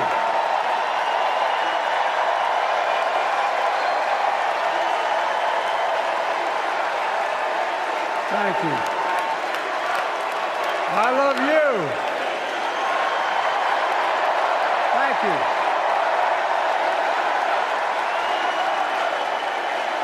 Thank you, thank you, thank you.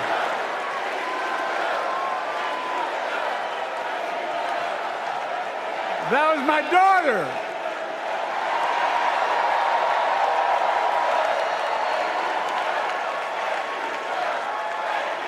Thank you.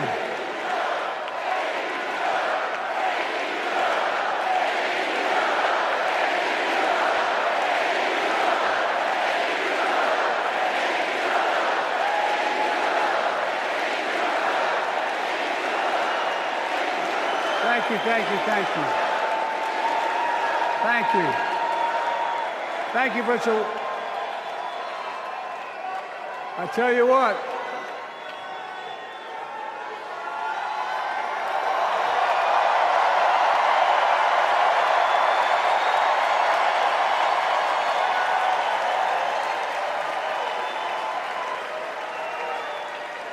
To my dearest daughter, Ashley, God love you, you're incredible.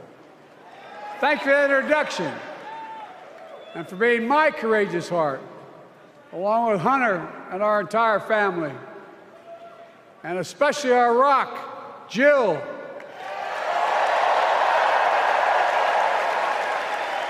Who, as those of you who know us, she still leaves me both breathless and speechless.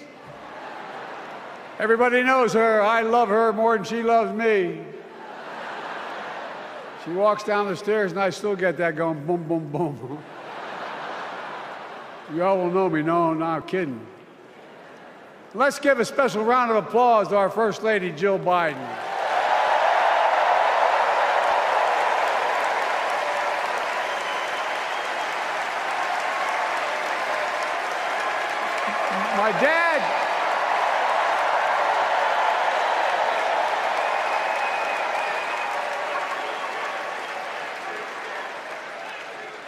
My dad used to have an expression, for real. He'd say, Joey, family is the beginning, the middle, and the end. And I love you all. Folks. And America, I love you.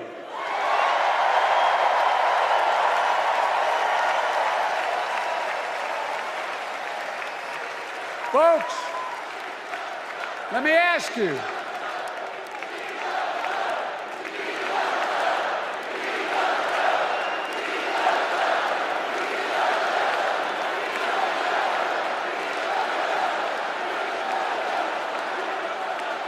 Let me ask you.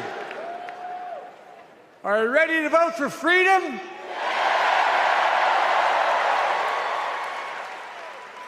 Are you ready to vote for democracy and for America? Let me ask you, are you ready to elect Kamala Harris and Tim Walz, President and Vice President of the United States?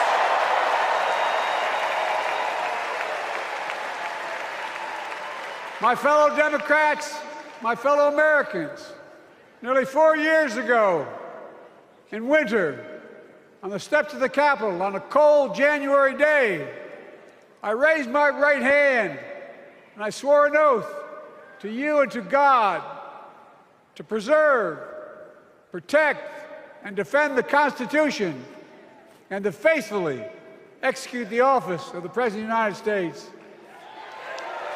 In front of me was the city surrounded by the National Guard. Behind me, a Capitol just 2 weeks before had been overrun by a violent mob. But I knew then, from the bottom of my heart, that I knew now, there is no place in America for political violence. None. You cannot say you love your country only when you win.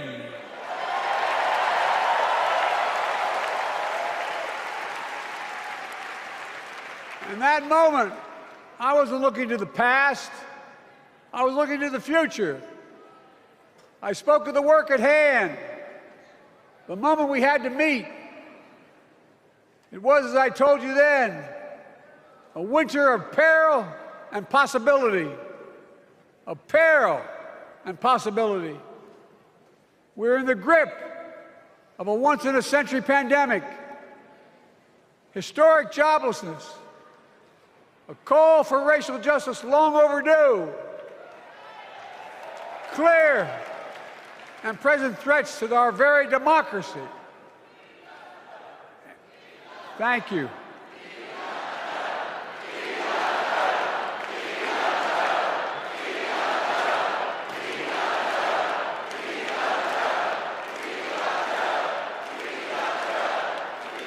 And yet I believed then, and I believe now, that progress was and is possible. Justice is achievable.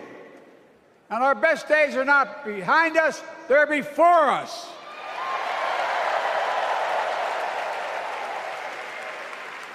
Now it's summer. The winter has passed. And with a grateful heart, I stand before you now on this August night to report that democracy has prevailed. Democracy has delivered. And now democracy must be preserved.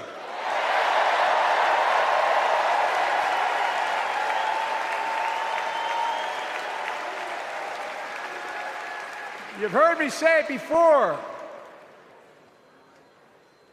We're facing an inflection point. One of those rare moments in history when the decisions we make now will determine the fate of our nation and the world for decades to come. That's not hyperbole, I mean it literally. We're in a battle for the very soul of America. I ran for president in 2020 because of what I saw in Charlottesville in August of 2017.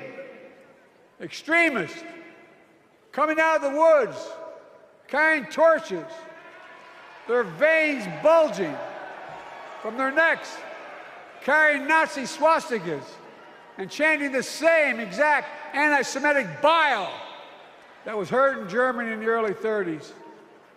Neo-Nazis, white supremacists, and the Ku Klux Klan, so emboldened by a president then in the White House that they saw as an ally. They didn't even bother to wear their hoods. Hate was on the march in America.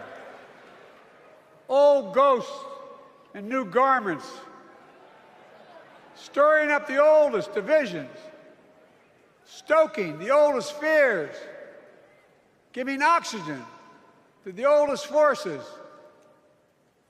that they long sought to tear apart America. In the process, a young woman was killed. When I contacted her mother, I asked about what happened. She told me. When the president was asked what he thought had happened, Donald Trump said, and I quote, "There are very fine people on both sides. My God." That's what he said. That is what he said and what he meant.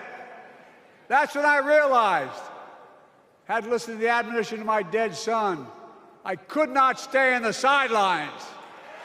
So I ran.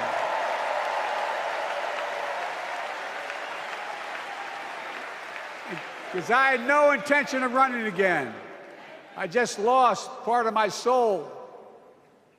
But I ran with a deep conviction.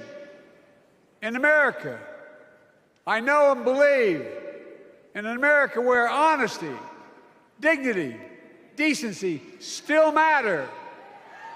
And America where everyone has a fair shot and hate has no safe harbor.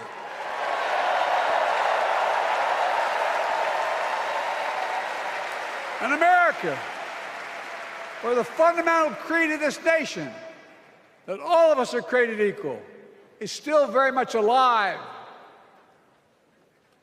And a broad coalition of Americans joined with me. 81 million voters voted for us, more than any time in all of history. Because of all of you in this room and others, we came together in 2020 to save democracy.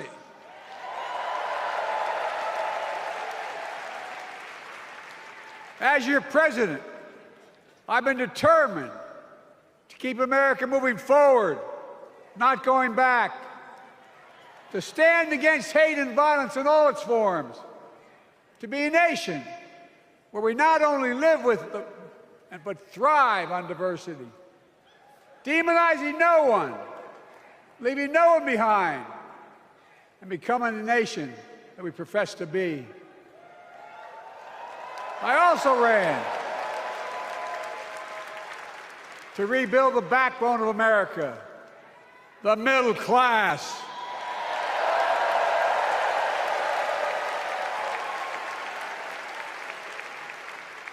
I made a commitment to you that I'd be a president for all Americans, whether you voted for me or not.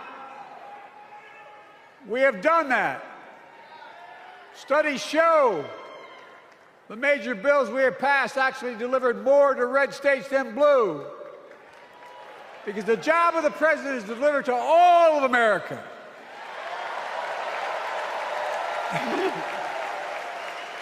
Because of you, and I'm not exaggerating, because of you, we've had one of the most extraordinary 4 years of progress ever, period. When I say we, I mean Kamala and me. Just think about it. COVID no longer controls our lives. We've gone from economic crisis to the strongest economy in the entire world. Record 16 million new jobs. Record small business growth. Record high stock market. Record high 401ks. Wages up, and inflation down, way down, and continuing to go down.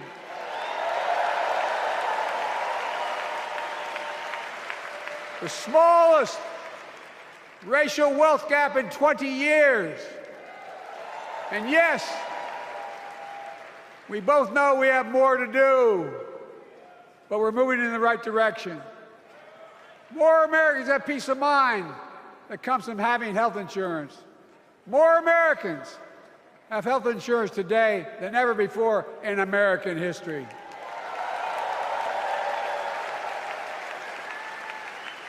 And after, as a young senator beginning to fight for 50 years to give Medicare the power to negotiate low prescription drug prices, we finally beat Big Pharma.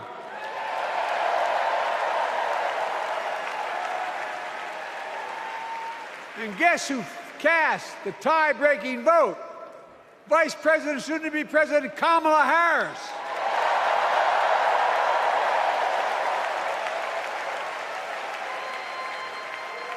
And now it's the law of the land. Instead of paying $400 a month for insulin, seniors with diabetes will pay $35 a month. The law we passed already includes, starting in January, every senior's total prescription cost can be capped at $2,000 no matter how expensive the drugs they have.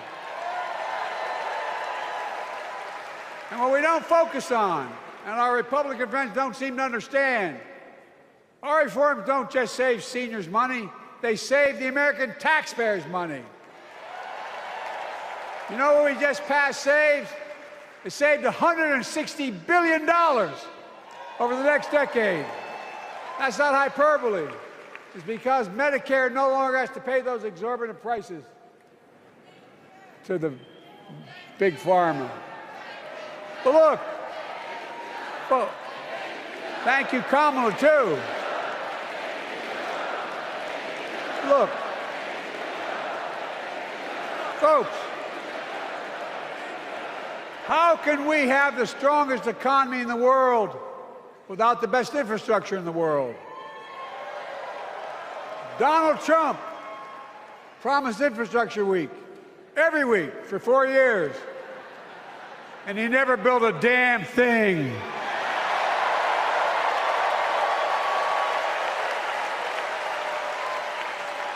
But now, because of what Kamala and I have done, remember we were told we couldn't get it done. Remember when we came into office, we couldn't get anything passed?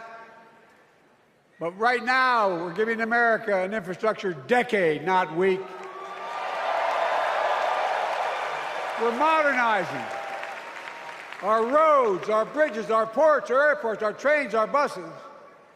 We're removing every lead pipe from schools and homes so every child can drink clean water. We're providing affordable high-speed internet for every American, no matter where they live, not unlike what Roosevelt did with electricity. And so much more. We are uniting the country. We're growing our economy. We're improving our quality of life. And we're building a better America.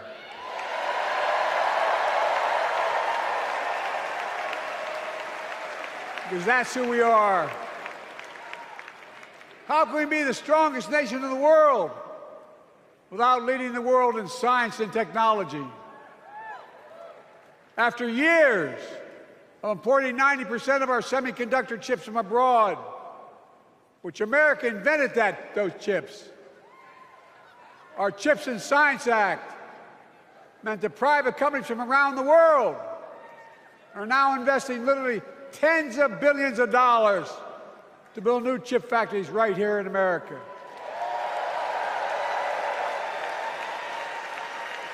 And over that period, they'll create tens of thousands of jobs. And many of those jobs in the so-called fabs, the buildings that make the chips, that's being constructed now. And guess what?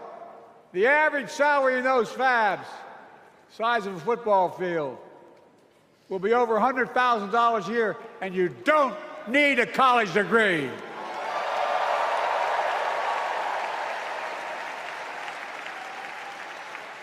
Because of you and so many electeds out there, American manufacturing is back. Where the hell to say we wouldn't lead the world in manufacturing?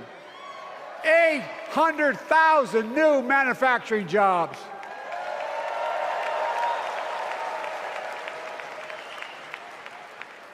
Our Republican friends and others made sure they'd go abroad to get the cheapest labor. We used to import products and export jobs. Now we export American products and create American jobs right here in America, where jobs belong. With every new job, with every new factory, pride and hope is being brought back to communities throughout the country that were left behind. You know you're from them, many of you. You know what it's like when that factory closed, where your mother, your father, your grandmother, grandfather worked. And now you're back, providing once again, proving that Wall Street didn't build America, the middle class built America, and unions built the middle class.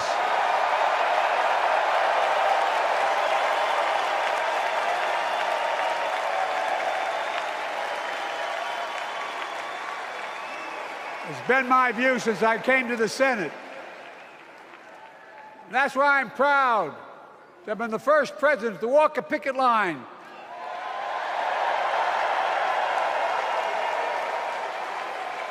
and be labeled the most pro-union president in history, and I accept it. It's a fact.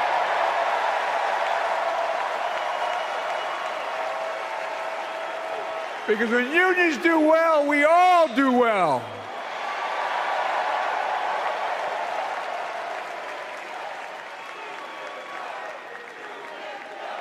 You got it, man. You got it.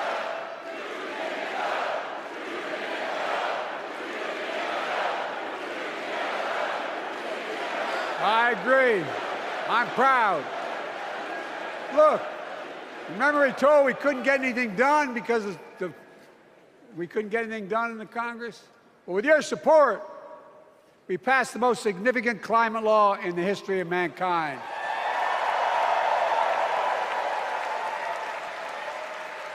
Over $370 billion. Cutting carbon emissions in half by 2030. Launching a climate corps, similar to AmeriCorps and Peace Corps, creating tens of thousands of jobs for young people of the future who are going to make sure this continues. Creating hundreds of thousands of jobs in clean energy for American workers, including the IBEW installing 500,000 charging stations all across America. And in the process, reducing carbon emissions. And we're seeing it. We're seeing to it that the first beneficiaries of environmental initiatives are those fence-lined communities that have been smothered by the legacy of pollution. Louisiana and Delaware, Route 9, all the factories, all those chemical factories are right next to the poorest neighborhoods. They're the ones we're going to bring back.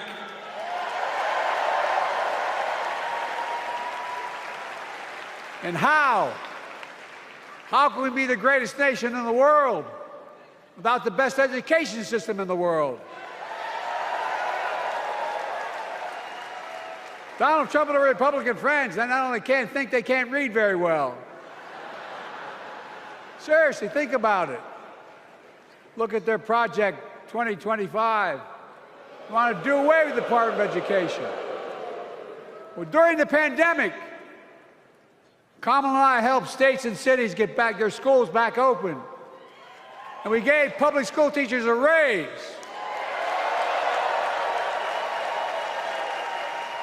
We created apprenticeships with businesses and communities, putting students on a path to a good paying job, whether or not they go to college. And by the way, we're making college a hell of a lot more affordable. Increasing Pell Grants by $900. Over $15 billion for HBCUs. Minority service education, including Hispanic institutions and tribal colleges. We kept our commitment to provide more student relief than ever by lifting the burden of helping millions of families so they could get married, start a family, buy a home, and begin to build family wealth and contribute to the community and grow our economy. It's not costing us, it's creating more wealth. We've fundamentally transformed how our economy grows, from the middle out and the bottom up instead of the top down. You know, my dad used to say there wasn't a whole hell of a lot to drop down on my kitchen table at the end of the month. I come from a basic middle-class family, 3-bedroom house, 4 kids, a grandpa living with us, decent neighborhood, but never a penny to spare. And look, that top-down notion never worked. A lot of Democrats didn't think it worked, thought it worked, but it doesn't. And when we did all that, what we've done, everybody can do well. Everybody.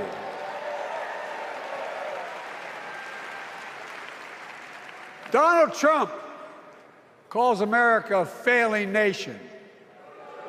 No, I'm serious. But think about this. Think about this. He publicly says to the whole world, I'm going to say something outrageous. I know more foreign leaders by their first names and know them well than anybody alive. Just because I'm so damn old. But I'm not joking. Think of the message he sends around the world when he talks about America being a failing nation. He says we're losing. He's the loser. He's dead wrong.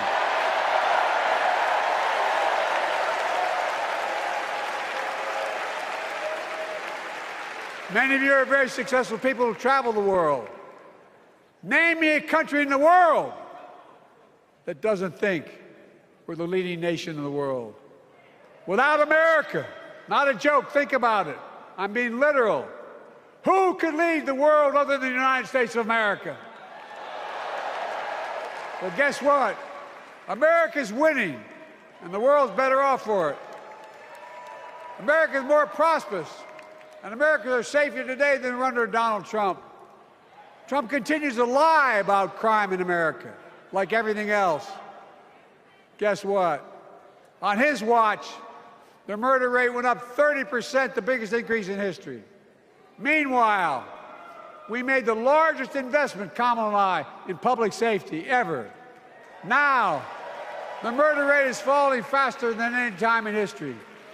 Violent crime has dropped to the lowest level in more than 50 years.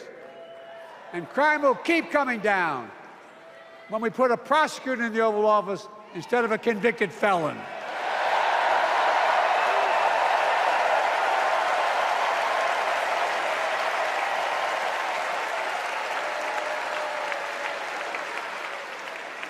And folks, the distinguished senator from the C Senate from California and I passed the first ban on assault weapons. And guess what? It worked. If we care about public safety, we need to prevent gun violence.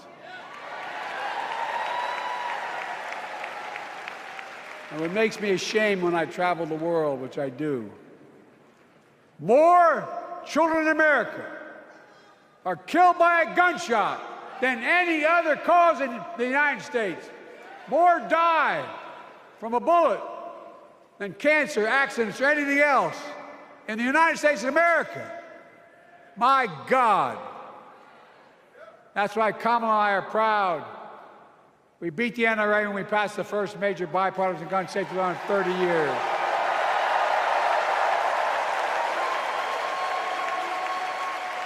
I'm serious. That comes from here. And now it's time to ban assault weapons again. And demand universal background checks.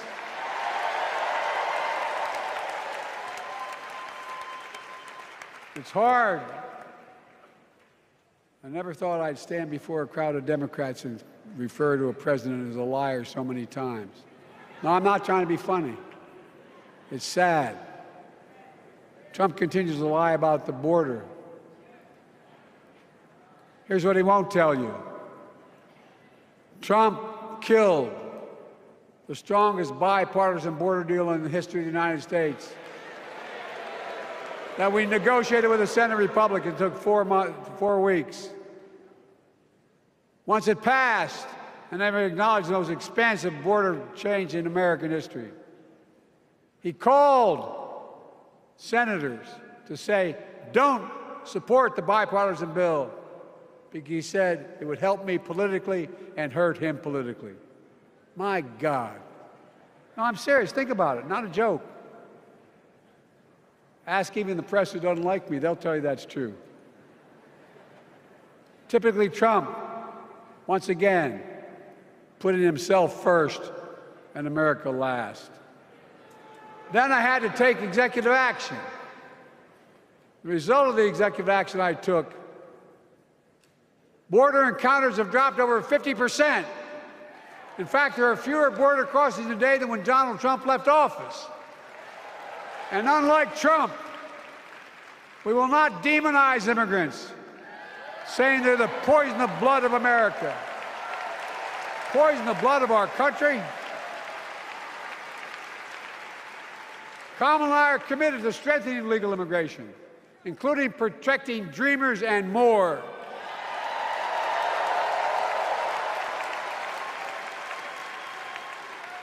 And here's what else I believe in. Protecting your freedom to vote, your freedom to love who you love.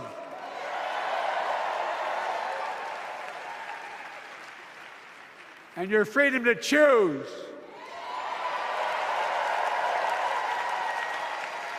In its decision overturning Roe v. Wade, as you heard earlier tonight, the United States Supreme Court majority wrote the following, quote, women are not without electoral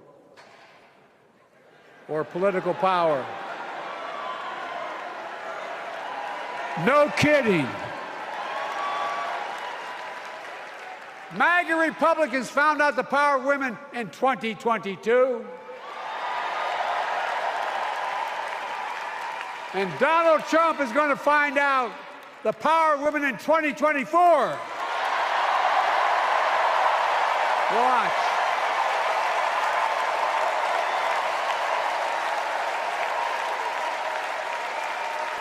And where Trump and his mega Republican right-wingers seek to erase history, we Democrats continue to write history and make more history. I'm proud to have kept my commitment to appoint the first black woman in the United States Supreme Court.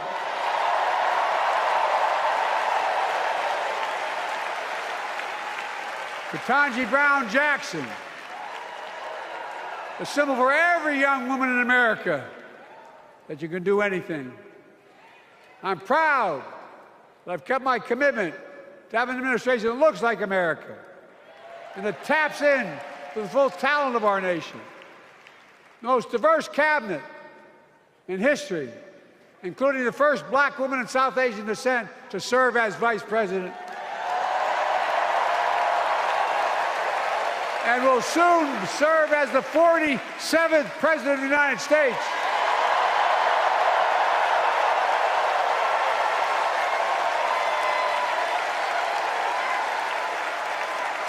She is good. Look. Thank you, Kamala.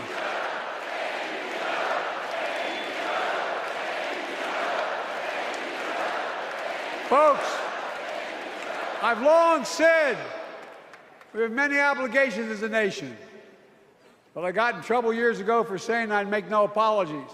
We have only one truly sacred obligation: to prepare and equip those we send to war and care for them and their families when they come home and when they don't.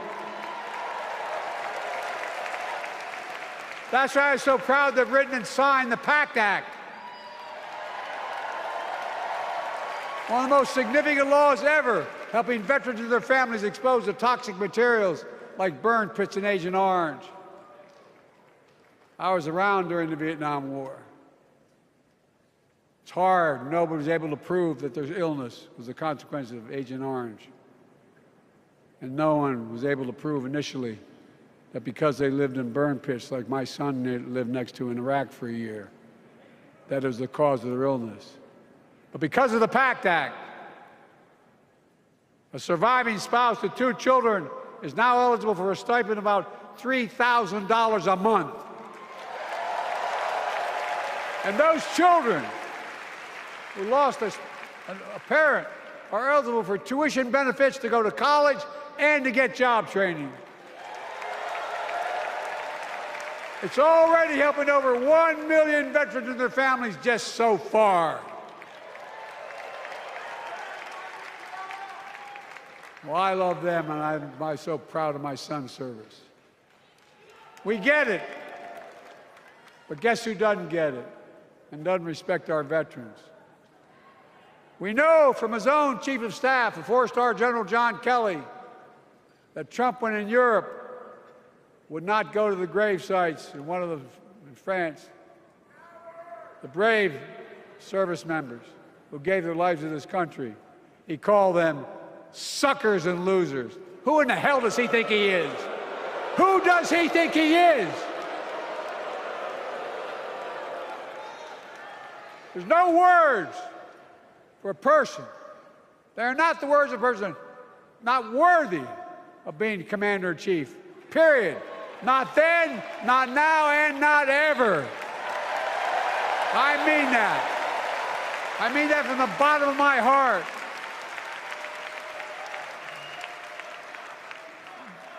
Just as no commander-in-chief should ever bow down to a dictator, the way Trump bows down to Putin. I never have, and I promise you, Kamala Harris will never do it. Will never bow down. When Trump left office, Europe and NATO was in tatters. Not a joke. America First doctrine changed our whole image in the world.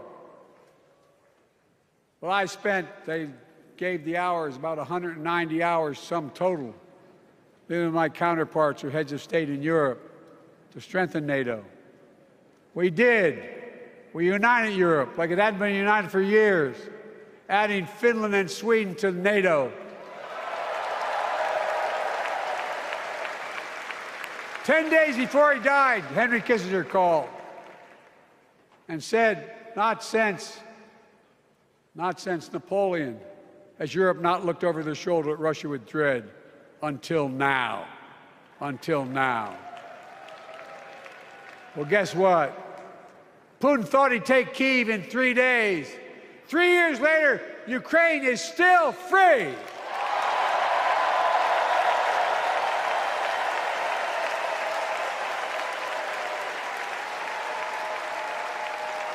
When I came to office, the conventional wisdom was that China would inevitably surpass the United States.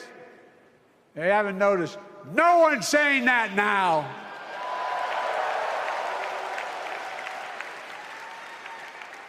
And we'll keep working to bring hostages home and end the war in Gaza and bring peace and security to the Middle East.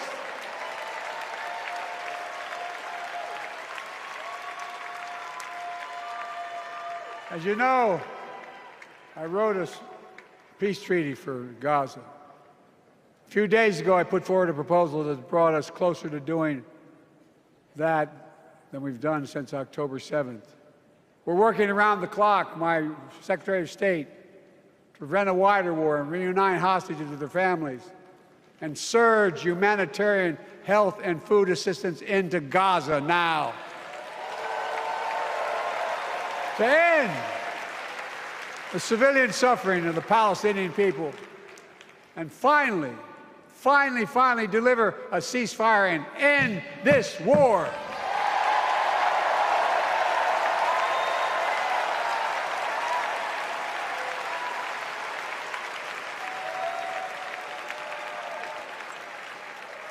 Those protesters out in the street, they have a point. A lot of innocent people are being killed on both sides. Just as we worked around the clock to bring home wrongfully detained Americans and others from Russia in one of the most complicated swaps in history, but they're home. Kamala and I are going to keep working to bring all Americans wrongfully detained around the world home. I mean it. Folks, I've got 5 months left in my presidency. I've got a lot to do. I intend to get it done.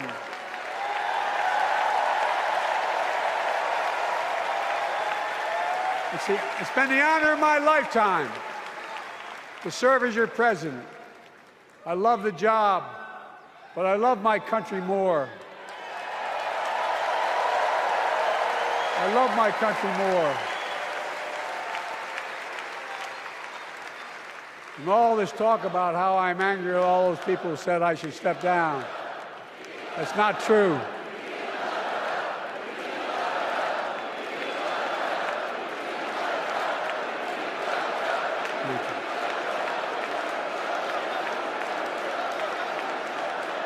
I love my country more, and we need to preserve our democracy. In 2024, we need you to vote.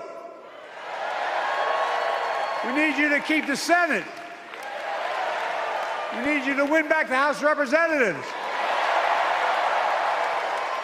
And above all, we need you to beat Donald Trump.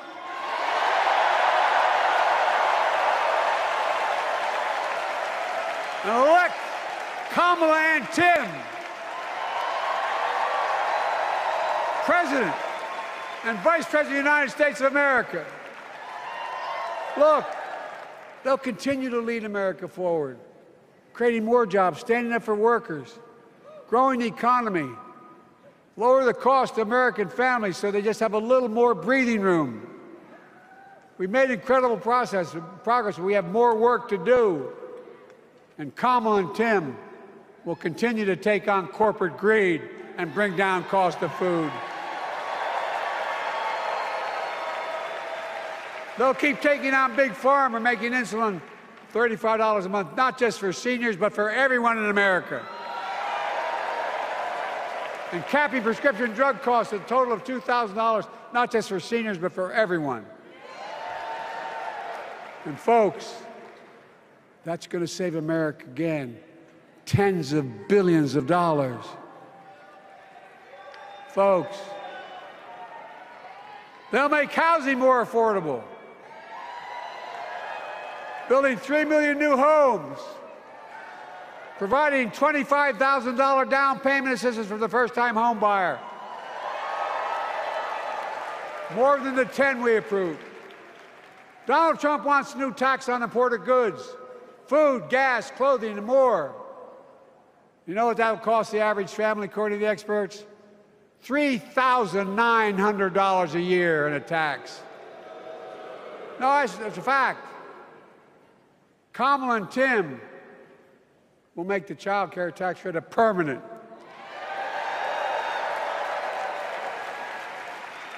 Lifting millions of children out of poverty and helping millions of families get ahead. But you know what Trump has? He created the largest debt any president had in 4 years with his $2 trillion tax cut for the wealthy. Well, Trump has a new plan. He wants to provide a $5 billion tax cut for corporations and the very wealthy. Read it. Put us further in debt. And folks, you know we have 1,000 billionaires in America. You know what their average tax rate they pay? 8.2%. If we just increased our taxes we proposed to 25%, which isn't the highest tax rate even, it would raise $500 billion new dollars over 10 years. They'd still be very wealthy. Look, Kamala and Tim are going to make them pay their fair share. They'll protect Social Security and Medicare. Trump wants to cut Social Security and Medicare. Kamala and Tim will protect your freedom.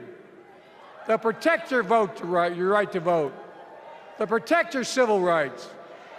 And you know Trump will do everything to ban abortion nationwide. Oh, he will. You know, Kamala and Tim will do everything they possibly can. That's why you have to elect a Senate and a House to restore Roe v. Wade.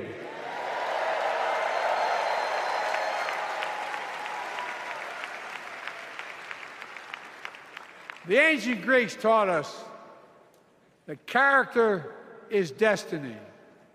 Character is destiny. For me and Jill, we know Kamala and Doug are people of character. It's been our honor to serve alongside them. And we know that Tim and Gwen Walz are also people of great character. Selecting Kamala was the very first decision I made when I became our nominee. And it was the best decision I made my whole career.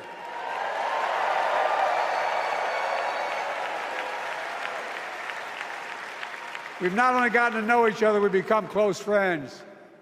She's tough, she's experienced, and she has enormous integrity, enormous integrity. Her story represents the best American story. And like many of our best presidents, she was also vice president. That's a joke.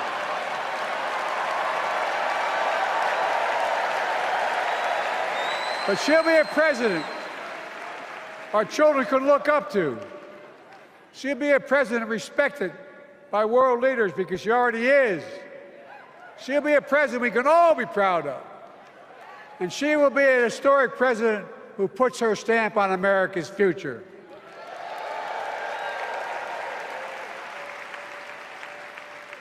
This will be the first presidential election since January 6th. On that day, we almost lost everything about who we are as a country. And that threat, this is not hyperbole, that threat is still very much alive. Donald Trump says he will refuse to accept the election result if he loses again. Think about that. He means it. Think about that. He's promising a bloodbath if he loses, in his words. And that he'll be a dictator on day one, in his own words.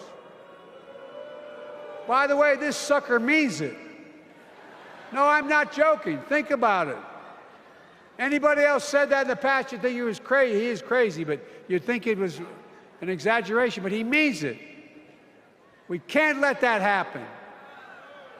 Folks, all of us carry a special obligation. Independents, Republicans, Democrats. We saved democracy in 2020, and now we must save it again in 2024.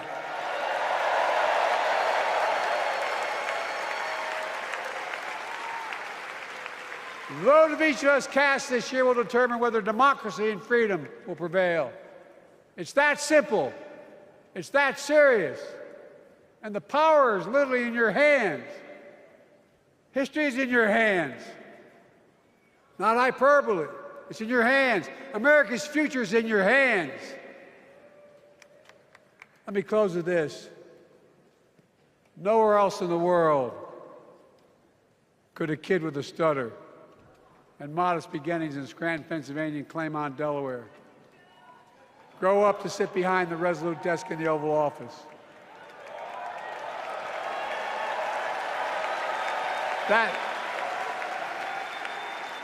That's because America is and always has been a nation of possibilities. Possibilities. We must never lose that. Never.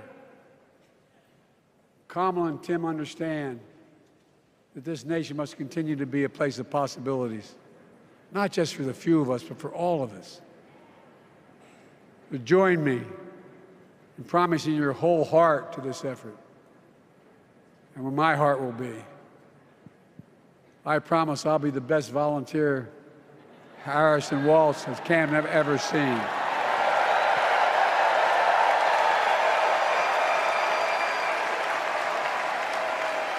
Each of us has a part in the American story. For me and my family, there's a song that means a lot to us, that captures the best of who we are as a nation. The song is called American Anthem. There's one verse that stands out, and I can't sing worth a damn, so I'm not going to try. I'll just quote it. The work and prayers of centuries have brought us to this day. What shall our legacy be? What will our children say? Let me know in my heart, when my days are through, America, America, I gave my best to you.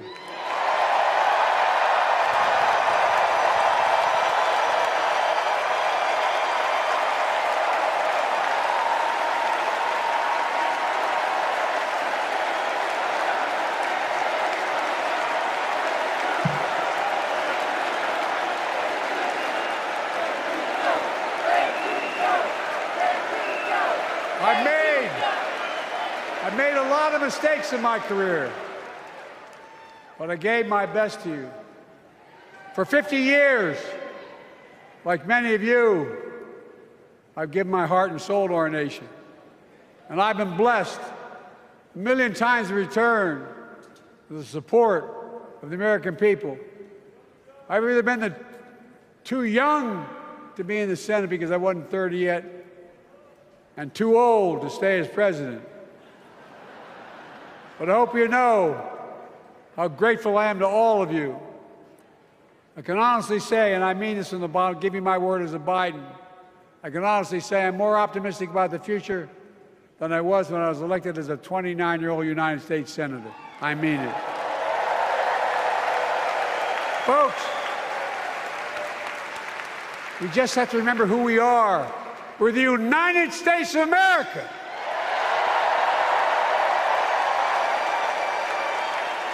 And there's nothing we cannot do when we do it together.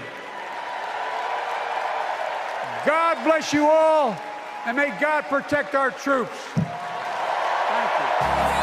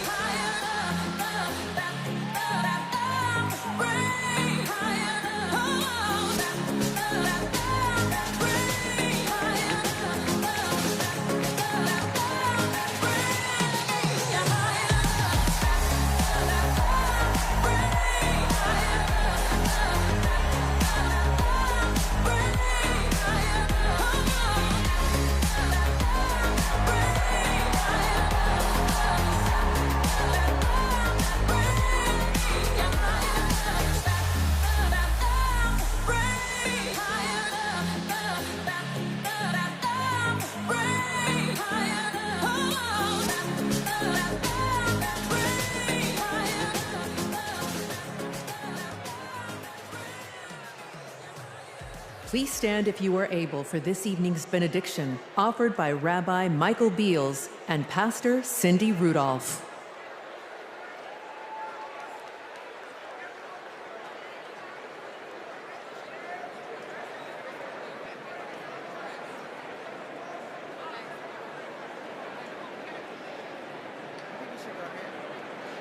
tonight's convention theme, for the people, hints at the inclusive, bridge-building messages and policies the Democratic Party will require to succeed not only in November, but long after that. No prayer better unites Jews, Christians, Muslims, and others of faith, along with Democrats, Republicans, Independents, and undecideds, than the threefold priestly Cohenite benediction presented in the Bible. It is divided into three in order to shower the following blessings of gratitude, hoda'ah, upon my fellow Delawarean, President Joe Biden, for more than 50 years of selfless, effective public service. Joy, simcha, in public discourse and policy encouraged by Governor Tim Walz. And light, or, combined with freedom, cherut, inspired by Vice President Kamala Harris's vision for America.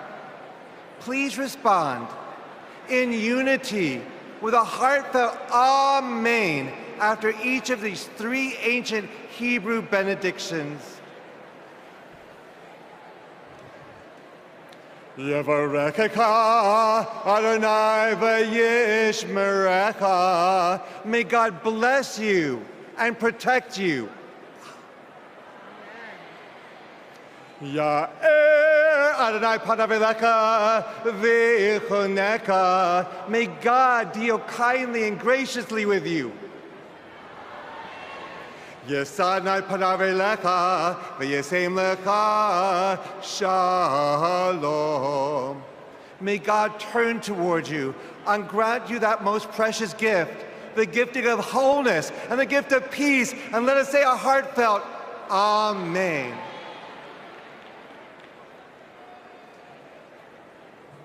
Most gracious, kind, and loving God, we thank you for this tremendous gathering of people invested in our nation's progress.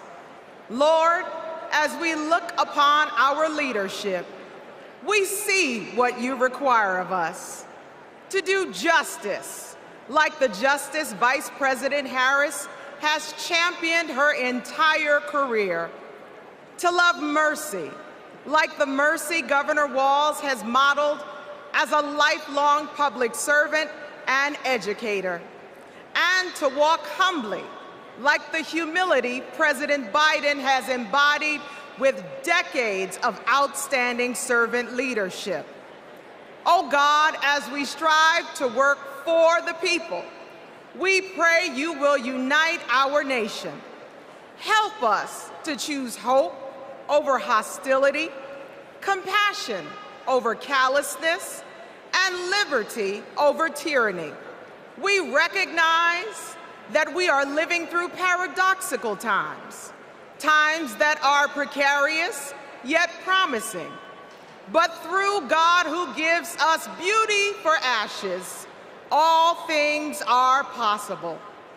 Lord, bless the work of our hands until the weak and meek become purposeful and powerful, and until the marginalized and disenfranchised become energized and mobilized. Inspire us to stand with our fellow Americans so this nation will be a light that shines for you. In the name of our loving and redeeming God, we pray.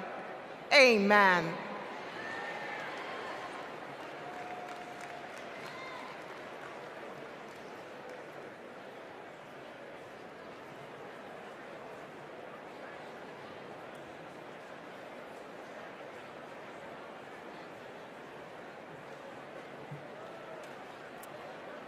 Night one of the Democratic National Convention has officially come to an end.